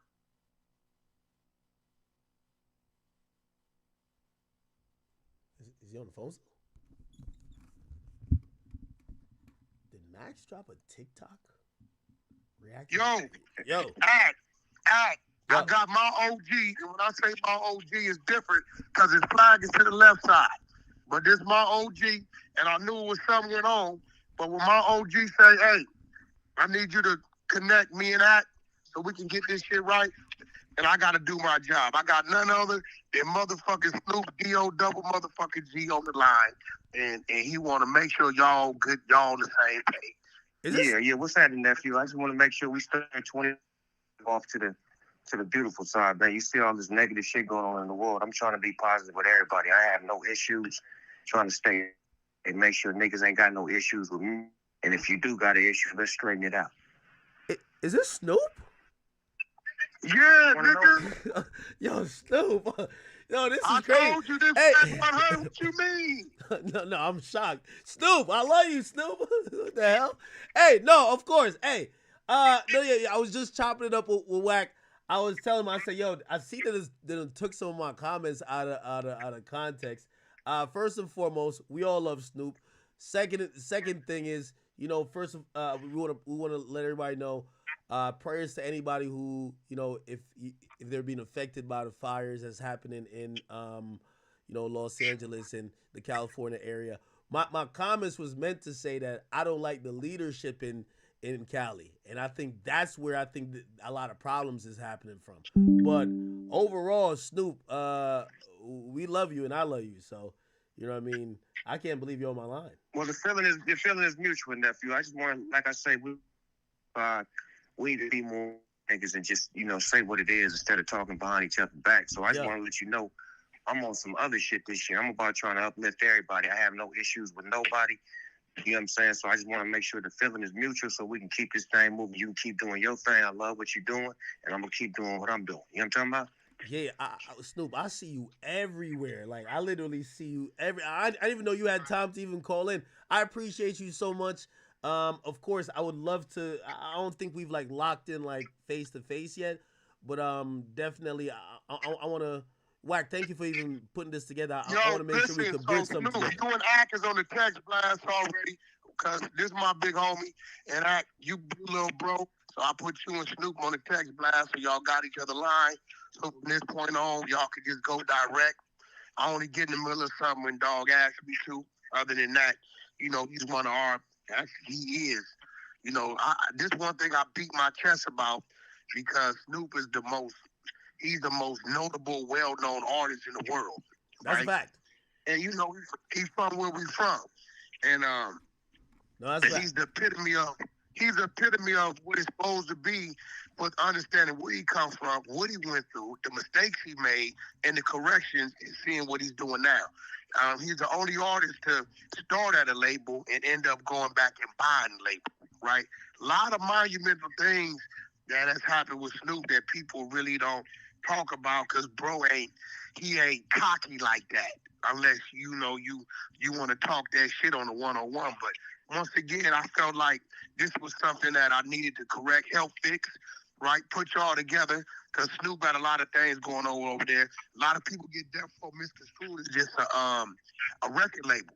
Snoop over there doing gaming, all kind of shit he doing over there. Hey, speaking of which, as I'm sitting here, I'm sitting right next to Snoop's flavor of Happy Dad, the Death Row flavor. It's right next to me. This is right here. Yes, sir. Yes, sir. Yes, sir. They great. They great. I know. Yeah, you got that great flavors. That's the best one. Come on, Act. Let me say this, man. This is what we need. Like, too many times we always have people of power not want to see people together. Yeah. Like, no matter what you're doing, black folks that's doing things need to always be communicative and always have an understanding, so that way they can't never tear down none of the platforms that we build.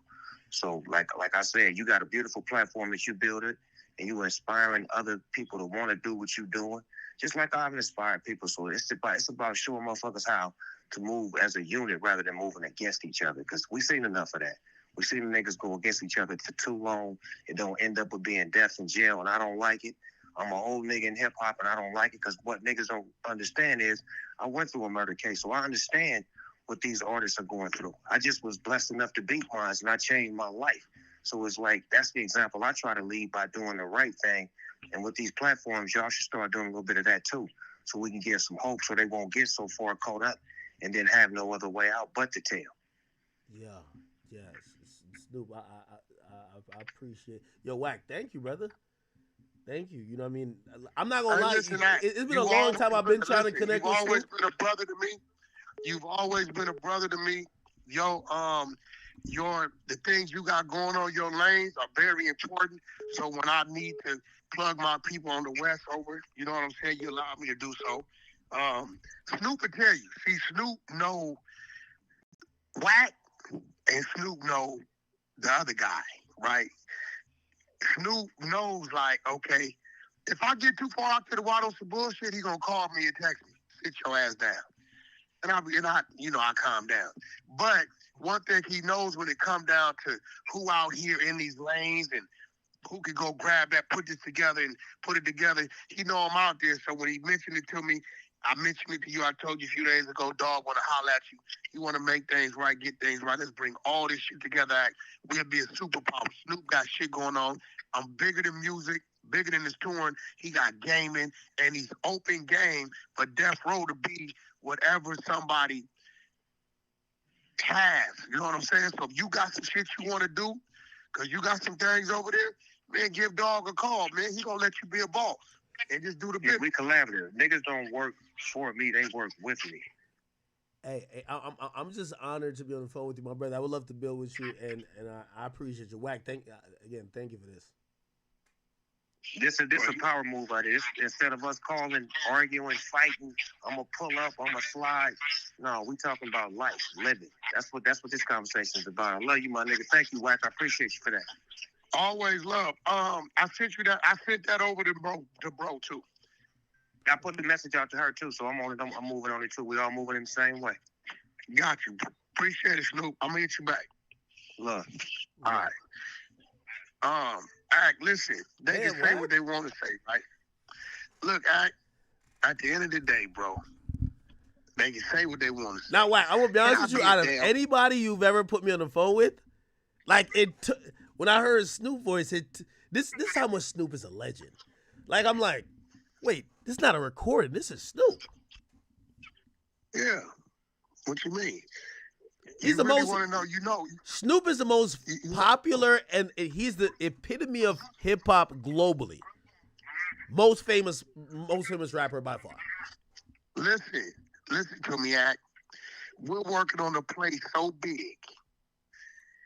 Just say like this: free Tory Lanez, man. Free Tory Lanez. Wait, Snoop is involved in that? Hey, listen, Act. Free Tory Lanez. One thing you know about me, Act, Wack will put the pieces together. You know me. Motherfucker, you know a lot of shit on behind that I don't say because you my brother, I'll let you know. You know what I'm saying? Because I always run shit by you, and because I know you gonna always play devil's advocate and tell me what I might be missing, but we working on a pretty big situation. You and Snoop now, y'all on the text blast. You got his direct. That's his direct. He got yours. You know what I'm saying? We all bosses. Ain't no need to keep doing that unless it's needed for me to be involved. Hey, by the way, Wack, you know I also realize with you, hey, no matter what they say about Wack, and they do say a lot about Wack, man, Wack is somebody, he could get you on the phone with Birdman in a second. He could get you on the phone with Snoop in a second. Like, people really underestimate your Rolodex. Like, oh, no. You know that's absolutely crazy. You know it's and they gonna answer the phone. Of course. Shout out to EKE. EKE, you know, that Ghetto Soul 2 car. I don't know if I announced it, but I got EKE signed to QC. You know what I'm saying? Oh, word. So That's EKE, yeah, you know. Yo, Wack, you know where do you get time to even be on Clubhouse still? Because you're doing like 30 things. You're meddling a little bit with see the thing about, I ain't got to do like you do. You sit in the control center. I do this shit picking my son up from school. Oh, yeah, you be on You the know road what I'm saying? Sit there eating. It don't matter. You know what I'm saying? You know, right now, I'm giving R&B a neck massage doing this shit. You know what I'm saying? You know that sounds so nasty, a neck massage. Well, I'm just really massaging your neck. Yo, you ain't never been with that, huh? No, I haven't. Yo, go get deal with that. No, I don't wanna. Stop being Yo, she want that massage, man. Yo, stop messing up a massage, nigga. What's up, Ack? What's up? How you been? I'm good. I can't complain. How you been? I've been good. Wack been treating you good, man. I was watching the Adam and Wack show, and I seen you guys did like it was like a wife edition, and I was like, okay, I like this. Yeah, you know we did a partner swap. You know that, right? Nah, y'all ain't doing the partner swap now. Stop it. Yeah, we did a partner swap. It's coming out soon. Plus call. Nah, stop it. Stop it. Listen, I heard you was an ordained minister. I know I know Wack is the new. Listen, the marriage bed is not defiled. If you have permission, it's not a sin. Hey, I know Wack is the new 69 God, but I know he can't turn you into that much of a freak. Yo, I know he can't. I know he can't. No way. Listen, he sold me to the white man. Hey. She's a troll. She's been around. Hey, let me ask the question. What's that at? Wack did not drink your pee, did he? Because now we're hearing that he did some. I was watching the show. I heard he did some Sharp shit, but I don't know if Sharp even did that. Sharp said he didn't do it. He licked it. He didn't drink it. He licked it. He licked it dry. He didn't drink the pee. He licked the pee. He licked the pee. Yes. I don't know if there's a difference, but all right. There's a difference. Hey, by the way, drinking is. Hey, you gotta tell Wack to calm the freakiness down. Like when Wack is like gloating about smashing 79 times a day. Like, yo, Wack, the way Wack talk about you is like he just invented or just discovered vagina. Like it's crazy. I'm like, Wack, you're too horny. Like I don't think the internet knows the horny version of Wack. Listen, he is okay. So he's 47, right? And I swear, every day I look over at him and I'm like, I swear I'm back at 18 and I'm kind of confused as to where he gets this energy from. And I'm a pretty healthy woman. I work out, you know, I eat right, and I like act. I can't keep up. It's kind of like, what the hell is this? I want to run sometimes because it's just so much, like back to back. I just really don't know. Sometimes he doesn't drink, he doesn't smoke. Sometimes I wish he would drink sometimes. Like, Is maybe Wack that'll put his off ass of a to honey sleep. pack? Let's just be honest. He's not off a honey pack. He off a No. rhino. I've never seen him. No rhinos. I've never seen honey packs or rhinos. I would love to say that, but a Viagra. No Viagra. No, listen, I'd probably be dead if he was on Viagra. Yo, Wack is that horny? That's crazy. Yes, I think it might just be me. I think it might be that Scorpio. That Scorpio energy. No, turns he up definitely that love you though. I'm Aries gonna be honest energy. with you. No, I'm gonna be honest with you. I think the way Wack talks about you, if any woman or anybody he's ever been interested in his past, they probably feel away because I don't think he's ever gloated like this. Like he's talking, like the way he's talking is like he's just found like an alien. Listen, I think we're both.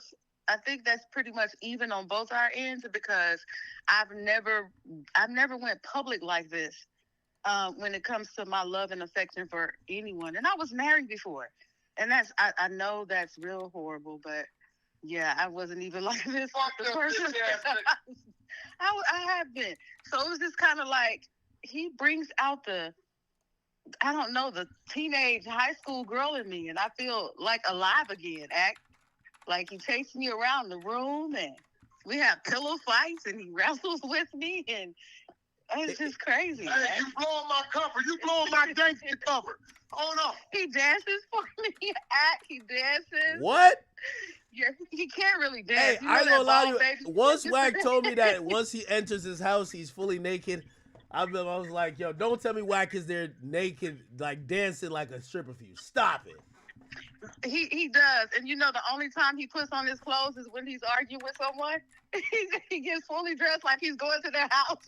I'm like, he's yelling, he's yelling. Nah, this is crazy. He'll get fully dressed, and I'm like, where the hell are you going? Do you know where they stay? So that's the only time I ever see him get dressed, and when he goes picks the babies up from school. That's about it. Other than that, yeah, no clothes are allowed in my bedroom at all. Yeah, wait, hold on. Would you do like plug talk for real, for real? You know what? Yeah, I would. You trolling. You trolling. How do you know I haven't done it already? Hold on. All right, would you do it with Wack or would you do it with, you know what I mean, like a partner swap? Would I do it with Wack or would I do it with Act? Is that what you're asking? No. Wack. No. Listen. No. I don't want no. Hey. By the way, yo, to be honest, I do think that if you guys ever did something like that, Wack would kill the other person. You know what? I might kill the other person before he does. Did you watch that interview? I talked about how I slapped the shit out that other girl. Yeah. I ain't gonna lie. Wack did nothing wrong on that one. He did nothing wrong. I see the situation. He did nothing wrong. If y'all started without him, he was just getting where he fit in. Exactly. Yo, Wack, I'm gonna be honest with you though. I do think this takes the edge off of you a little bit. I think people seeing you express love, and obviously, like, you know, when people hear you talk about your kids and stuff like that, we obviously hear you talk about like you love it. But you with a woman that you're heavily in love with, and how you talk about her and the vulnerabilities you kind of show, it kind of gives a different side to you, man. Yo, what is Tori talking about, bro? What? Getting him on with that white girl. What is he talking about? Tori? That's what he just said. I said, Snoop Dogg talking to Act. He said, man, who's Deanna the boss? Oh, shit. Oh, I know what he's talking about. Hey, by the way. Okay. Hey, by the way, what do you think about... he's talking about the thing we working to get him out. What up? Hey, what do you think about... You know what? The Meg Thee Stallion, she got a restraining order out on him. I'm going to be honest with you. I've been trying to change my tune with Meg because everything I see her do, it feels like a woman who's still hurt, and I understand it. But I'm wondering at what point, things gotta move forward. Tory's in jail. I was hoping, she got her justice. Whether he was rightly or wrongly convicted. But act. You know that they went in for his appeal, and they demanded that the gun be retested. Because remember, during trial, it came back inconclusive or something. They don't know. It could go either way, right? They responded and said there's no more DNA on the gun to test. They said, well, what happened to it all? They said they ran 3 tests after. They said, well, where's the test results? Tory's legal got the test results. You know what the test results all came back? 100% excluded. That's why his appeal is on the top of the stack. Tory be home by this summer, bro. You think so? I know so. Because remember, they gave him a 4-year gun enhancement. That gun enhancement come off based upon that DNA. They gotta let him walk. He's trying to fight the overall to stay in the States, Yeah, so that's been like my thought about it. I think they're gonna probably knock off the enhancement, but then it's gonna be not let it go. Yeah, but then he gets deported. Yeah, but see, here goes the thing. If Tory's working this hard to get out from in there, when they let him out, even if they deport him, he's not gonna stop working. At that point, now he's gonna be working to get back, and it's a lot of holes in that case, a lot of shit that didn't go to the table. And it's still a mystery on why his star witness, his key witness, the day of went to the DA's office and came out and became a witness for them. Yeah, that's true. I'm wondering what Meg is thinking though, like because I'm not gonna lie, it's like he got 10 years, but it feels like she want him to fry, like she want him to die. I'm gonna be honest with you. I'm gonna be real. This is the only thing I blame Tory for. When Tory was running his little IG live show during the COVID, yeah, he antagonized the shit out of her. If he wouldn't have did that, I don't think she would have did what she did right now. Like, what do you mean he antagonized? What do you mean he antagonized her though? Man, he used to be on this little show. He used to be on Meg ass talking crazy, bro. I think you don't remember she was crying and shit. She came on the thing. That's what kind of triggered her. But I'm gonna be real. Meg don't even remember what happened that night, bro. She blacked out. Yeah, I've always said that's probably one of the most important part of the cases. The people who testified all admitted they were blacked out drunk, pretty much. If she blacked out, she don't remember what happened. But I do know this: that motherfucking DNA test came back 3 different times after the fact, excluding him 100% from it. And they lost the bullets, fragments. They lost those. I thought they responded and said that they found the bullets. The bullets were like at the station or something. Oh, they lost them. They lost them. The hospital did something. And the gun, they can't even walk back into the court. Only thing they can bring back in is the DNA test. The police department did some bullshit to where I don't know what they did, but I kind of looked at his paperwork and shit, and I've been working with him, me and the homie, and we putting together some things for him. His legal team, we got his legal team right, got the politicians right. You understand what I'm saying? And if Meg wanted to like have a sit down with you, whether on Clubhouse or whatever, but she wanted to talk to you, because this is also the thing I'm realizing. I ain't got no problem with Meg, bro. I mean, at the end of the day, you understand this shit, bro. You understand it because you been through it. We all been through it. When a motherfucker get lied on, it ain't good work, bro. Yeah. If you didn't have the camera system you had and certain shit in place, yeah, true. That's a fact. You would have been in a different situation. You get what I'm saying? I ain't gonna lie, I love cameras. It's on the fucking lie. So I wouldn't have a problem. I met Meg twice. We know she was on the freshman cover with Blueface.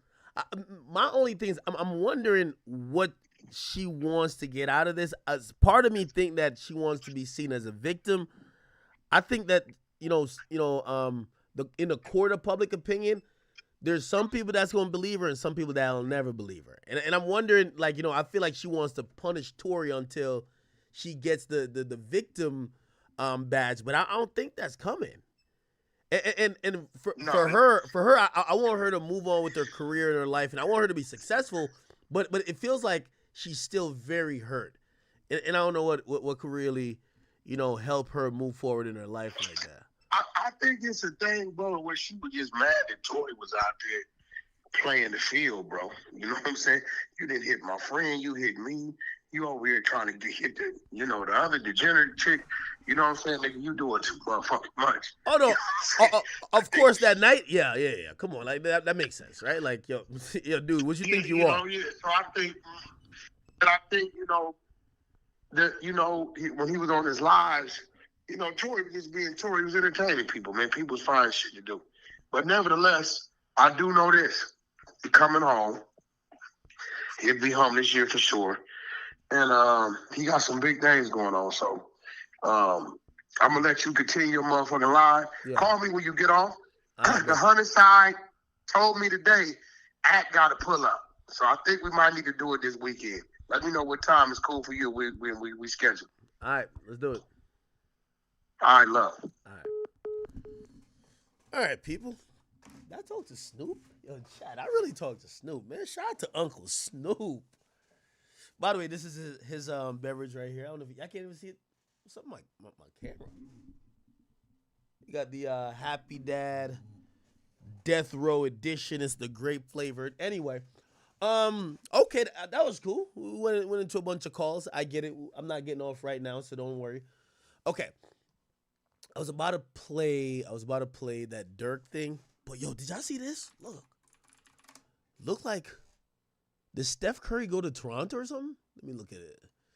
So it looked like Steph Curry and the Warriors pulled up to Toronto. Let's see if that's true. Right? Yeah.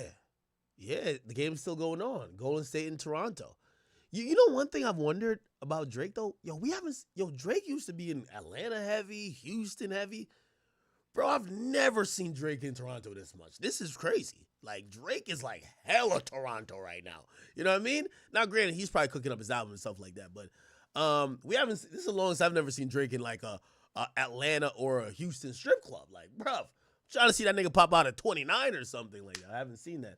But anyway, it looked like he popped up to the game, and him and Curry dapped each other up. We all know that Curry was one of the person who said, yo, bro, is this the only song they got going on? I don't know if you guys remember this. Steph Curry, Not Like Us. He was tired of it while Bron was like, this is lit. This is not the only song in America. This was around the Team USA time. LeBron says, I love it.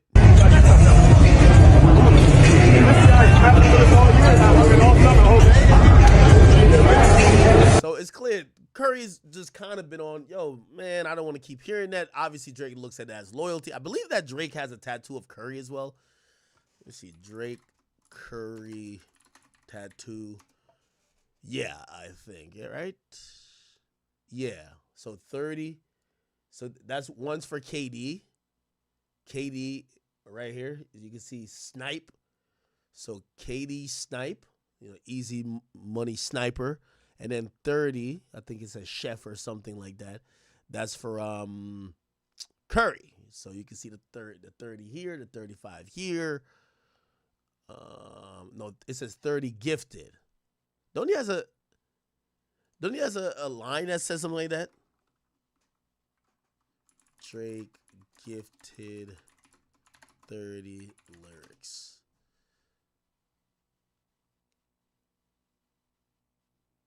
What's the name of that song? No, it's in Still Here. Damn, I know Drake lyrics. God damn, Still Here. Yo, bro. Don't worry, man. I'm still Drake #1 fan, man. Gifted. Yeah.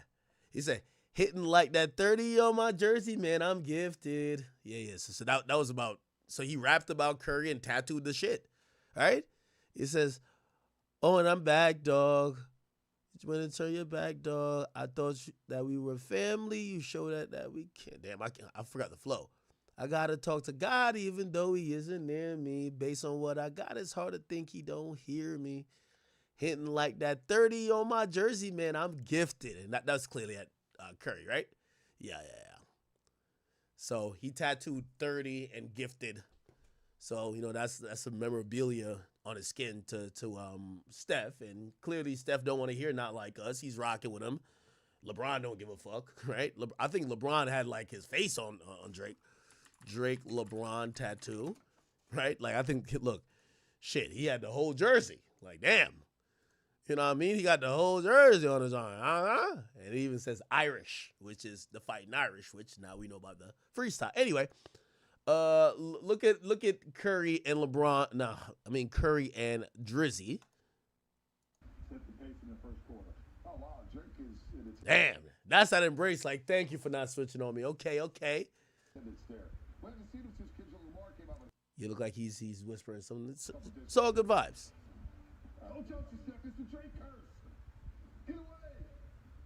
Damn, yo, this nigga hugging Drake like, yo, Drake is teammate. Shout out to Curry, man. Maybe Curry's a real loyal one still. Yo, he's hugging Drake like Drake is his teammate, right? Anyway, look like it appears that, I don't know, maybe it's after the last time Drake commentated at one of these games. That was when DeRozan was there and he was violating him. Look like they banned Drake off the mic. Look at this. Mitchell, the corner three. No long rebound for Curry. So it looked like Drake says, Raptors, how long is my headphone ban? I was born to commentate. So it looked like they banned him after Drake was last commentating on, it was the night that they crowned Vince Carter, but DeRozan showed up and he's like, yo, if y'all ever put up his jersey up in the rafters of this goof, like, I'm going to take it out myself, right? Y'all remember that? Look. Yeah, he was going crazy on DeRozan. Drake DeRozan. He called him a goof. Wait, there you go. Here it is. You know what I mean? Drake was mean mugging him the whole night. Spectacular, right? Yeah. Unfortunately, we're playing this goof tonight, but it is national treasure right there. 101. The Rosen banner up. I'll go up there and put it down myself. What's your reaction to that? Well, he gonna have a long way to climb to take it down. So. And Kyle. Drake said, if you ever put up the Rosen banner up, I'll go up there and put it down myself. What's your reaction to that? Well, he gonna have a long way to climb to take it down. So tell him good luck. Thanks, everyone. Sit your ass down. Man, I got mind control over Debo. He be like, shut the fuck up. I be quiet, but when he leave, I be talking again. Okay, anyway. But this is all good vibes. Curry's in the building. Look like he's showing love, but look like he's banned off commentating at the Raptors game. And this is what he said, right? He said, Raptors, how long is my headphone ban? I was born to commentate. Let's see if he said anything. Curry cut off by Brady. Here's Wiggins. Little 1 year ban. You know what I Curry mean? knocked away a late whistle.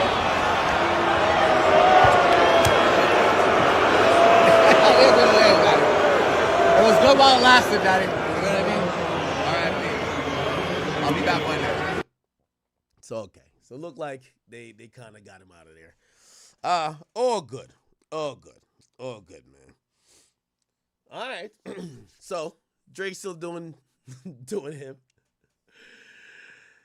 Oh man. Shout to Steph Curry. Do y'all feel like Steph Curry owed Drake some loyalty? Or do you feel like, man, these basketball players, they don't owe Drake shit? And if Drake is getting in his feelings, that's up to him. You know, some people clearly feel that way. I guess they feel that way, especially when it comes to Bron. Like, nigga, we don't care if you tattoo that nigga's face on you, nigga, that you did that. And these basketball players don't owe you shit. While I guess some people, mostly Drake fans, are looking at it like, yo, Drake has supported y'all. Drake is your friend, supposedly. You at least not wanting to dance to a song. And I think somebody tried to make the comparison today. They were like, yo, well, couldn't LeBron have gotten mad at Drake if Drake liked or rooted for another team when his team was playing? And I just thought that was like a non sequitur. Like, that doesn't make sense, right? Again, if someone had said that LeBron was a PDF file or R word, and somehow Drake supported that, I think that would be shitty too. Anyway, who cares? All right, let's go watch this Trap Lil Ross documentary. Now, this is 4 hours. He did a 4-hour documentary on the many murders of Lil Durk. We're not going to watch the whole thing, but we kind of want to get through a little bit of it and kind of get the gist of what's going on. Now, in terms of this whole Lil Durk is a murderer, we've heard, or he's actually charged with the death of Lil Pab. We heard about the Stefan Mack dude who supposedly he's popped up in his paperwork, but who are the other 4? Now, I can see off of this, it says Duck, and someone else says Cash, and then these other people. Let's see what it is. Okay. Let's watch it a little bit. Video is taken from. I gotta go turn the heat up a little bit. God damn, it's cold over here in Jersey. Tourist hotspot, a high-end fashion district with the. Okay, I'm gonna speed this up to 1.2 or 1.25. Give me 1 second. Murder happening right outside the Dolce & Gabbana store. Well, Rob, Chicago police tell me that these 3 victims were targeted, that 4 men in 2 different vehicles came down Oak Street, stopped right here in the middle, and started firing. Lights, sirens, and crime scene tape taking over one of Chicago's most notable streets. Word is spreading on social media that the 26-year-old man pronounced dead is a well-known Chicago rapper. To see this happen in the middle of the day is very, very disturbing. And just like in the murder of Lil Pab, FBG Duck was left to die in the middle of the street, traumatizing innocent members of the public, one of whom was even hit in the crossfire. Hey y'all, what's going on? I'm here. I'm in the Gold Coast. I'm in the Gold Coast right now. And man, I was just riding my bike, y'all. I'm just riding my bike. Man, they shot FBG Duck, man. I don't know who shot him, man. I just ran into this, y'all. Man. But interestingly, all of the men who were involved in the murder of FBG Duck were found guilty of murder, despite the fact that for over a year while the case was being built, they seemingly ran free, expecting no consequences and incriminating themselves extensively. Some of those people involved in the murder were dead by the time the FBI swooped in and delivered justice, and many of those involved were close friends of Lil Durk himself. One of those convicted, Marcus Smart, known in the streets and on songs as Moo-Wop, was a very close friend of Durk's, even being seen on flights with Durk, flexing wads of cash shortly before his arrest and posing for pictures, calling himself Gangsta Killer. Hello. What that is? I gotta get on that. What that is? Who got the most views? Yeah. Who got the most views? It's you. All of this isn't a good look for Durk, but the most important piece of the puzzle is another infamous figure in the Chicago gangland, as well as its buzzing drill music scene, infamous Black Disciple member and apparent leader of the O-Block faction of the gang, King Von. Allegedly, Von had orchestrated the murder of Duck and put a 6-figure bounty on his head prior to the murder, but this wasn't Von's first time taking a life in Chicago. Von had allegedly killed 7 people in the gang war between the Black Disciples and the Gangster Disciples in Chicago, something that I broke down in detail in a 3-hour documentary on my channel where I actually argued that he indeed met the FBI's definition of a serial killer. Somehow, Von always managed to evade justice, either beating his murder charges in court due to lack of evidence or not being charged at all due to the fact that his murders were usually committed in the dead of night in the slums of Southside Chicago, rather than the broad daylight assassinations that his friends would later carry out in front of the public. King Von was one of Lil Durk's best friends, and when Von beat his last murder charge at the end of 2017, he decided to follow in Lil Durk's footsteps, becoming a drill rapper too, and openly rapping about the many murders he'd allegedly committed. Von's raps, openly bragging about real murders he'd apparently committed, made him a star in drill music, and with Lil Durk's help and guidance, he quickly became the most buzzing gangster rapper in drill music. But in his heart, Von was still a violent thug, and his tendencies to commit brazen violence would begin to impact Durk's career. In 2019, Von and Durk, along with... Hey, is this too fast? I could slow it down a little bit. Yeah, let me slow it down slightly. Yeah. 2 other people would be accused of attempted murder and armed robbery, with the 2 appearing in court together. Case against a rapper accused in a shooting outside of the Varsity will move forward. Today, Lil Durk appeared in court where a judge ruled there was enough evidence for him to go to trial. On Friday, detectives from Atlanta and Chicago testified in the criminal case against rapper Lil Durk in Fulton County Court. They say around 5 in the morning on February 5th, Lil Durk, whose real name is Durk Banks, and his co-defendant, Devon Bennett, were seen on camera involved in shooting Alexander Witherspoon, a person police say they knew. They were hanging out. They went to a studio to make music. The rapper and Bennett listened to the evidence against them in court. Police told the judge later that night the victim, Banks, Bennett, and others went to a nightclub, a gas station, and ended up in the parking lot of the Varsity. That's when Witherspoon said he was robbed and shot. Interestingly, Durk looked stressed and nervous in court, while Von looked comfortable and in a familiar domain. Durk and Von would refer to themselves over the years as the Evil Twins, and in one song titled Evil Twins, they referred to themselves as that and went back and forth, repeating, "If you do it, I'ma do it, even saying go hop out the car and do it. Clearly Von was a dark and negative influence on Lil Durk and his career. Von was in the habit of doing real crimes and rapping about them in his music without a care for who heard it. And if Von did it, then Durk would begin doing it too. But unfortunately for the evil twins, Von would suddenly die in November 2020 after launching an unprovoked beating on the rapper Quando Rondo in front of an Atlanta hookah lounge. Sometimes in life, every action has a reaction, and the reaction from this beating resulted in one of Quando's friends, Lil Tim, jumping out of the car, opening fire, and killing King Von. Ironic. Yo, chat, I hate to even pause this. Somebody just sent this to me. They said, "Act, ain't no way this is goddamn real." Chat, hold on. I gotta. They said, please go check Meat Mill Twitter. Ain't no way. He blocked me, right?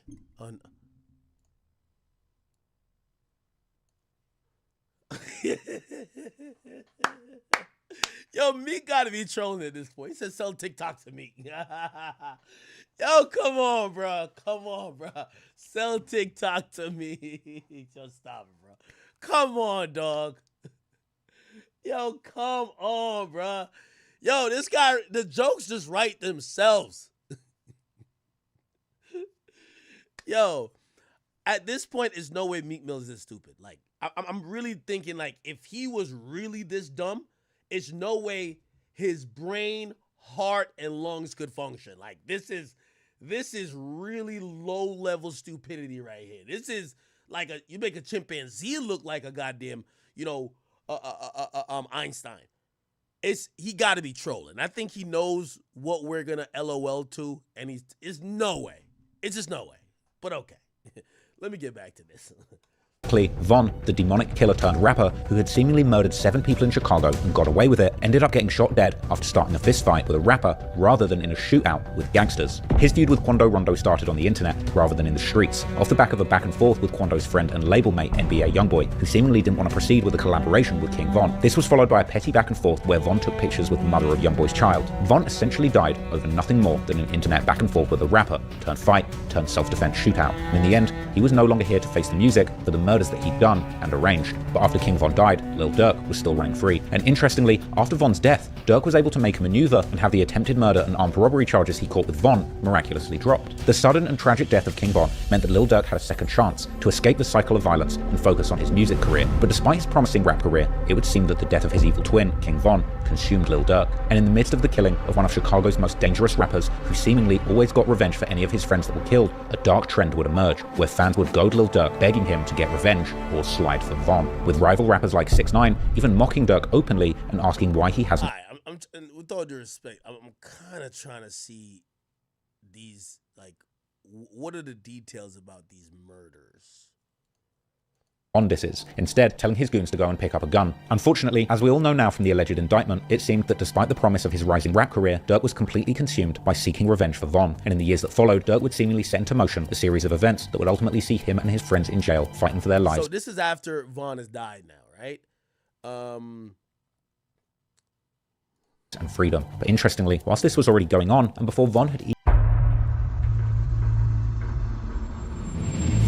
Before King Von's untimely passing, his rap career was rising rapidly. After the success of Crazy Story, he continued to drop bangers. In February 2020, he released perhaps my favourite song of his, Took Her to the O, a song all about taking an attractive female back to his hood, O Block. However, the music video and narrative for this song had a dark hidden meaning, as Von was somebody who not only allegedly killed people in the gang war, but he was also a relentless troll who thrived on beef. In the video, he would have an actor that actually looked like one of his most hated rivals, FBG Duck, and the video would even depict Von shooting Duck and leaving him dead on the ground. However, this was more than just a fantasy video prodding his rival, because within 6 months of that video that depicted Duck shot dead on the ground being released, it would seem that Von and his closest friends conspired to make that happen in real life, with events unfolding that put all of the surviving shooters behind bars for good, and potentially creating a multi-million-dollar liability for Lil Durk. As everyone following the drill scene likely knows by now, FBG Duck's murder was allegedly part of a long-running beef between 2 gang sets from the south side of Chicago. Duck's set, STLEBT, sometimes referred to as 63rd or Tuckerville, largely identify as gangster disciples. On the other side is O Block, who are primarily black disciples, this being the set where the majority of Duck's convicted killers hail from. A deadly feud between these 2 factions, who exist just a stone's throw away from each other, stretches back more than a decade, particularly throughout the 2010s, when this feud would claim the lives of many young men in the area, with Redditors speculating that at least 10 people lost their lives in this deadly beef. But to understand exactly how Lil Durk became part of this beef, we have to go all the way back to the beginning. Some of the first mentions online about the beef between STLEBT and O Block, or Wick City as it was known then, date all the way back to the early 2010s, although likely the beef had already started in the late 2000s. However, as already alluded to earlier, this war was never just just between these two sets, but rather between numerous gang sets whose affiliations and rivalries were commonly based on their overarching gang identities, these being the Gangster Disciples and the Black Disciples, or the GDs versus the BDs, with sets like O-Block, Lamron, 600, Front Street, and TYMB being clicked up on the BD side, while sets like STL, EBT, Gyro City, Taekwon World, MOB, and Brick Squad would form an alliance on the GD side. When it comes to the specific affiliation between O-Block and Lamron, the prosecutors in the criminal case against FBG Duck's alleged killers would claim that this began in the early 2010s, as testified by one of the cooperators in the case. However, while the rivalry technically existed between all the sets from the two sides, the BDs and the GDs, it was often determined by proximity to other sets. Therefore, the beefs between certain sets were much more fierce than other beefs. Looking at these different sets on the map, it's no surprise then that the beef between sets like O-Block, Front Street, and 600 and TYMB on one side, and STL, EBT, Gyro City, Taekwon World, and MOB on the other side was particularly fierce, as most of these sets were located only a few blocks away from each other. Meanwhile, Durk's set was located in Inglewood, which is on the other side of the I-90 and I-94 highways. While technically only about 1.5 miles away from places like O-Block, it was still worlds apart from the Woodlawn and Washington Park neighborhoods where the aforementioned sets were having their beef. And because of this distance, Lamron wasn't really in an active war against sets like Duck's STL EBT, as they were largely consumed by their own local rivalries in Inglewood with sets like the Brick Squad. In fact, in March 2011, Lil Durk would feature in the song We Ball, which also featured members of the rap group Buck 20 Brick Boys. One of these members being the rapper Billionaire Black, who was even pictured around Lil Durk at this time. However, Billionaire Black was at this point already heavily affiliated with rival sets like STL, EBT, and Gyro City, and only 2 months later, Billionaire Black would make the song E-Day Is You Serious, together with none other than FBG Duck himself, this song being a diss towards the rapper E-Day from the 600 set, who on the other hand was already at this point clicked up with Durk's Lamron crew, rapping in his song What Up from April 2011, how he's throwing up L's for Lamron with Durk's good friend Chief Wook. After this debacle, it seems that Durk and the rest of Lamron would quickly make their affiliation with the BD side known, and even get somewhat involved in the rivalry against the GDs in Woodlawn and the Washington Park neighborhoods, because as mentioned earlier, later that same year in October, Lil Durk would get arrested together with Lil Reese due to an investigative alert, which was allegedly due to a shooting that had happened in late August 2011 where 4 teens had gotten shot in Woodlawn, with one of these allegedly being FBG Butter, a member of STL EBT and a good friend of Duck. FBG Butter would be a big part of this early beef, particularly between STL EBT and O-Block. He would tell DJ Vlad in an interview about the juvenile origins of this beef, revealing that King Von actually threw his hat in the mud as a kid, and that years later he'd actually beaten up Von on the bus after school, which apparently caused Von to become very vengeful. When we were shorties,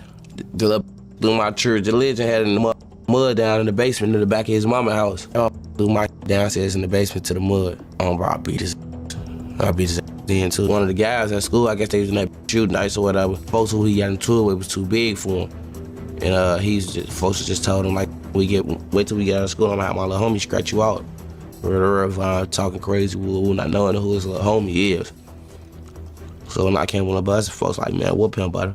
Jojo from Brick Squad would release his song BDK in April, aimed particularly at Durk and Lamron. However, the chorus of the song would go much further than that, essentially dissing all of the Black Disciple sets in Chicago, as Jojo would announce that he and his set are BDK, or Black Disciple Killers. All of this was happening at a moment when the drill music movement was blowing up way past the borders of I swear, when I was doing the Warren Shire, I feel like these niggas do a way better job than me, because they kind of really put it together. I was just reporting random shit, man.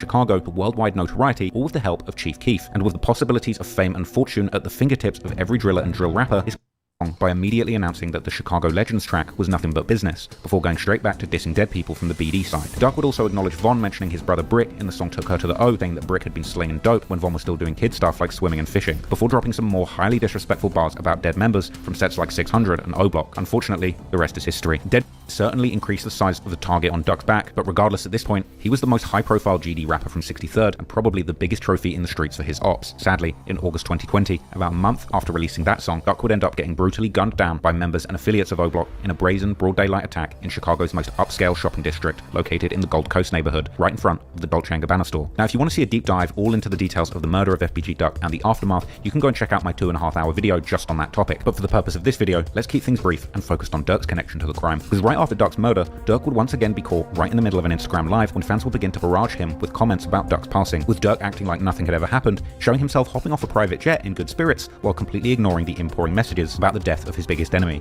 See your fans make a plan, watch the score in the mail. In 39 years, I heard them crying and say, oh, boy, getting money right up. I took a picture on my block, they think I'm back in the field. Von, on the other hand, would come out with the most unconvincing statement, trolling the whole world, saying how the two had settled their differences right before Duck's passing, even adding sarcastic lines about how he was going to be thinking of Duck every step of the way, and also making snide remarks about how Duck had been dissing his dead friends and family members. Meanwhile, as time went on, the feds would get involved in Duck's murder investigation and track down the entire route that the killers had taken to the murder scene, tracing their origin back all the way to O-Block, with surveillance footage literally filming the entire crime, with them driving from O-Block to the murder, committing it, and then driving back again. However, even with all of this evidence, it would be over a year before the feds would even be able to move in with their indictment. But eventually, in September 2021, the feds would indict 5 people for the murder of Duck: Charles Liggins, aka C Murder, Kenneth Robertson, aka Kenny Mack, DeCarlos Offord, aka Los, Christopher Thomas, aka C-Fang, and Marcus Smart, aka Moowop, as well as another man, Ralph Turpin, aka Tjay, who had been the person that spotted Duck and gave up his location. With such a clear trail left behind by the so-called O-Block 6, also known as the Sloppy 6, it was inevitable that they would also eventually be found guilty, and all 6 are ultimately facing mandatory life sentences, while a 7th person associated with the murder, Zell Munna from O-Block, would sadly end up taking his own life before the FBI could indict him. However, during and after the trial, the discussion would also focus on the possible culpability of Von and Lil Durk in Duck's murder, particularly as the prosecution's legal documents would claim that Turpin, aka Tjay, had allegedly called someone after he spotted Duck in the shopping district, asking around to get put in contact with Lil Durk's brother and manager, D-Thang, who was coincidentally no longer alive by the time these arrests took place. The indictment would also mention a person named as Individual E, who pretty clearly appears to be Lil Durk, being listed as a high-ranking member of the BDs, with these details suggesting that even the FBI wasn't ruling out the possibility of Lil Durk's personal involvement in the hit on FBG Duck, but avoiding naming him specifically. In fact, based on these documents, some YouTubers would even claim that D-Thang would have been indicted too if he hadn't been killed in June 2021. Furthermore, it would be revealed that there had allegedly been up to a $100,000 bounty placed on Duck's head leading up to the murder, with many pointing out to a vlog filmed in O-Block a couple months before the murder took place that showed Von giving out wads of cash to other members as potential proof of this bounty being handed down. Furthermore, the person placing this bounty allegedly being someone who bought custom-made chains for O-Block members. Indeed, the Fed's investigation would also focus on the so-called O-Block chains that King Von had actually purchased for many members of his set both before and after Duck's murder, with many of the alleged killers of Duck also receiving one, as Von would apparently spend over $100,000 to buy altogether 16 O-Block chains. The timing of these purchases and the distribution of the chains to prominent members of O-Block, including the alleged killers, appeared to symbolize loyalty and respect within the gang's ranks, as well as possibly being a reward for a job well done with regards to the Duck murder. For example, Moowop could be seen with Von at the jewelry store shopping for additional O-Block chains a mere 6 days after the murder, while others like C Murder could also be seen posing with the chain on his social media just a few days after the murder. Interestingly, also Lil Durk himself seemingly received one of these chains, while Boss Top was alleged to be one of the leaders of O-Block alongside Von during the trial, with Top actually describing the chain as a hood trophy. But wearing the O-Block chain was by no means Lil Durk's only connection to Duck's murder, because in the years following Duck's passing, Lil Durk would diss FBG Duck several times in his music. For example, in his December 2020 song Redman, Durk would mention how he knows someone who died with a famous name, but his friends still haven't slid for him, this possibly being a reference to the fact that FBG Duck's set, STL-EBT, aka Tukaville, would seemingly not retaliate following his murder, with apparent posts circulating suggesting that Duck's people were frustrated that nobody actually got revenge for him. However, the more clear-cut disses towards FBG Duck would start in early 2021, as Lil Durk would release the brutally named song Should've Ducked, together with Memphis rapper Pooh Shiesty, where Lil Durk raps how he gets so high, he gets high as Duck, a reference to Duck being dead and in heaven. As Duck's mother, Lashina Weekly, aka Mama Duck, would hear Durk play the song in late 2020, she would hop on social media to point out how Durk was monetizing her son's death, whilst also mentioning how Lil Durk had not been mentioning FBG Duck while he was alive, seemingly unaware of just how far back the animosity between these two goes. Now he wanna get high. He about to get high like Duck. Durk. He heard V-Roy. Well, he better take that who made the V-Roy gone. Not my mother son. Cause he ain't do it. Remember they had a song together. Remember they had their differences. Study one for the industry. This is proof. Y'all really showing. Y'all rich out mixing in my mother son. Y'all rich out mixing in Tuka.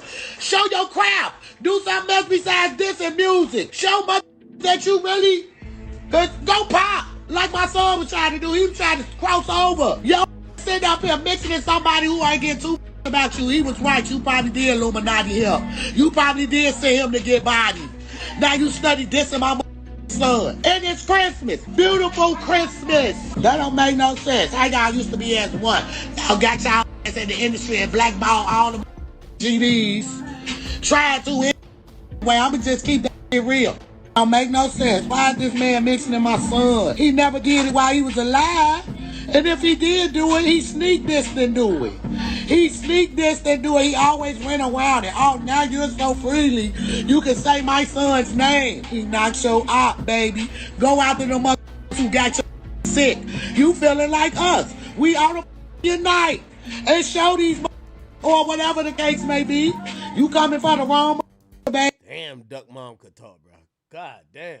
baby. The dissing would continue only a few months later on OTF's group album Loyal Bros, which would interestingly feature the infamous O-Block chain on the cover. And in his verse for the song Dying to Hit 'Em, Durk would make another rather obvious reference to Duck getting killed outside the Dolce & Gabbana store, saying that the ops get dropped right at designer stores. In June 2021, a few months before O-Block members would be hit with the indictment, Lil Durk would release a joint album together with Atlanta rapper Lil Baby titled Voice of the Heroes, which would include the song Still Runnin' featuring Meek Mill. And in his verse, Lil Durk would rap several bars that seemed to insinuate people close to him being behind Duck's murder, as he would say how his team might have taken a few L's, but in Chicago, they're winning for sure, before making a poorly disguised reference to FBG Duck, which is only covered by the sound of a gunshot, whilst also mentioning how Duck had nowhere to go when he tried to run and failed ducking when the shooting started. Lil Durk would seemingly even enjoy making creative disses towards Duck in his personal life. In March 2022, one of the world's most famous country music stars, Morgan Wallen, who had been collaborating with Lil Durk, would respond to one of Durk's posts with a bunch of duck emojis. As drill fans would see this, they would quickly check Morgan in the comments. After that, Morgan Wallen would publish an apology, saying that he had no clue that he was disrespecting the dead, and saying that Durk would always talk to him about going duck hunting, with fans quickly realizing that Durk had seemingly been trolling Morgan Wallen behind the scenes, telling him that duck hunting was one of his favorite hobbies. Wallen, who is actually an avid duck hunter himself, had no idea what this dark alternative meaning might have meant to Lil Durk. Fans would actually even make note of Durk's many references to FBG Duck, with memes being made joking about how hard Durk seemed to work on coming up with complicated and intricate ways to diss FBG Duck. However, in November 2022, Lil Durk would seemingly have a change of heart, as he would announce to Rolling Stone magazine that he was done dissing the dead. This announcement, interestingly, taking place only a few months after the murder of Lil Pab that Durk would eventually be indicted for. But anyway, in January 2023, FBG Duck's mother would comment on the case against his son's killers, saying how she was not going to be satisfied until everyone in the murder would face justice, before making a special emphasis on the word everyone. And in a now deleted comment, she would further specify how she found it unbelievable that Lil Durk wouldn't also get locked up for the murder. However, a few months later, she would seemingly change her mind, instead contacting Durk via Instagram to congratulate him on the anti-violence initiatives that he was working on in Chicago with his Neighborhood Heroes Foundation, and asking if Durk would also meet with her Mothers of Peace Foundation. But perhaps, rather unsurprisingly, it doesn't seem that Durk ever took her up on her offer, and it soon seemed that Mama Duck would have a change of heart again, taking aim at Durk with a vengeance. As in October 2024, FBG Duck's mother, together with the mother of his child and another man, the latter two who both got shot during FBG Duck's murder, would actually sue Lil Durk, King Von's estate, and several record labels who had done business with OTF for the wrongful death of FBG Duck. The rap media would report on this explosive wrongful death lawsuit. This civil case filed by a law firm on behalf of FBG Duck's family alleges that Lil Durk, together with King Von and their affiliated groups OTF and O-Block, conspired to kill Duck and then profit from his murder. It's been 4 years since Chicago rapper FBG Duck was killed, and his mother's pain is still raw. Not a day goes by that I don't think about him and the life that was taken from him. FBG Duck, whose real name was Carlton Weekly, was gunned down on the Gold Coast by a group of masked men as he waited to enter the Dolce & Gabbana store August of 2020. His girlfriend, Tjay Williams, and another man also wounded in the attack. They joined Weekly's mother in filing a lawsuit Wednesday, alleging rap superstar Lil Durk had a hand in the gang-related killing, wanting to take out Weekly. Their years-long rivalry playing out in a series of violent drill rap songs. Our complainant law lays out that a $100,000 bounty was placed on the life of FBG Duck to have him killed. The lawsuit names a wide-ranging list of defendants, including Lil Durk, his record label Only the Family, or OTF, and other larger labels that partnered with OTF, like Sony and UMG Interscope. The lawsuit would make several serious claims about Durk and OTF, which in light of Durk's recent criminal charges could be incredibly damning for him financially, such as claiming that OTF is actually the media outpost of the O-Block criminal organization, and that prior to being incorporated as a music label, OTF was actually a collective of gangs consisting of O-Block 600, Lamron, THF, and other Black Disciple sets, as well as saying that OTF, the label, had acted as a conglomerate for these street gangs and a hub for their activity. The suit would then claim that OTF, the label, knew, or should have known, that the gang members that they had signed. All right, let me see what's going on with this. So the next one is the Revenge for D thing. Set to actually making more meaningful lyrics that people from all over could relate to. After high school, me, D-Thing, and Chino had moved to Iowa. You know what I'm saying? Chino was his manager who got killed. Hustling with the, the work, whatever, just hustling weed. Same time, I'm always not only stay in the streets, but I'm a corporate too, so I get a gig, a little supervisor job at a plant, so I'm hustling and working, doing both. So we out there around, just chilling. We with the Iowa, go out there hustling and then working. So I never forget Durk would start sending us songs. Him and his homie Isaac, they were sending the record, like, damn, that's really dope. I'm like, damn, you really got this, you know what I'm saying? He wasn't even let Durk take still, you know what I'm saying? So he finally shot a video with Reggie, Status TV. That's his cousin, you know what I'm saying, Reggie. And the video was wasted. It's probably from YouTube. You know what I'm saying? So it's wasted. So that started going up. like, you know what I'm saying, it started doing good. Like, wasn't even really doing YouTube videos like that yet. Right. So bro put it and it just started going up. And you know, so he like, he want to do music for real. He want to do this seriously. So we moved back. You know, we was going back and forth, still hustling, you know, get money to fund this. We moved back and really started doing this serious. And then before you know it. All right, I'm sorry, I gotta skip through some of this shit. Down in front of a house party during a drive-by shooting, where Melly would allegedly also get hit, but survive. The killers have never been caught, but the most popular theory online, surprisingly, points to the rivals of OTF, particularly a member of the STL EBT set called Can't Get Right, aka Get Right or Man Man. This theory being further boosted by the claim that another STL member, the infamous shooter Wooski, was allegedly later caught with Crump's murder weapon. However, this claim has seemingly been debunked by the YouTuber Loyalty and Betrayal. Let's just be clear. Wooski was never arrested with a gun. He was arrested because he shot somebody in the leg twice, who didn't want to press charges or whatever. But he was not arrested with the gun. The gun, the shell casings that they found, that they said with that shooting, that they are, I guess, assuming go with that incident, being how the guy moved, the gun obviously moved. So I'm not sure how they matched that up to say that belonged to that. But it matched the gun that was found 10 days later after Wooski was arrested. So Wooski didn't get arrested with the gun. All those videos have false information.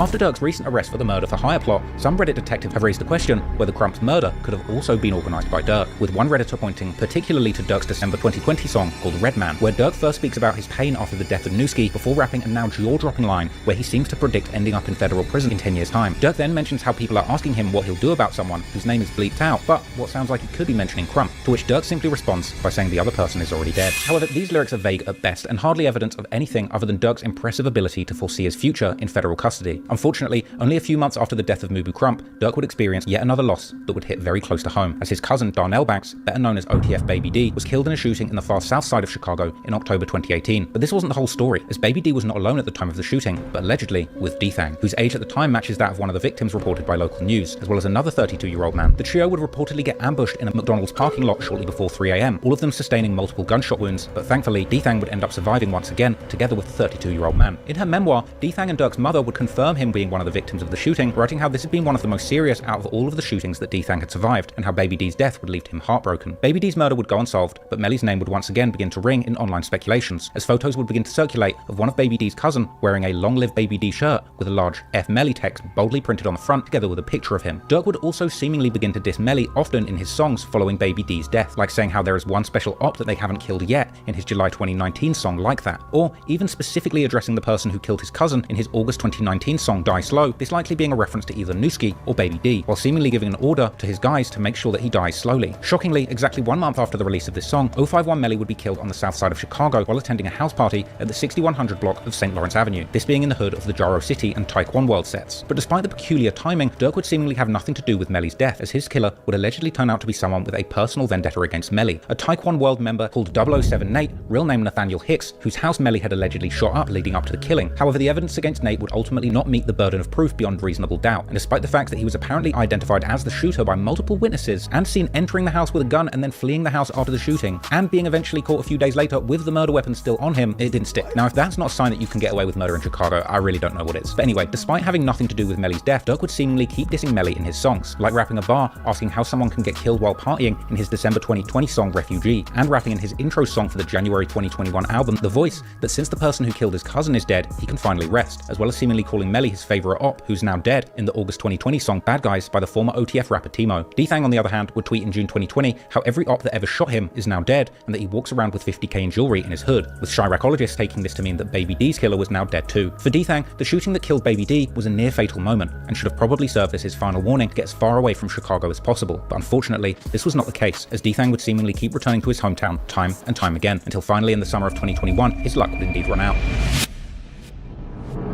It was only 2 days after Durk hit another career high, releasing his #1 collaboration album with Lil Baby, Voice of the Heroes, during the early morning hours of the 6th of June, when D-Thang was out partying in the city of Harvey, which is in the far south side of the greater Chicago area. He was reportedly attending a strip club called Club O, located in the middle of the city's industrial district. According to the Chicago Sun-Times, who would seemingly confuse D-Thang to be a rap artist like his brother, they would explain that the shooting that killed D-Thang involved multiple guns, and even a police officer who was nearby when the shooting started, an officer who would actually get hit in their thigh during the chaos. Unfortunately, D-Thang would be shot in the head, and he was pronounced dead at the scene. Another OTF member called Trail had seemingly been at the club with D-Thang, and he too would get shot during the altercation, but would survive, later posting a thank you message to the people who had been concerned about him, as well as paying tribute to D-Thang and saying that he put his life on the line for him. Soon following D-Thang's death, there would be another deadly shooting, only an 8-minute drive away from the club, which the police would consider to be a possible retaliation.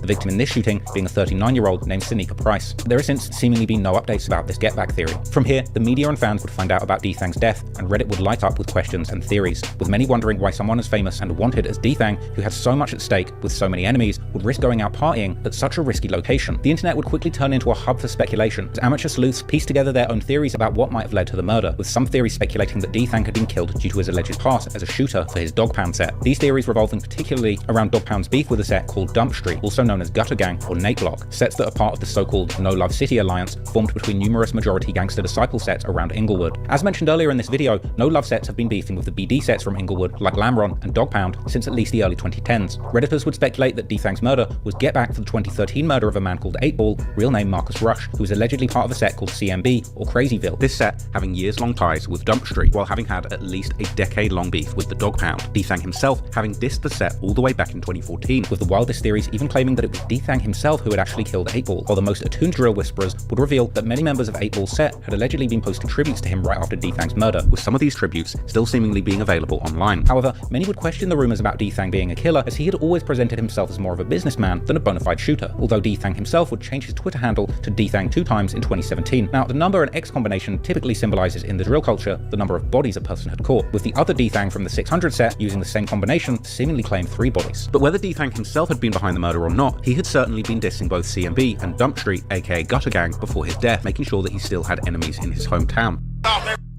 D-Thang had seemingly also indicated that the younger generation of CMB and Dump Street had been dissing Lil Durk and OTF, saying that he doesn't even know them and that all his ops are dead already. And after D-Thang's death, CMB would seemingly return a favor by posting slick comebacks, as one member would post on his Facebook the morning after how Chief Keef had been the smart one to leave Chicago with all his friends, as they were all still alive, while another member would post how the BDs might run the industry, but the GD still run the streets. This was followed a few days later with another member posting how they'll get into it with anyone, together with an 8-Ball emoji, while another member would post how all their ops are dead. Meanwhile, some Redditors have claimed that D-Thang was killed because he had been bragging about putting money on. Alright, I ain't gonna lie, man. This is like a watch, bro. Shit. I'm gonna have to get back to this bitch. I ain't gonna hold you. I can't even lie to you, man. Okay.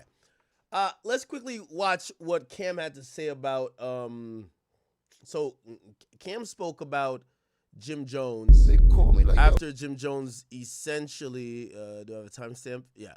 So Jim Jones went on Justin LaBoy's show, commented on Justin LaBoy show about Cam's interview with 50 Cent. And then Cameron responded this morning, but he went crazy.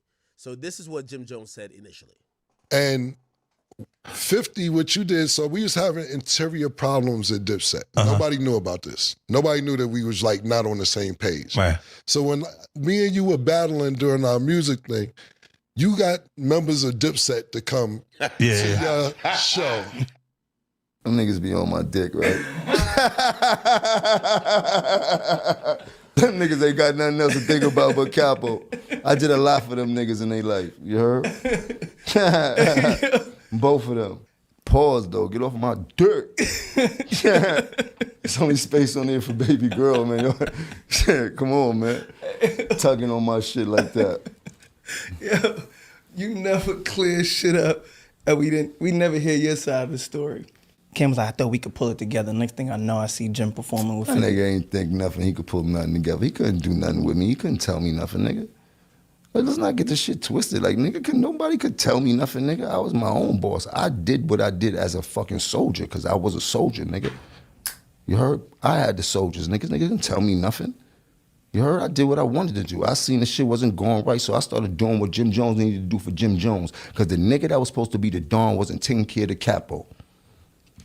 Started feeling like the Gotti movie, you heard? But what was the point where you realized I'm gonna have to do what the fuck I gotta do, because this shit... I mean, There's nothing in my memory, like, yo, that was the last show, but it was just the way, the sequence of the way things was going, and then it came to a point where I had to worry about who Jim Jones was moving forward, then I was worried about anybody else, because nobody else was worried about me. I got to a point where I became famous too. There was a point where all the famous people know me. Then after that, it was like, shit, I'm just as famous as all the famous people. I can't do what I used to do for you. You heard? Somebody got to do that for me right now, because I'm super lit. You heard? But I put my life on the line for all of this shit, and you know, and everybody knew that. All right, so essentially you get Jim Jones basically giving his take of the whole situation, saying, yo, listen, man, them niggas is just talking shit. They been on my dick. They really kind of needed me in whatever aspect. Then he kind of explains his role in Dipset and how he was kind of like pretty much almost like a lifeline of what made Dipset kind of move and made everything go. And Cameron didn't take too kindly to that. Cameron violated early today. I think he did that at the beginning of the show. This is how he started out. Here we go. All right. How was your vacation, man? How was your vacation? Mine was great. I saw snow for the first time. Okay. Yeah. What's up? I made a snowman. How was yours? What you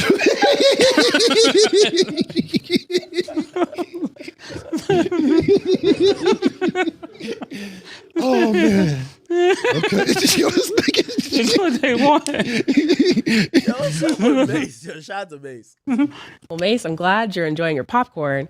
We got a lot of things to talk about. A lot of people had a lot of things to say. Could start football, or we could start there. Where do y'all want to start?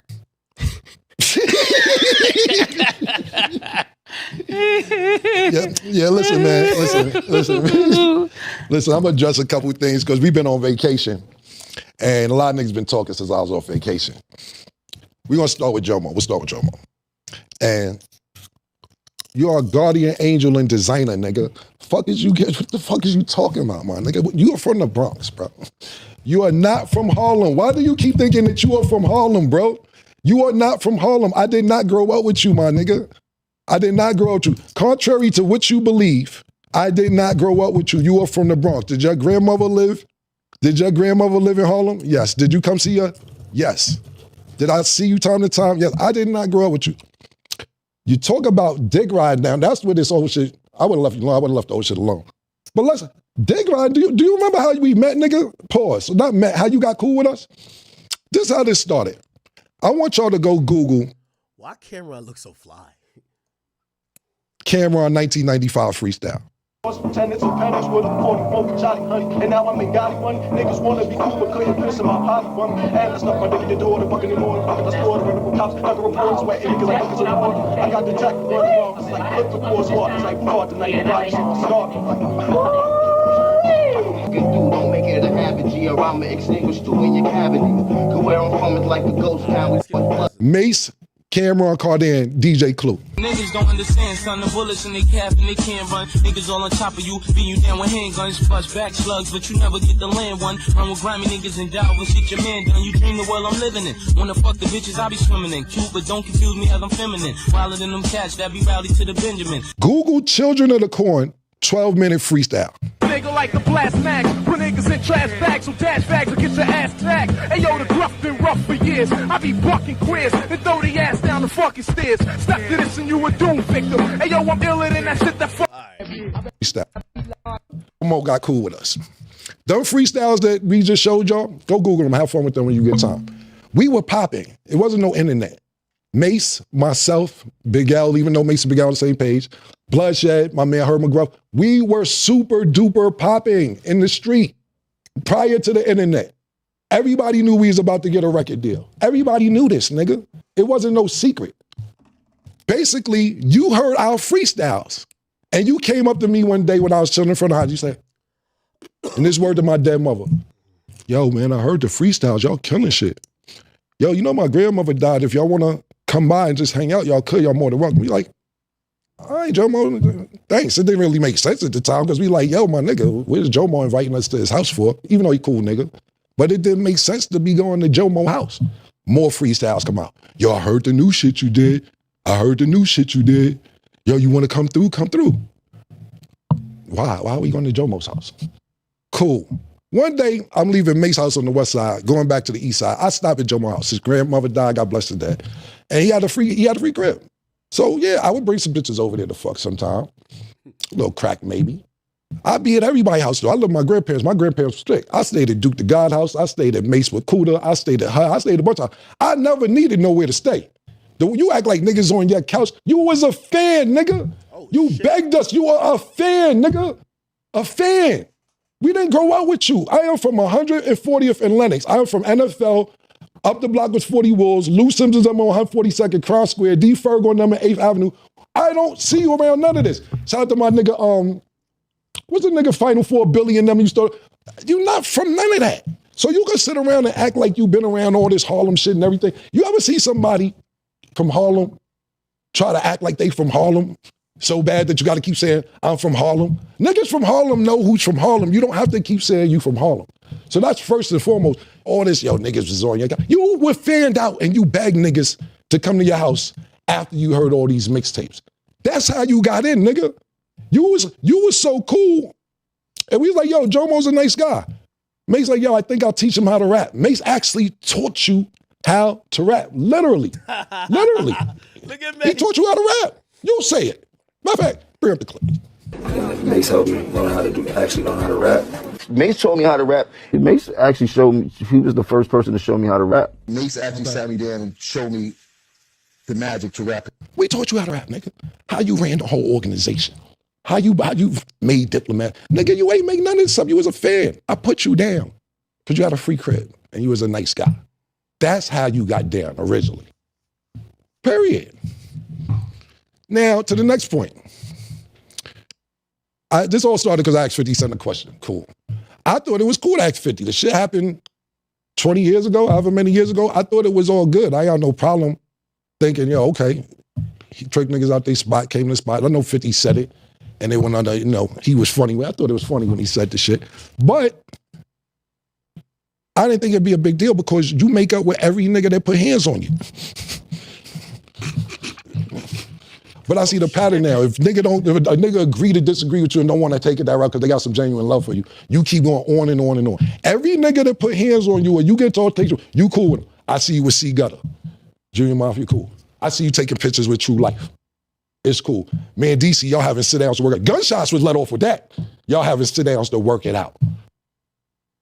You tried to chase French Montana out the game. That ain't work out. Y'all got cool. So cool that you go to his video shoot. Pardon me, not his video shoot, his movie. You're sitting in the crowd watching the premiere, and they dissing you in the movie.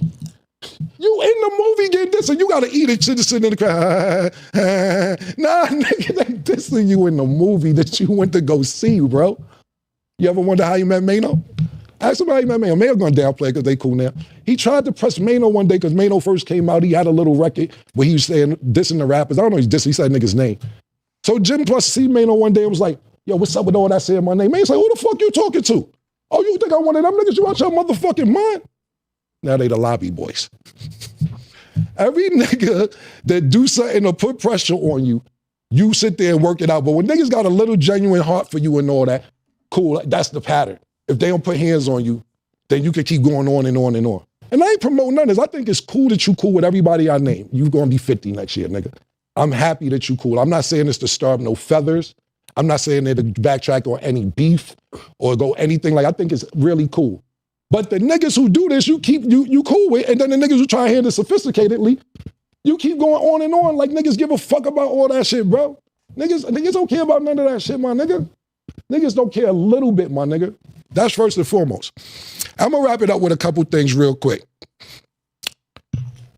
What I'll finish with is this, man. I'm never here to downplay your character. As much as you try to degrade my character for years and push me under the bus and say, I ain't start this and I ain't do that, and you started Pink and you made the Diplomats, which is just, if people choose to believe that, then look, I got a bridge in Brooklyn I can sell you to, my nigga, period. But at the end of the day, my nigga, I'm never trying to downplay your character. And I didn't know all this shit was going on because I was on vacation. I came back a few days ago and seen all this going on. And it's like, for instance, right?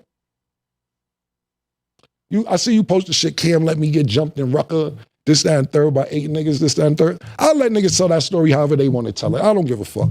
I seen the story one time when Little C's was telling the story. I mean, me and Little C's is cool. And Little C's told me he punched me in my face. Rarely. And me and C, I seen C's. C's, really? No, not dissing C's, but no, Lil C's never put him. But if you go to his internet story, that's what he said he did. And like I said, I ain't got no problem. I seen C's, we good. But you keep running around with these 25-year-old stories. Do you ever hear me talk about when you ran on me when BMF pulled up? When you ran in the hotel, they chased you to the beach. Oh, shit. All them niggas, and lucky, I had my shit on me and my man JoJo, I ain't gonna say his name, Spanish nigga, you know him. The Spanish nigga who don't care about life, who was with me, was like, who all these niggas coming?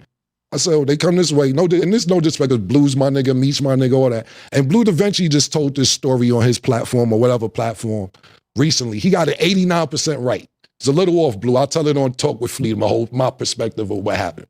But at the end of the day, I don't be out there pumping. They chased you to the beach, nigga. You was in the sand. You was getting wet from the water, from the ocean.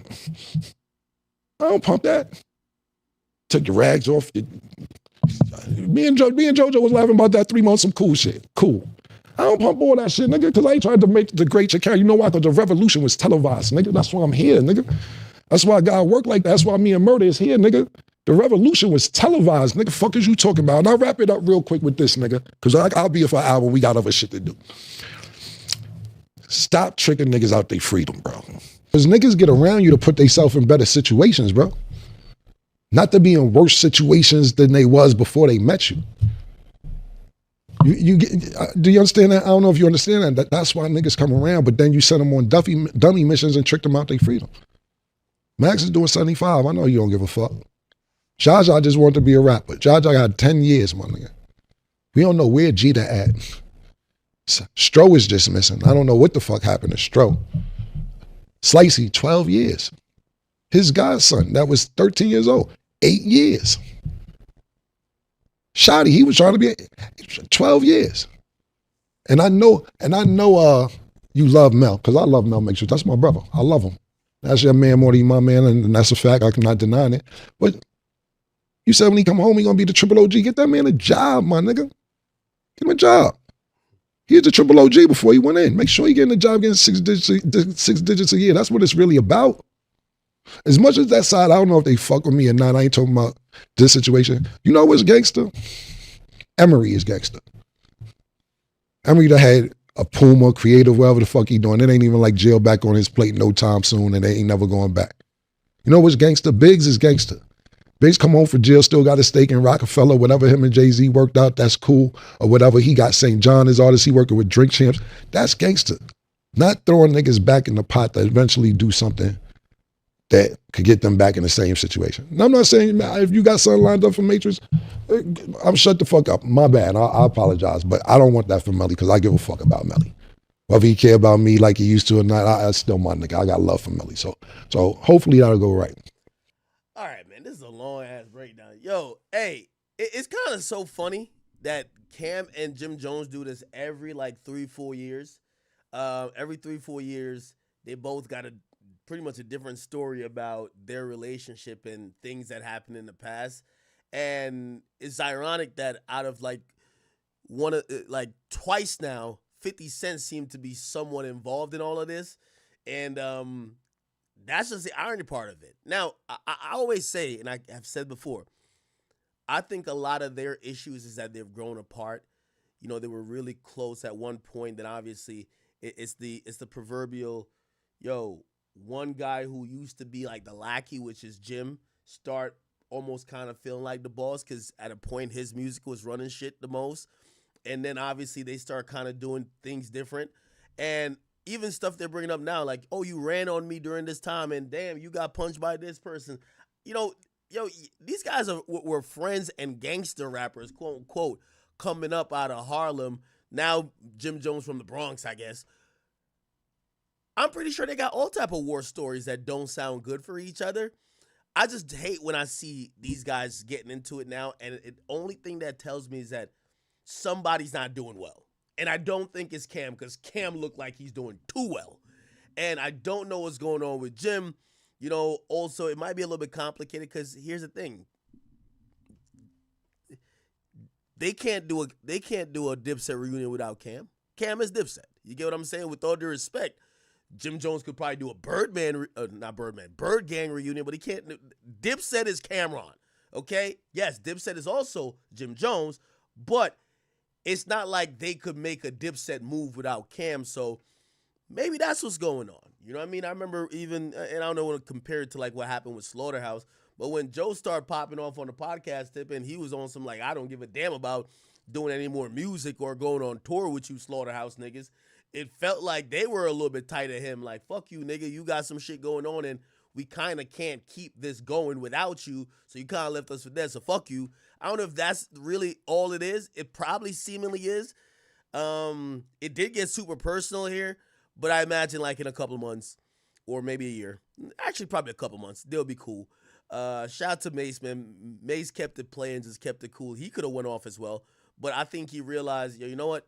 This Cam joint, let me let Cam rock out with it, because Cam has the long storied past with Jim Jones obviously being in Dipset, and it just is what it is, man. Again, I'm just going to come to the same conclusion. Anytime I see older rappers trying to beef over old shit, it's because somebody not getting new money. That's what's happening. Anytime older rappers beefing over old shit, somebody not getting new money. And I think Cam getting new money, and I think he knew this would be good content, so he went off a little bit extra. But I don't know what Jim Jones is doing these days. Also, I don't think Jim Jones is no type of ratting or nothing like that. I know, whether it's a Whack 100 or even 50 Cent trying to be like, yo, Mel Matrix called you, whatever. And I think Mel Matrix even cleared it up, right? Sat there and Mel Matrix cleared it up, and he was ahead of the indictment. Mel Matrix, Jim Jones, he called recently and said, yo, Jim is straight, right? Let me see if I can find it this week. Where is it at?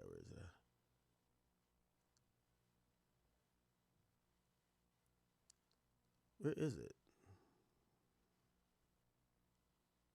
I probably can't find it at this point. Fuck it. Oh. Is this? I'm saying. I can't complain, man. Another damn busy lane, you heard? Yeah, see you. I see you soon. We see you soon. We see you soon. But bro, I'm glad you called. It's a lot going on out here, and we got to hear from you. You know what I'm saying? So. A lot going on, like what? Everybody want to know about that phone call coming back up, the wiretap coming back up, and they saying why Jim ain't get picked up, all y'all got picked up. That's the main question, bro. They may get picked up because the feds ain't want to pick them up. Right. That's why he ain't get picked up. Right. He ain't tell nothing. Right. He ain't got nobody paperwork. So he's saying that essentially Jim Jones never told, right? And by the way, Mel Matrix is the head of the indictment. Name is Mel Murda on the Treyway paperwork. So even 6ix9ine, Shoddy, all those guys fell underneath him. So it's one of those things you got to give the thugger rules, right? Where it's like if the head guy, is saying that somebody didn't tell on him and they are doing the time, right? I think he got some of the most time. Could you call Jim Jones a snitch? No, that don't sound fair, right? Stood tall through the whole situation. Right. I mean, I don't put bones on niggas that don't deserve a bone on them. You know what I'm saying? I don't got nothing bad to say about Big Bro. That right. nigga stood tall. From the day I walked in this bitch to the day I walked out. Right. He gonna be right there. He ain't going nowhere. That's my slime. That's Big Bro. We locked in. It's up. It's done. I always thought that Mel Murda and Jim Jones were like related. Apparently they're not. Right. So his name, because a lot of people was wondering, like, why he ain't this, why he ain't that, like, so his name ain't on nobody paperwork. Man, doing snow in the desert. Got you. His name ain't on nobody paperwork. I'm the head of that indictment, homie. Right. I wouldn't know if anybody did anything.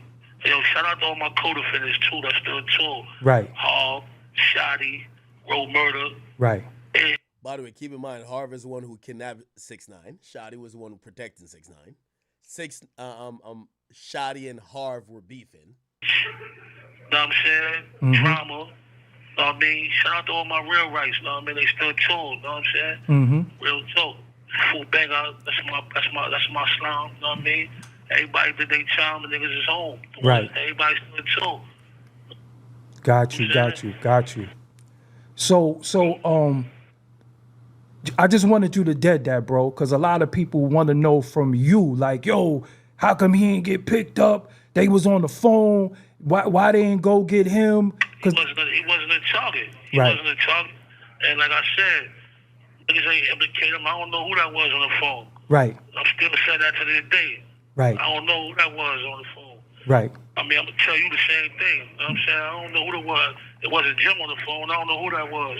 Right. I don't give a fuck if it sounds just like him. Maybe you got a nigga with... Yo, the streets is so great. Yeah, nah. Of course, that's why they didn't lock him up. You know who that was on the phone? Nah, I don't know who that was on the phone. The same voice. Same shit I told the police. Right. You know what I'm saying? When they asked me. Right. You know what I'm saying? But like I said, he ain't locked up because he wasn't the target. He wasn't who they wanted. They got who they wanted. Right. Yeah? And like I said, everybody else had other acts. Niggas ain't in jail for no fucking phone call. Right. Like, niggas ain't in jail because of that fucking phone call. Niggas is in jail because niggas had extra acts alone with that whole situation. That's why niggas is in jail. Right. That's why everybody got charged with what they got charged with. Right. You know what I'm saying? So- They do lock them up for a phone call. So the phone call. So your charges ain't even had nothing to do with the phone calling. I'm saying, like, as far as, the phone call got brought up, Mhm. but like I said, it was extra acts that was on me. Right. That got me kept ahead. You know what I'm Right. saying? Right. That phone call was just, like the icing on the cake at the state. But one thing about them, when they come for who they want. Right. They don't make no mistakes, you heard? Okay, so he's essentially kind of answering the age-old question of why the hell Jim Jones didn't get locked up. Some people have speculated that Jim Jones didn't get locked up because he was cooperating. He's basically saying, no, Jim Jones just wasn't a target of this investigation. Right. And they already had something against you prior to any of this that you found out, right? They already they already learned you. They had a drug, they had a narcotics charge on me. About the drugs, you heard? Right. And that they just added that shit on to the 6ix9ine situation, you heard? Mm-hmm. You gotta have at least 2 acts in this motherfucker. I mean, at least 2 charges to get indicted. I'm saying I'm locked up on racketeering and narcotics. I'm saying, so that's the racketeering code. The racketeering shit, I guess, is like me being YM.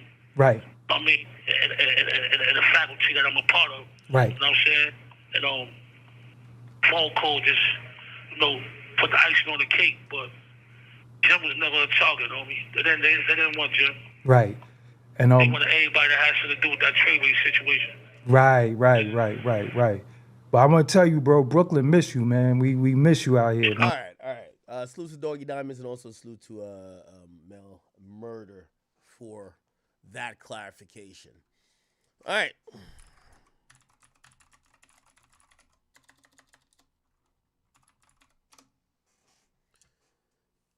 Okay.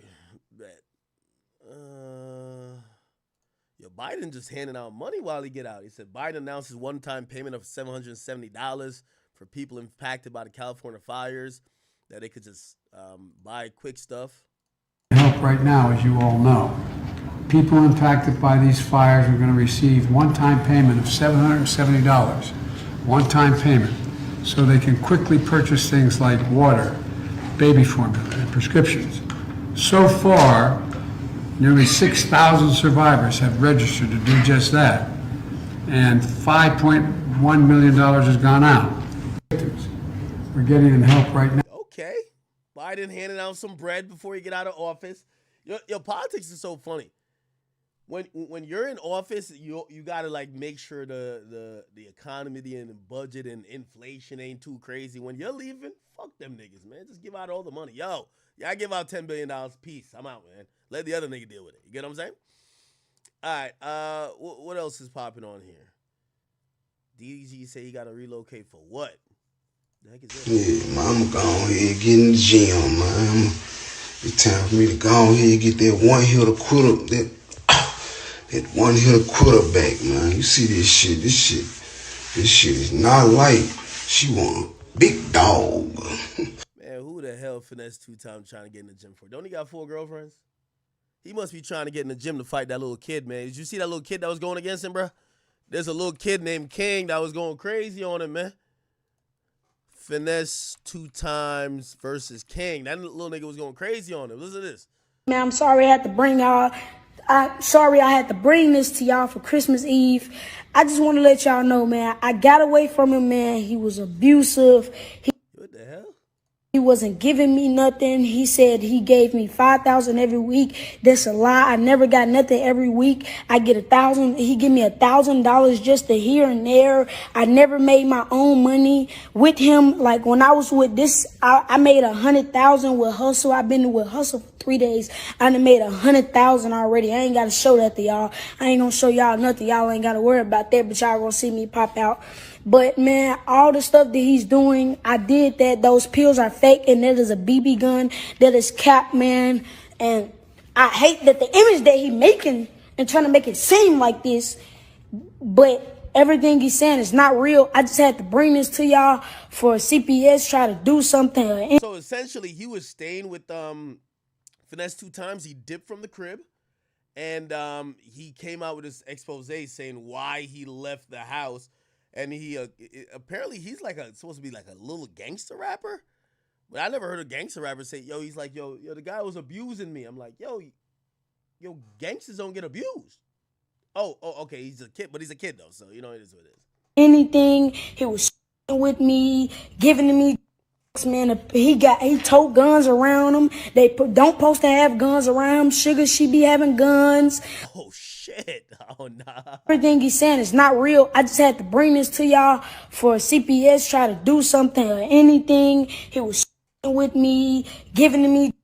Man, he tote guns around him. They don't supposed to have guns around him. Sugar, she be having guns. Yeah, I got on one time we was in. If you look on this video, I can't go to jail. If you go back, they got on high speed chase, and I was in a car. They didn't think about. Yo, this kid giving it up. Wow, it's like a little gunner. Yo, this is great. This might be the real little Woody right here. Man, hey, bro, let King got the car, man. This a child, fool. Hey, fool, on some real. Hey, I rock with him though. You know why? I always tell y'all, when it come to me, I like to have all type of rules. Like, yo, act me talking tough, but I'm a civilian and I'm pussy. I'm everything at once. Like, I'm a shapeshifter, except in my sexuality. I'm whatever I need to be at that moment. Yo, yeah, I'm a gangster. Yo, I stand on business. Yo, I slap the shit out of anybody. But yo, he abused me. Yo, he had me in the car. I'm a little kid. CPS help me. Yo, I'm doing everything. This kid is everything. Shout out to this nigga, man. Like on some real excellent man stuff. Hey, King, fool. Hey, let King got the car, fool. Y'all gonna get on y'all high speed, bro. Let King got the car.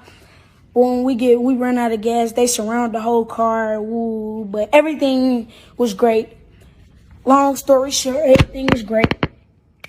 And I just wanted to address this to y'all, but I left away from around him. I want to make that clear.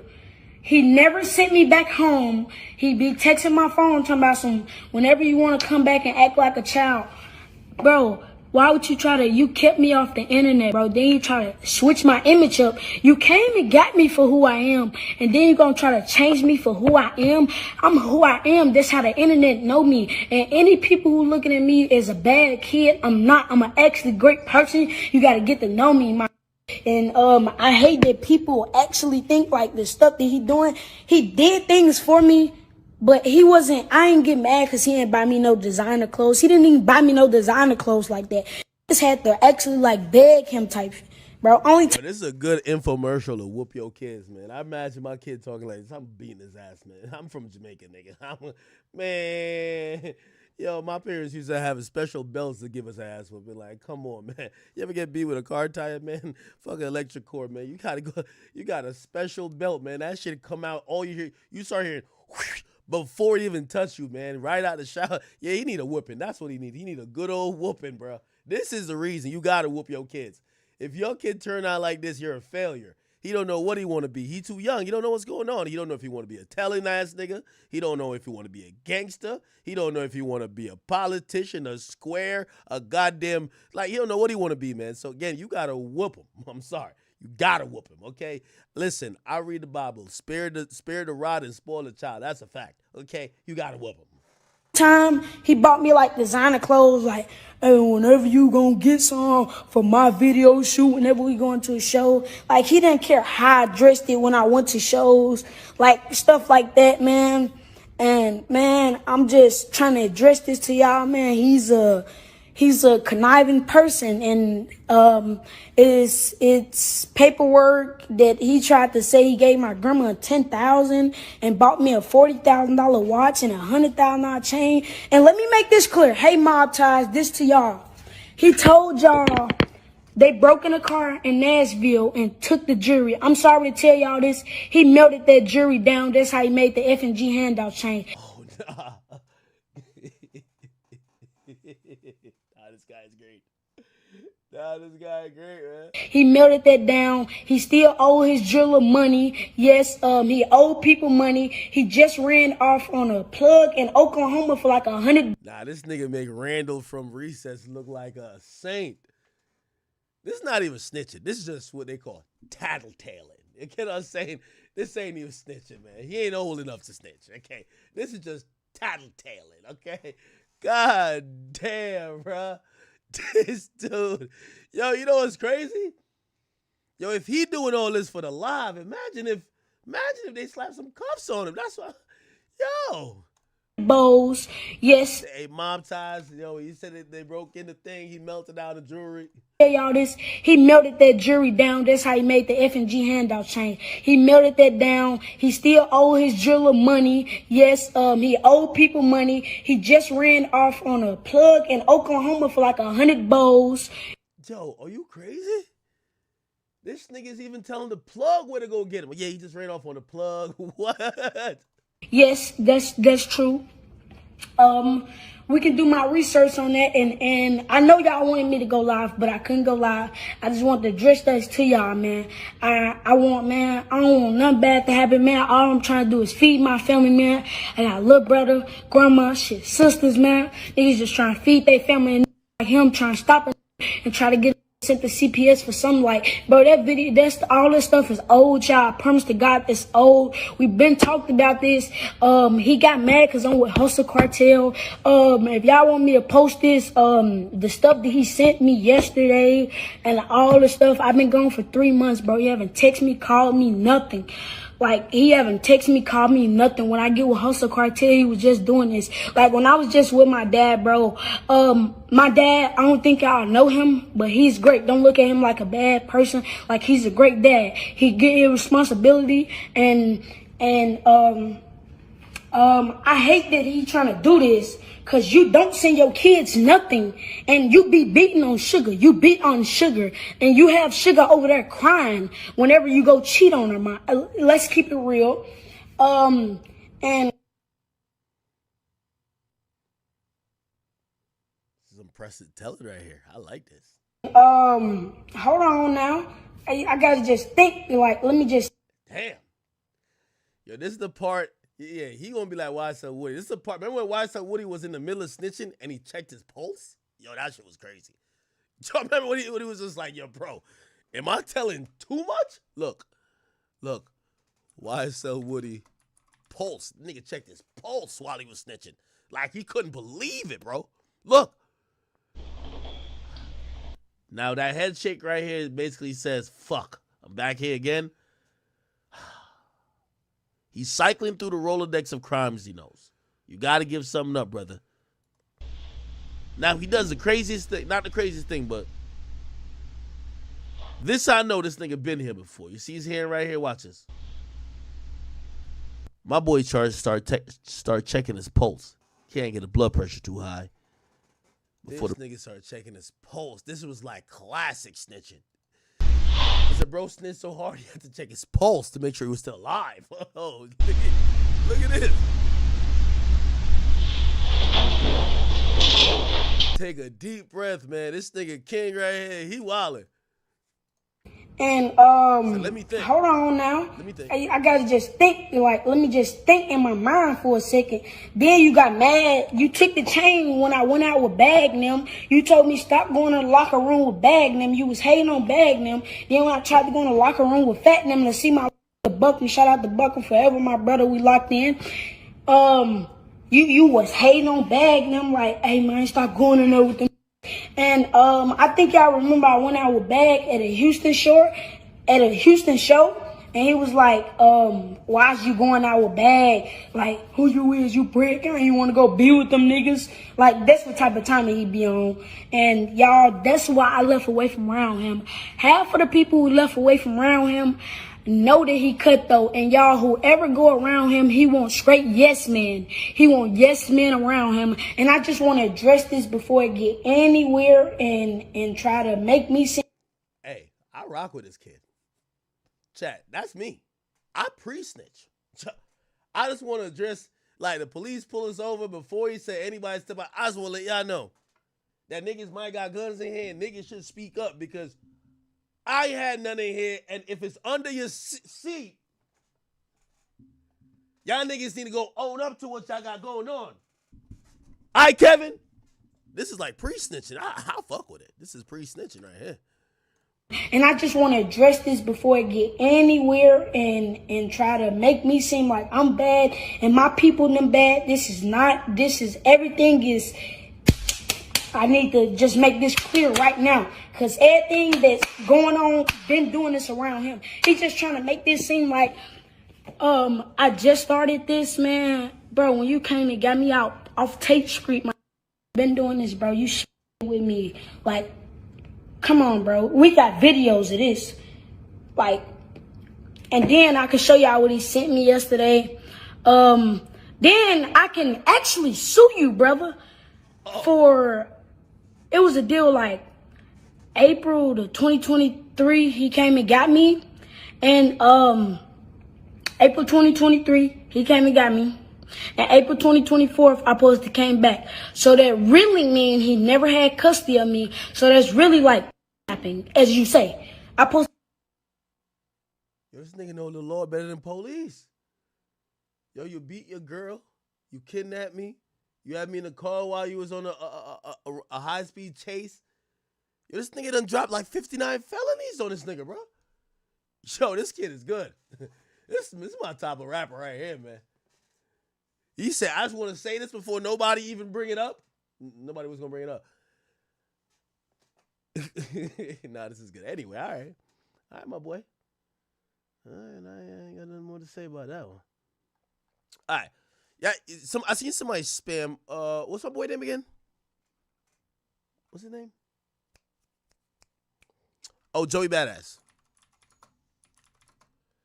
Didn't he diss Kendrick or some shit like that? Let's listen.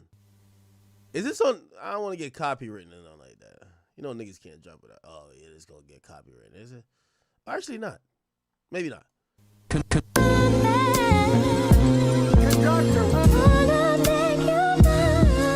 Yeah. Right. I'm back. That's right. It feels so good to be back, man. I'm back, baby. A popular demand. Hey, yo. Moved out the city, copped the house in the sticks. Couple acres, couple whips, whole lot of blicks. I got options, baby, take your pick. Might fuck around and coordinate the fit, take a this my life in film, baby, I just write the script. Mr. Really put that on, they be counterfeit, I'm taking calculated risks. Too legit to quick to get you niggas acclimated quick. It's rules to this shit, hold up. I got murals in my city, fuck a nomination. This for every time they left me out the conversation. I'm back by popular demand and world domination. I'm finna bomb on niggas' plans fresh off my vacation. I was sitting back, watching from an eagle eye, trying not to react. Just give me one reason, I swear I'm on full attack. East Coast nigga till I die, it's clear who the heir apparent king of NY, nigga. Straight like that, come on. Told y'all niggas I'm back, come on. Yeah, the ruler's back, baby. Hey, yo.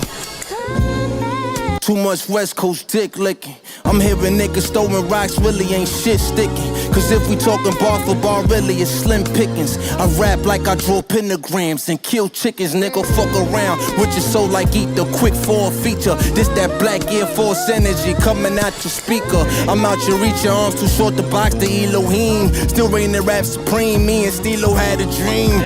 Hey, salute to Joey Badass, man. I was about wondering when East Coast dudes gonna hop in the rapping portion of it.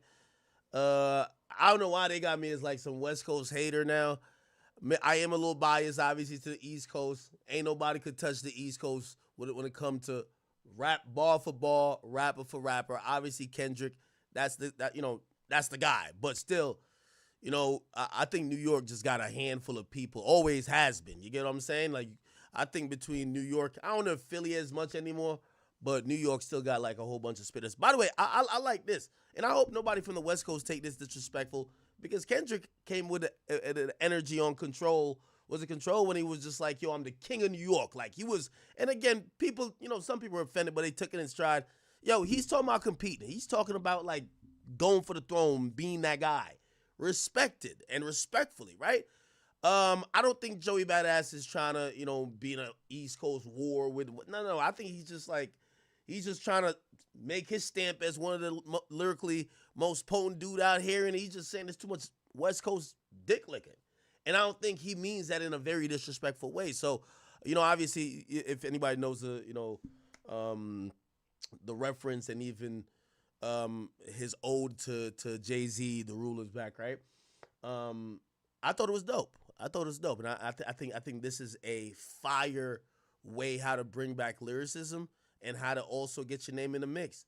Now, again, I'm gonna say to the people on the West Coast, that's how Kendrick historically has gotten attention. He's name dropped people. He's said things that jump off the wall or jump off the page. He kind of rap a little bit clout chases, okay? And nothing wrong with it, because he's amazing.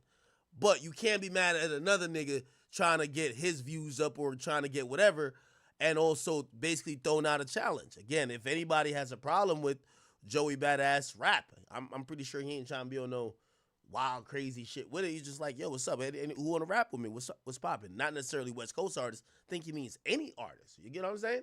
And also, shit, he's kind of even calling out New York. He's like, nigga, I'm the guy, right? I'm glad Joey Badass is dropping these joints. Obviously, we know that he's been doing a lot of TV shows, and his acting bag is, illustrious at this point. So I actually respect this a lot. You get what I'm saying? I would love to see the people who respond. Yeah, whoever rapper feel offended, respond. You get what I'm saying? When a rapper jump out, like one of the greatest time, even though it's pandemic. Remember when Tory came out and said he was like one of the best, and like niggas start rap battling a little bit, and yeah, I think that was a good time, man. Right? Obviously, we don't want to get into no shit where people are calling each other PDF files or somebody got to get shot or something like that. But I think people being able to rap, I think that's really important in kind of advancing this particular time where I think we do care about clever raps. Like, one of the things that made the whole Kendrick and Drake thing dope is that Easter eggs were being found by avid fans that love lyrics. And before then, when were people like that much invested in lyrics, not just of one artist, but just the whole culture where they were trying to put A, B, and C together? So I think that's dope, man. So Joey, I rock with this, and I hope you continue to drop, my brother. Again, I didn't take it no way, but again, I was talking to the West Coast dude. They said like they tapped in with him to make sure it wasn't nothing too crazy, and it looked like, bro, he's not trying to be on that, right? Okay.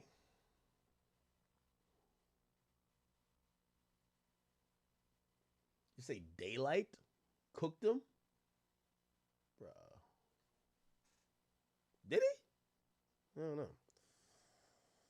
All right.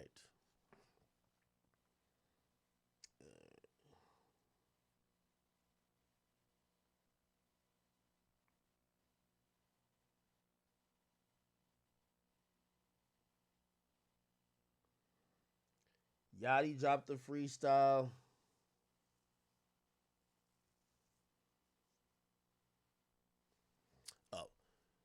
Yo, I ain't gonna lie, man. Yo, Devin Haney, brother. I don't know if you got CTE from Ryan Garcia with them roids fucking you up, but bro, you gotta go get your get back, man. We don't want to see no more stunts.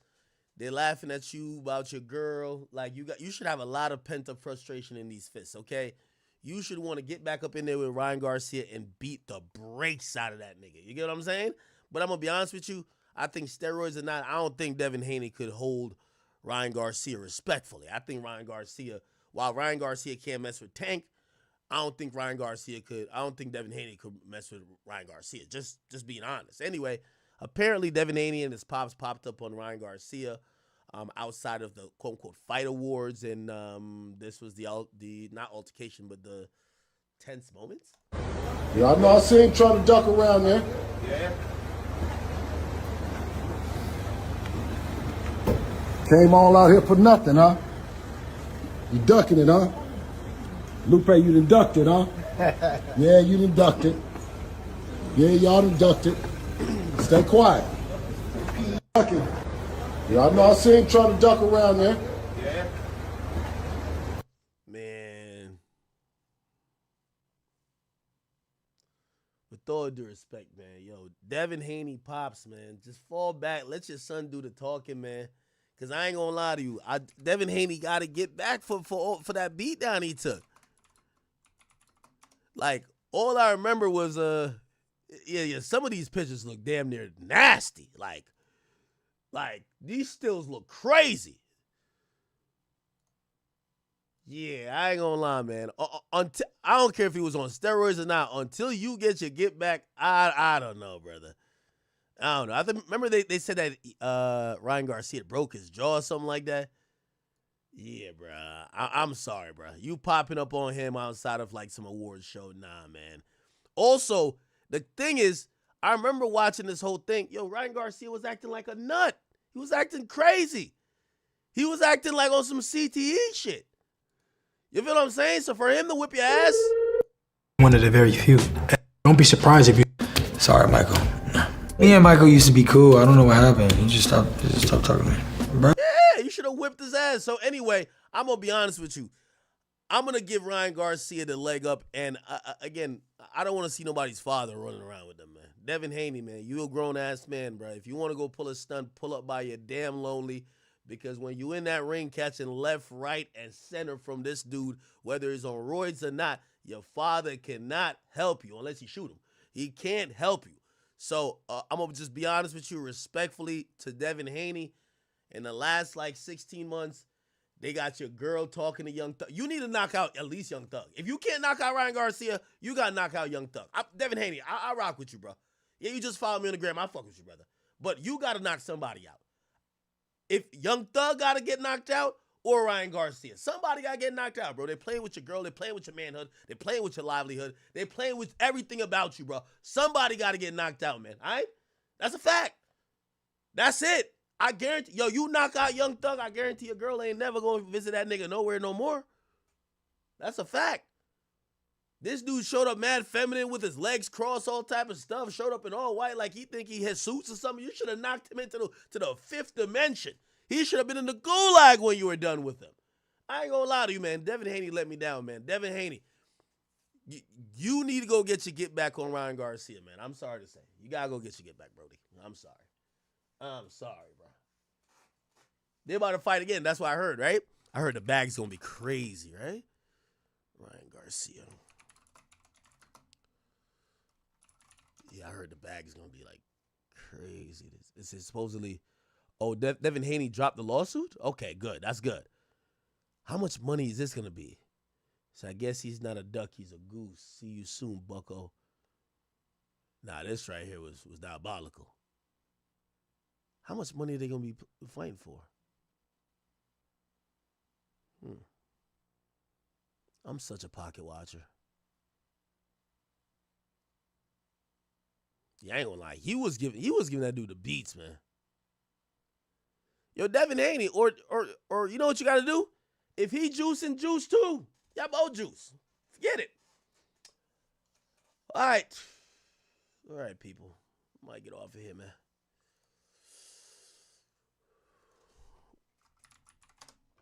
Is there any topics I ain't touch on? Meek is retarded. Oh, LiAngelo Ball. Did I talk about this? I did early on, right? So the deal that LiAngelo Ball signed with Universal Music Group, obviously this is off of his song Tweaker. Apparently he has a label called Born to Ball Music Group, and they're saying that the deal is worth $13 million with $8 million guaranteed. this is just not how record deals work. You get what I'm saying? You get an advance, my nigga. You could get dropped at any time, really. You get what I'm saying?